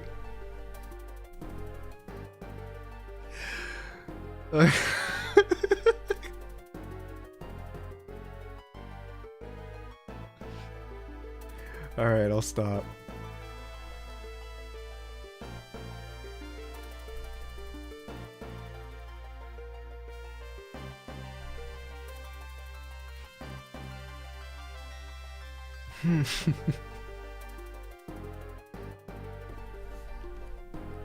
Depends. I'd be dead in a week if I went to the south side. They don't call it Chirac for nothing. And I don't know if I can afford the north side.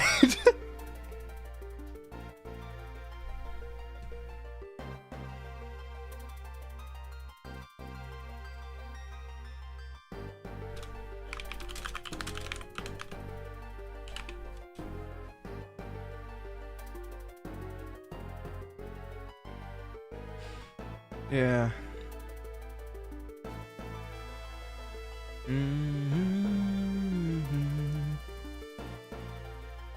Yeah, they have they have interesting nicknames for these cities. Like for Chicago, they call it Chirac because you know, like supposedly from what I hear, a lot of people, you know, carry that thing on them because they kind of have to for for protection, and they're basically comparing it to Iraq. I've heard for Baltimore, I've heard people call it Bodymore, Murderland. For Philadelphia, I heard Killadelphia. I wonder if there's any more. There's none that I can remember, but New York City is just New York City.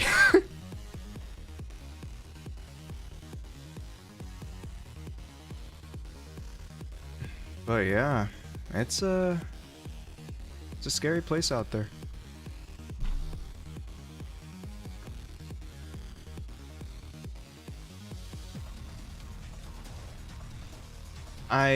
Luckily growing up, I haven't had much experience with that sort of thing. Though, you know, we've had some kinds of, because I grew up in New York City, right? And we lived in Brooklyn. So I've only experienced like some of this sort of thing where, like, you know, my mom taught me when you hear gunshots, stay away from windows because, you know, you can get like hit with a stray or something. So that was something I learned as a kid, which is kind of funny to think about. Because I remember I would hear them, and then the first thing as a kid, you know, you would go look at a window. And my mom was like, "Get down! Like, what are you doing?"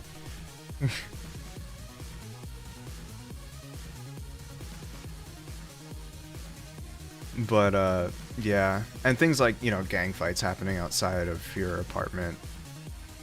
It was kind of just, I don't know, just something I grew up with. So hearing things like this used to be a normal day for me. But then we moved to Westbury, which was a really small town in Long Island, and that's where I spent my teenage years most of the time. And that's where my mom, you know, loosened up a bit, let me go out and, you know, just walk around and explore, basically. And yeah, it was a nice place. Honestly, I'd love to live there again, but New York has just gotten too expensive. If money was no object, though, I'd probably live in Long Island again. It's just a nice place, you know, it's very peaceful. The only reason why I wouldn't want to live in the city, personally, is because I feel like transportation is just really difficult. Like, I drove in New York City once. Worst mistake of my life. I never wanted to just jump out of my car and kill somebody. I'm sorry. It's so annoying. Like, what people would do just to get ahead. Like, driving in any city is that annoying. But New York City, man, that was something. I never want to drive there again. And constant traffic. Anyway. Then, after that, we moved down to Florida because we couldn't afford that place anymore. The housing market just got really bad. we moved out at around 2014, and we moved down to Orlando in a mobile home that was infested with roaches. It was not something we haven't really seen before, but it was a life we basically had to get used to again. And that was, I remember I used to fight off, and this was the first time I saw the flying roaches from the south. Because up north, you only have like the tiny little cockroaches, but down south, they get them like fucking rad roaches, like the giant flying ones. I hate them so much. And so I'd be sitting in my kitchen, you know, this is such funny music in the background of this. I was just sitting in my kitchen, feeling a roach like crawl up my leg, and then I would like scream and like try to shake it off, and then it would fly around. And the thing about bugs is that they're so unpredictable. They just fly around at like a sporadic rate. You have no idea where they're gonna go next. But, ugh. It's the worst, and I had to kill at least like 3 of them every night. I do not miss living in that fucking house. And then we moved to a nicer mobile home. And yeah, there still were roaches, but I saw not nearly as much as in that first place where we moved. Because the thing is, we moved into that gross mobile home that was like infested with bugs because we had like no money to our name from this massive debt that my mom acquired from, you know, this mortgage. And so that mobile home costed $3,500. It was that bad. Like, and we had to squeeze a family of 6 in a 2-bedroom, 1-bathroom mobile home. So I shared a room with my mom and my baby sister. And I had many sleepless nights because it was just constant crying. I don't know how I survived it, man.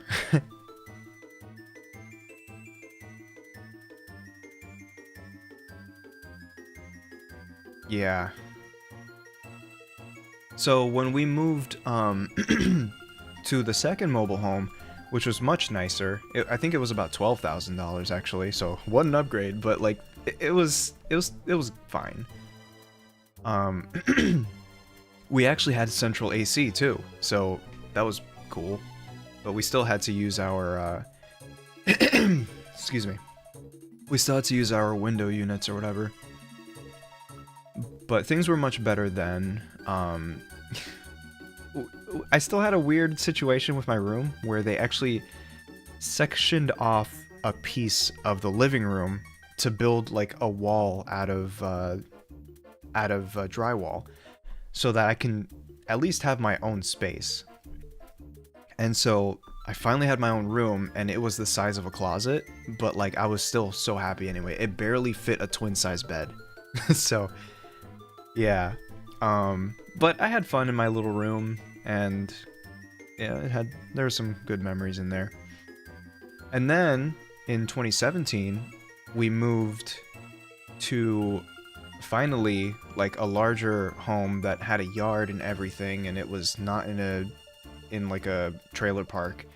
So we had like a proper-ish house. It was still a mobile home, but it was on a property like that my mom owned. And that's where things got good. Like, that's where things got great. And from there, that's when I moved on my own to Texas in 2020. So, man, I had quite the life. I sound like I'm dying. No, I'm only 26. But it's a pretty big journey, you know? Going from state to state and going from house to house like that. I'm just glad that my mom is doing much better now financially, because we were going through it 10 years ago. So I'm just glad she was able to crawl out of that. But yeah.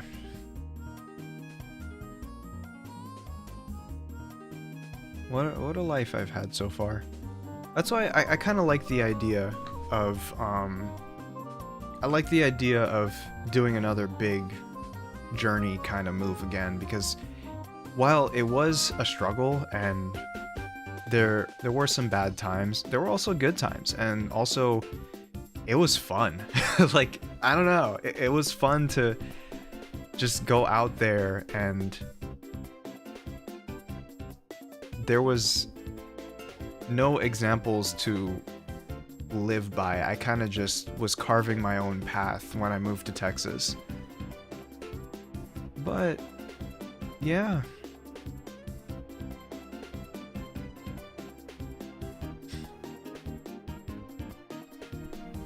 Maybe I want to do it again. I don't know. I just hope Retro will take care of me.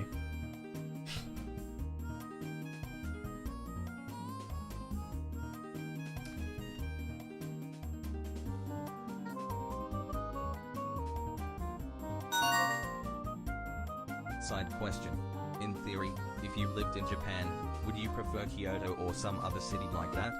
Cause I clearly understand why many people prefer quiet places. And how much is it difficult to find a quiet district in American cities?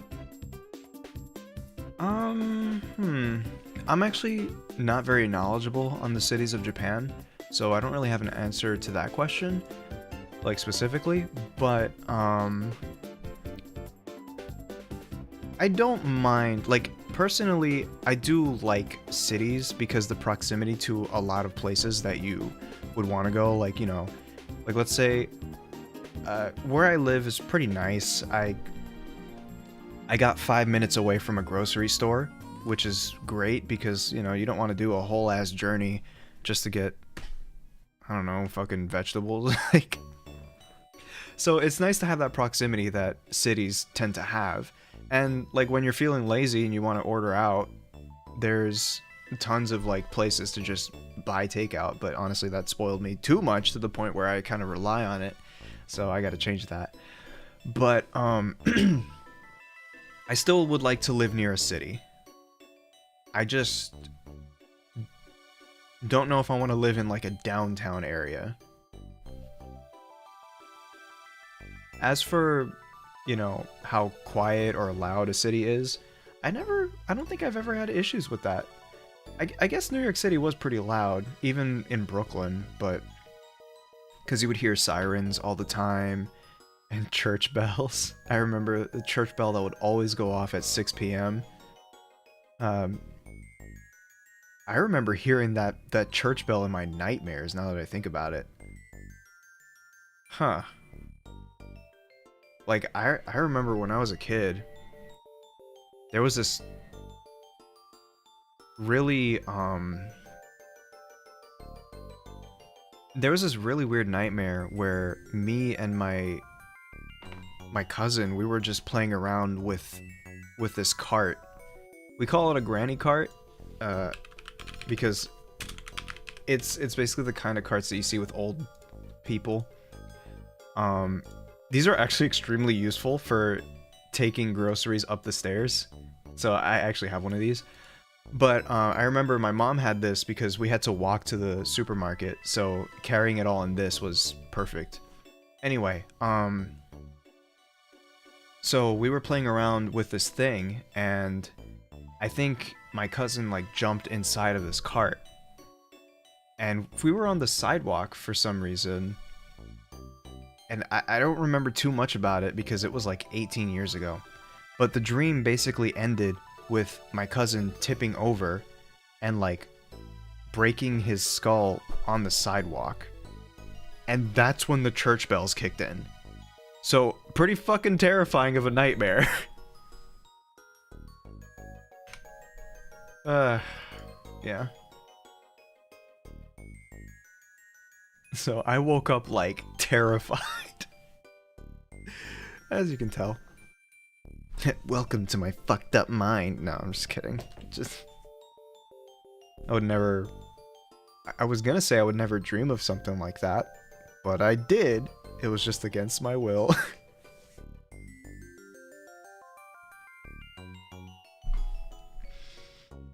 Yeah. What other awful nightmares have I...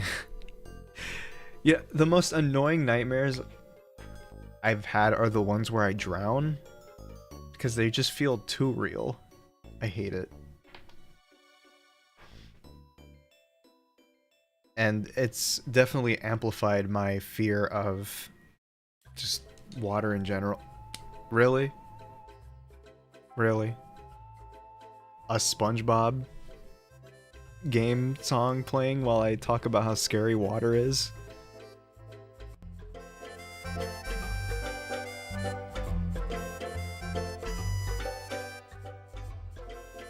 Fucking asshole. Okay.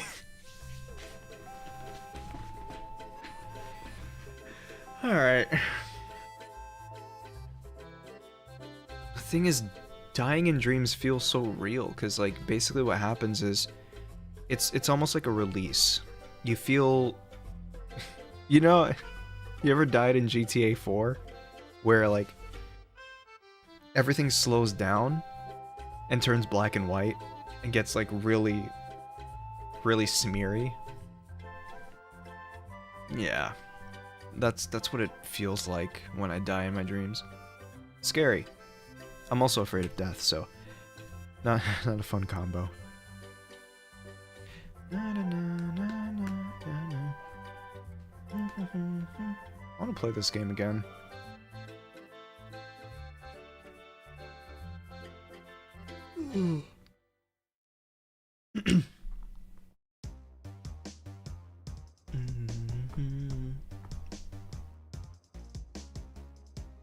I don't see any water, but my throat's getting a little dry.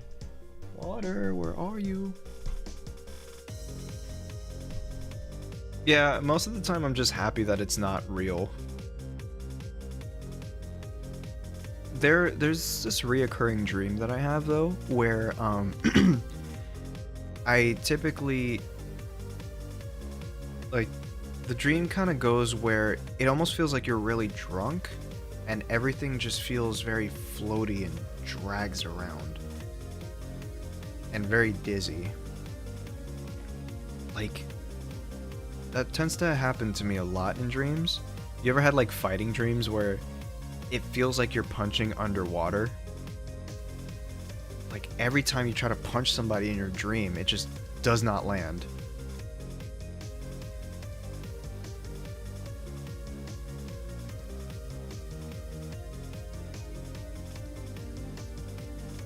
Oh god, that sounds terrifying.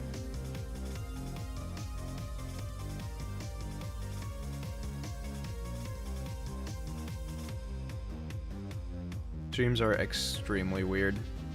There are some dreams that I've had that I do not even want to say because it's just they're I want to make this clear to everyone because I'm not going to say that dream. There's multiple, but what happens in your dreams is not at all a reflection of your wants or of, like, your desires.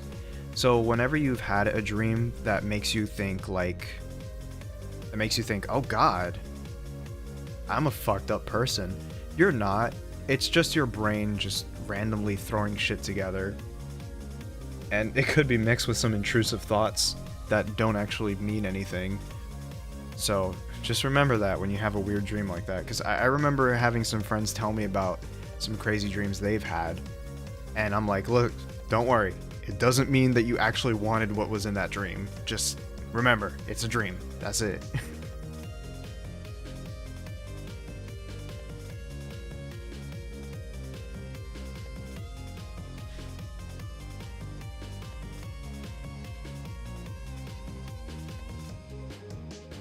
Oh yeah, sleep paralysis.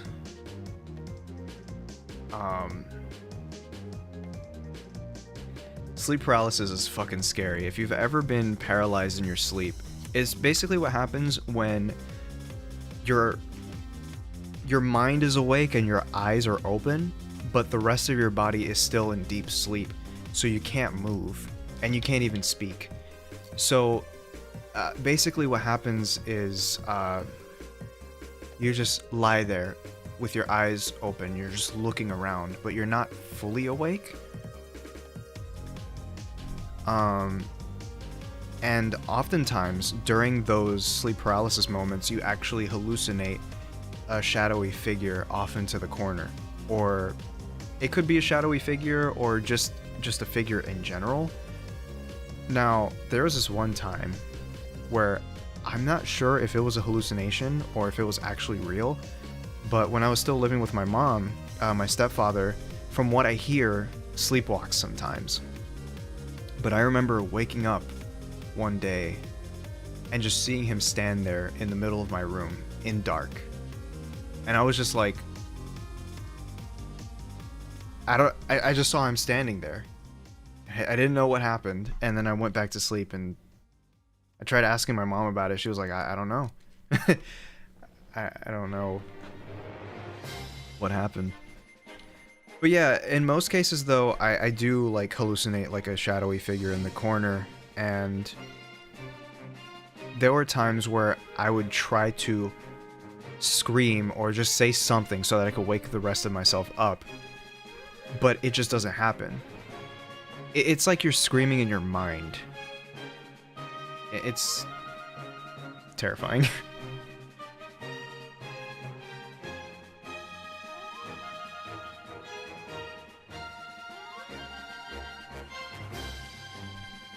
Now, if my sleep paralysis demon want to call me, wine and dine me first, before intruding into my life like this.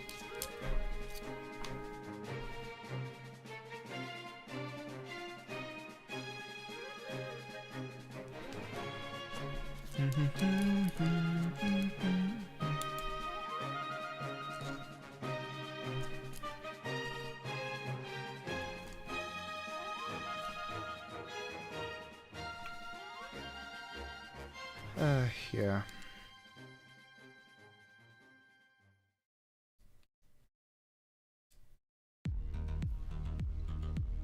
I like sleeping though.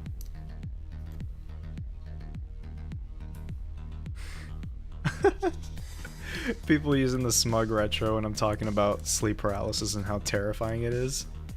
Y'all are gonna take advantage of me in my sleep. I'm kidding.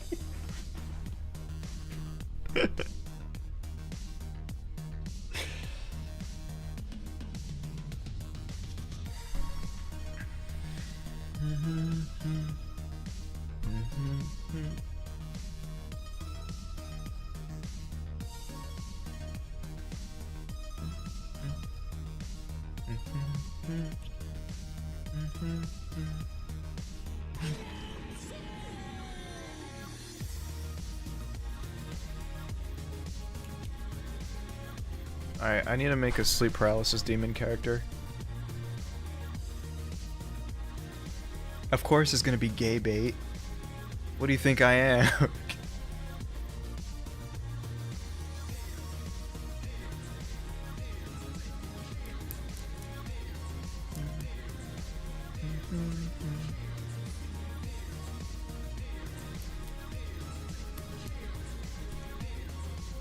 The gays are honestly starving. Do you know how much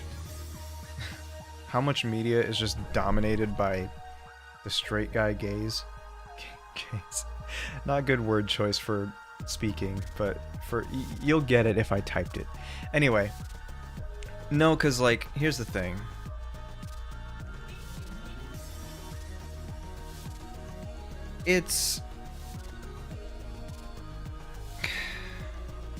And the thing about it is, straight men also have really boring taste.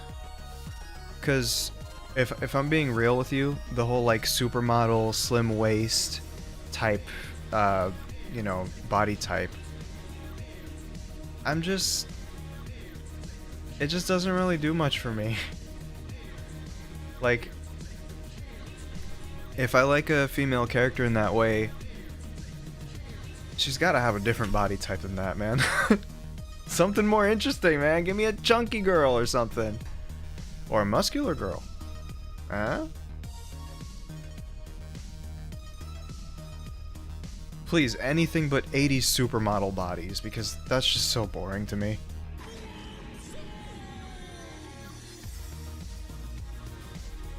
Yes, big women. Big women. Yes. Big men. Small man, big woman. Yes.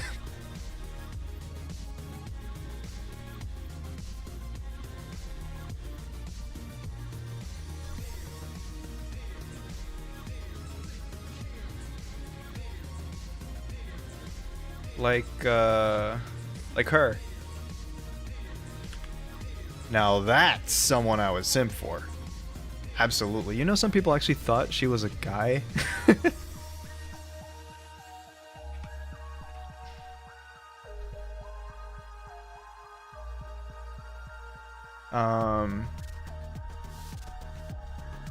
I'm gay, but that's hilarious. Alright, I'll get something for the gays too. Hold on. I like him. I like him a lot.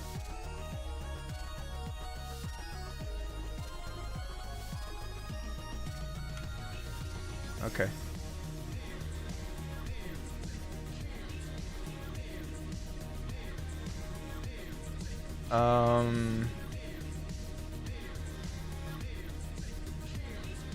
Yeah, okay. I gave something for the gays and the straights.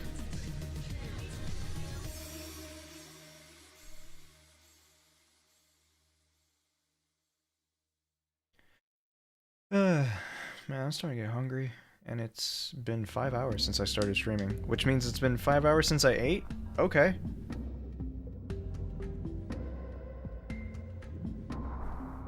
I love Elise. Like, she's just... I'm so happy with my design for her. My friend actually designed her clothes though, but it's just, yeah, I really like her.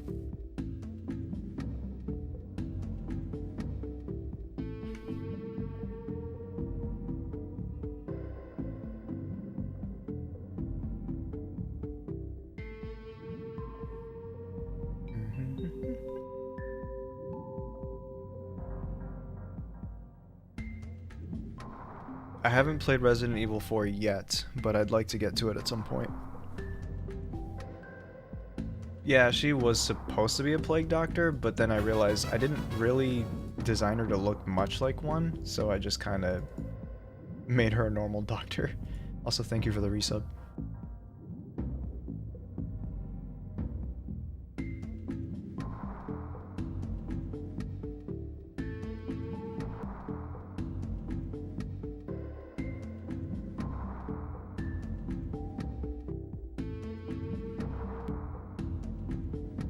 She also,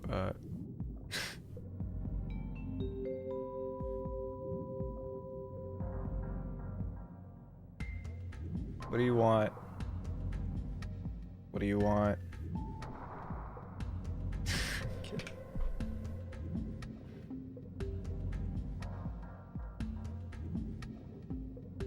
I have what? Oh, what the hell? It's 11 p.m. Alright, I'll save that for next time I stream. Oh, I hear my own voice. That's disgusting.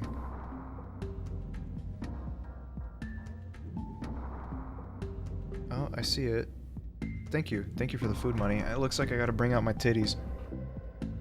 Look, man, the new policy for Twitch.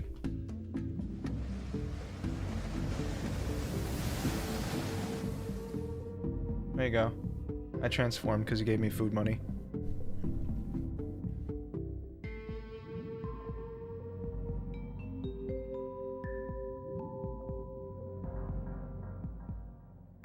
Oh, it's gonna be fun to, like, write stories about isolation, actually. Wait, that's my mod. Shut up. Okay, yeah, he's gonna be a massive fucking gay thirst trap, that's for sure.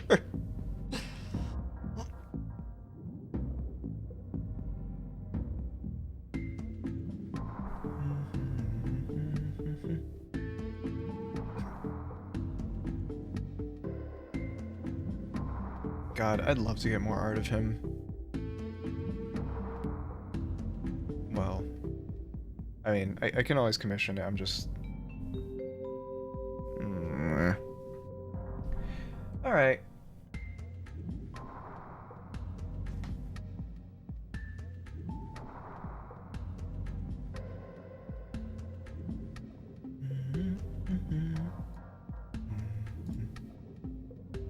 Oh, wow.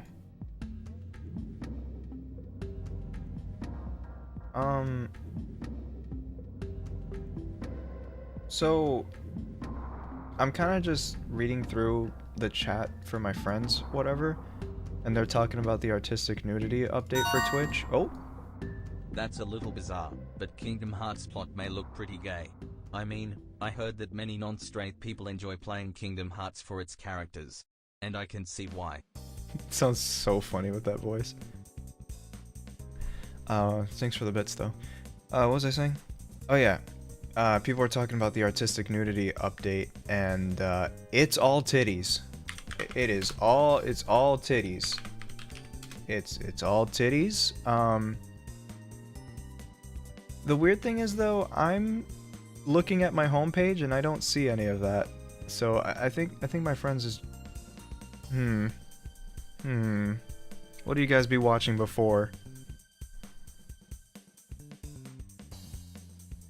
No, honestly, I agree. I'm not a big fan of this myself. And like the thing is, I'm not against like the, you know, people doing sex work or just sex appeal in general.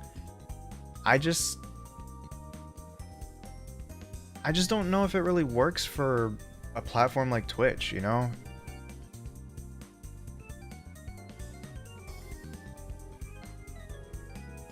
Oh my god, because of VR chat.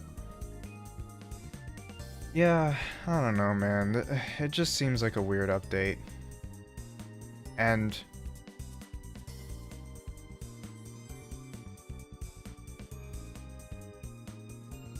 I'm just hoping that men get the same freedom too. But we all know that's not true.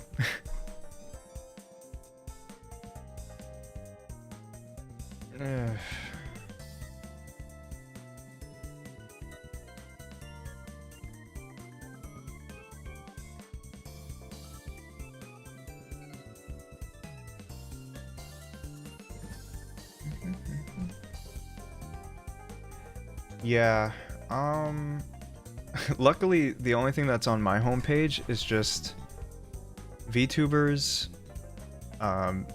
musicians, MMO. I don't watch MMO stuff. Is that, what game is that? Neon Knights? Huh.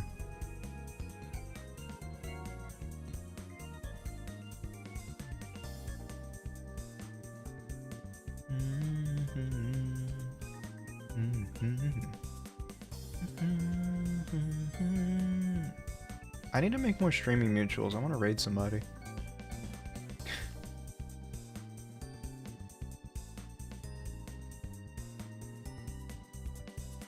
But that's the problem. When you make streaming mutuals, you gotta like keep a sharp eye on who's gonna try to take advantage of you or not.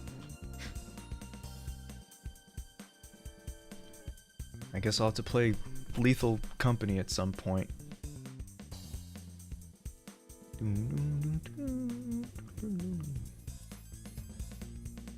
My bass is connected to my mixer, by the way. Listen to this. Wait, you didn't hear that? Now you do. I forgot I had it connected to my mixer. And that does not sound tuned. Hold on.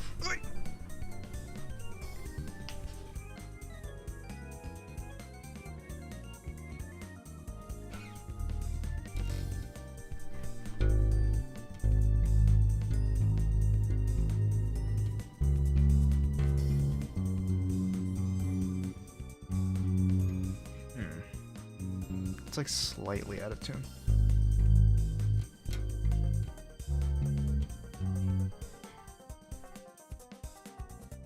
What song was I playing before? Alright, what do we have here?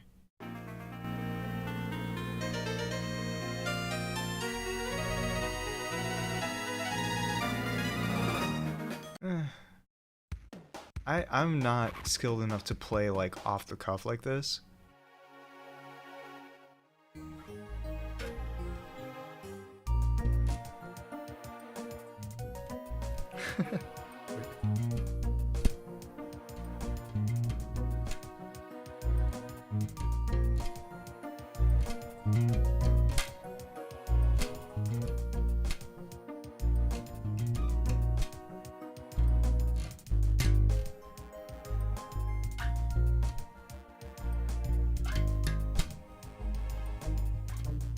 Bass is so...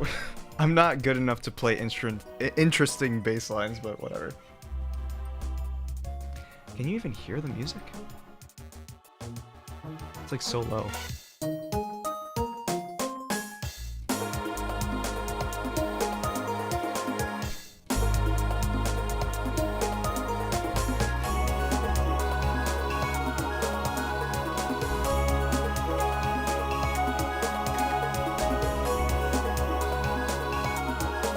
These bass lines are so boring. Next. Hurry up!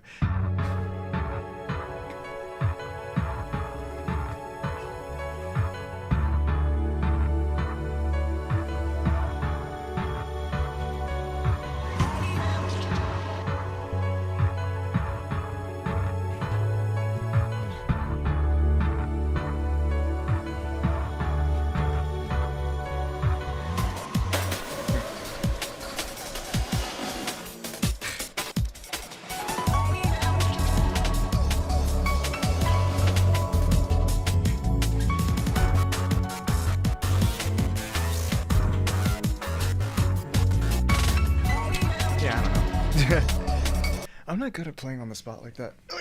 I need to practice something. There you go. Oh my god, it's 11?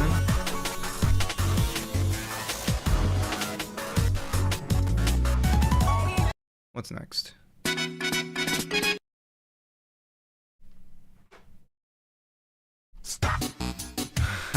Imagine playing to a Jet Set Radio song. That'd be... Wow.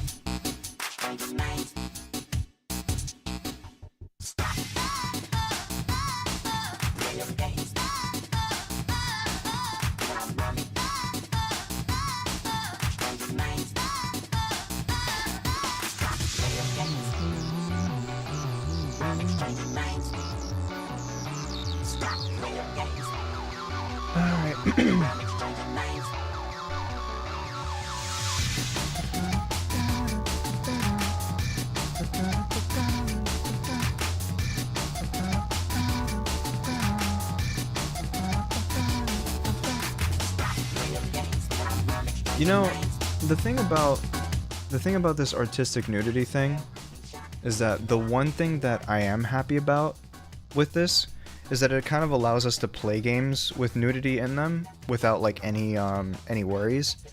Like, just an example, like LA Noire, where you have to examine, you know, nude bodies in order to find clues. So like, that's cool, at least. Or that one scene from Heavy Rain where the lady was in the shower. So there's something good that comes from it. I kind of wish there was more of a focus on that, where it's like, okay, you can play games that have nudity in it, and you won't have to worry about getting banned. But instead, it's all just like, yeah, softcore porn. It's like, just jerk off, man. Is it really that serious that you have to constantly watch softcore? Just jerk off. I promise you'll feel better after.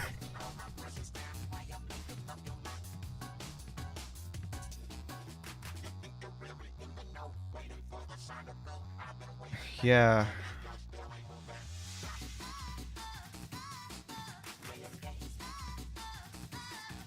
It's so funny seeing Isolation rants about this.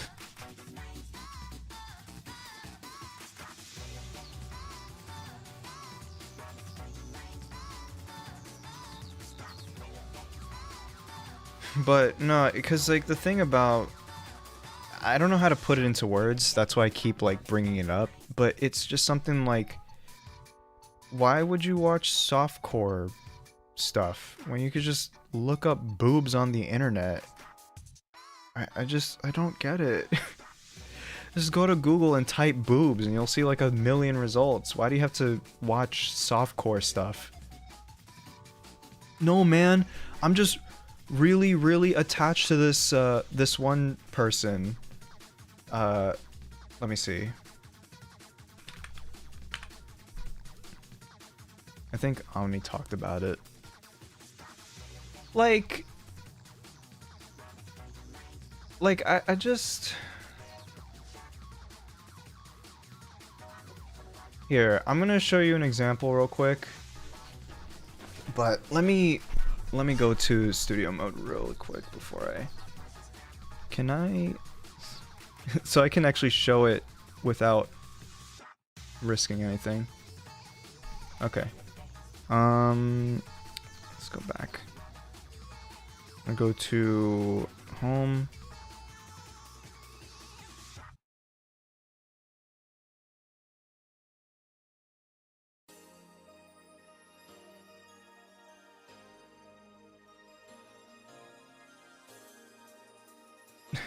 Sorry, hold on. Stuff like this. I'm not moving that picture down any further, but this is kind of stuff I mean. Like, you're gonna tell me that you watch this person because you find them entertaining and funny?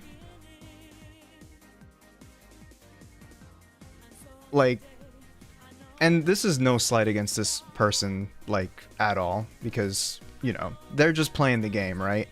I'm mainly judging the guys that are making this a market in the first place. You know what I mean? Like, these ladies who are doing their thing, do it, you know, get that bag. I got no problems with that. The problem is that there are idiots that throw money at this sort of thing to make it a thing. Like, that's where I'm kind of annoyed at. Like, they are enabling that. And yes, I'm saying this while my fat jugs are out too. I'm kidding. I'm joking.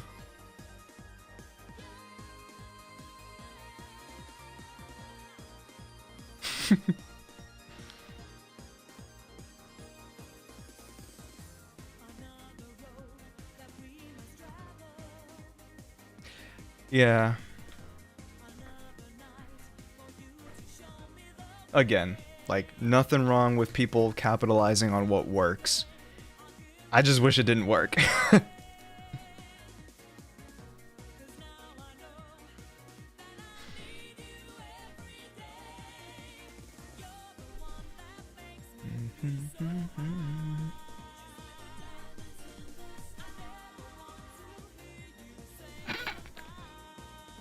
Aptly timed meme.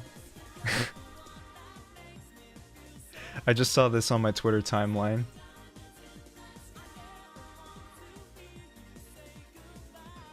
It's gonna be 9-year-old me looking at titties on Twitch now.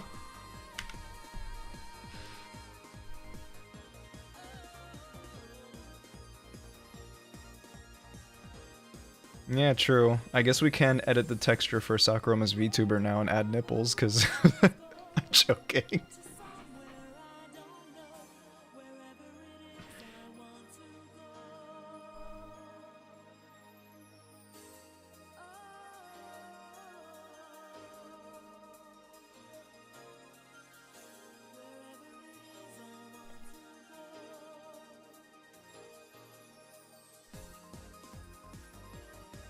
I got other VTubers that I don't really use much, but...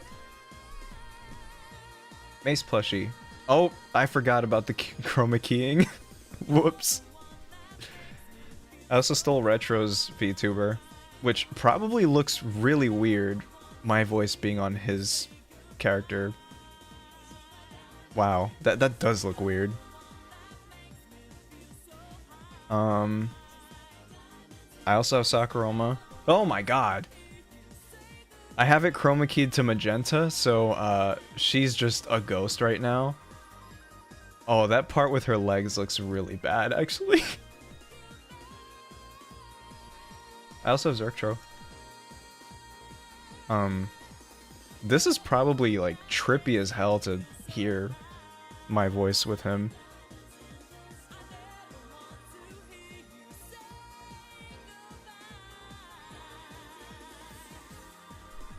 I don't know what I'm doing here. So, I guess I'll go.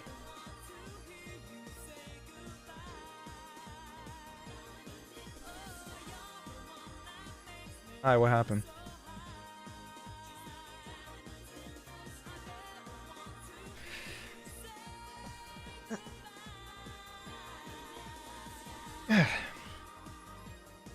There's like this patch of melted snow here. What happened? I don't know. Ah, I got smaller.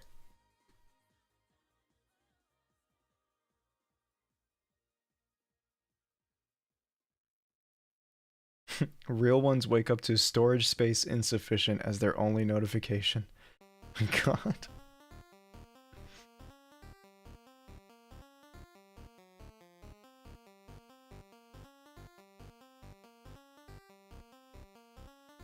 Husband and I reminiscing about the time I texted him on my way home. Can you start cooking those sausages? Then added a heart as a cute little heart. He cooked 2 sausages.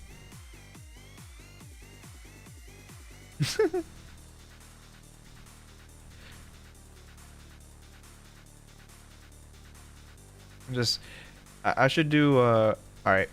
Let's read Am I the Asshole on Reddit. Okay.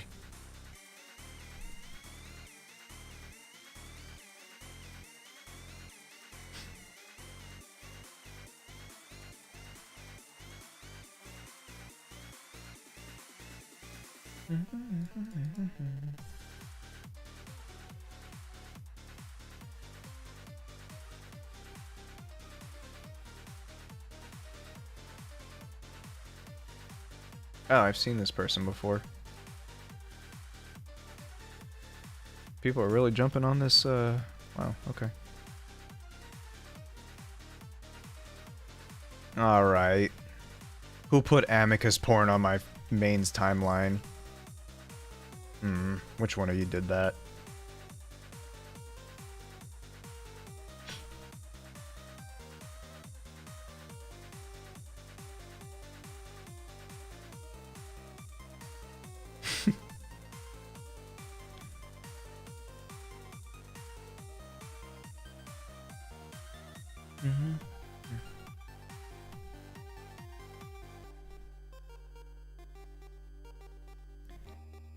Okay, honestly, okay, it's been 5 hours, which is much longer than I thought I would last. That's what she said. So I think what I'm gonna do is I'm gonna head off because I kind of want to eat something. So yeah, you know what? Thanks for coming to the stream. I hope next time I stream it'll be like a game or some kind of series again, or just another chill stream that didn't start off like a train wreck. So yeah. Thanks for coming, and I'll see you next time. Hopefully it'll be better. Okay.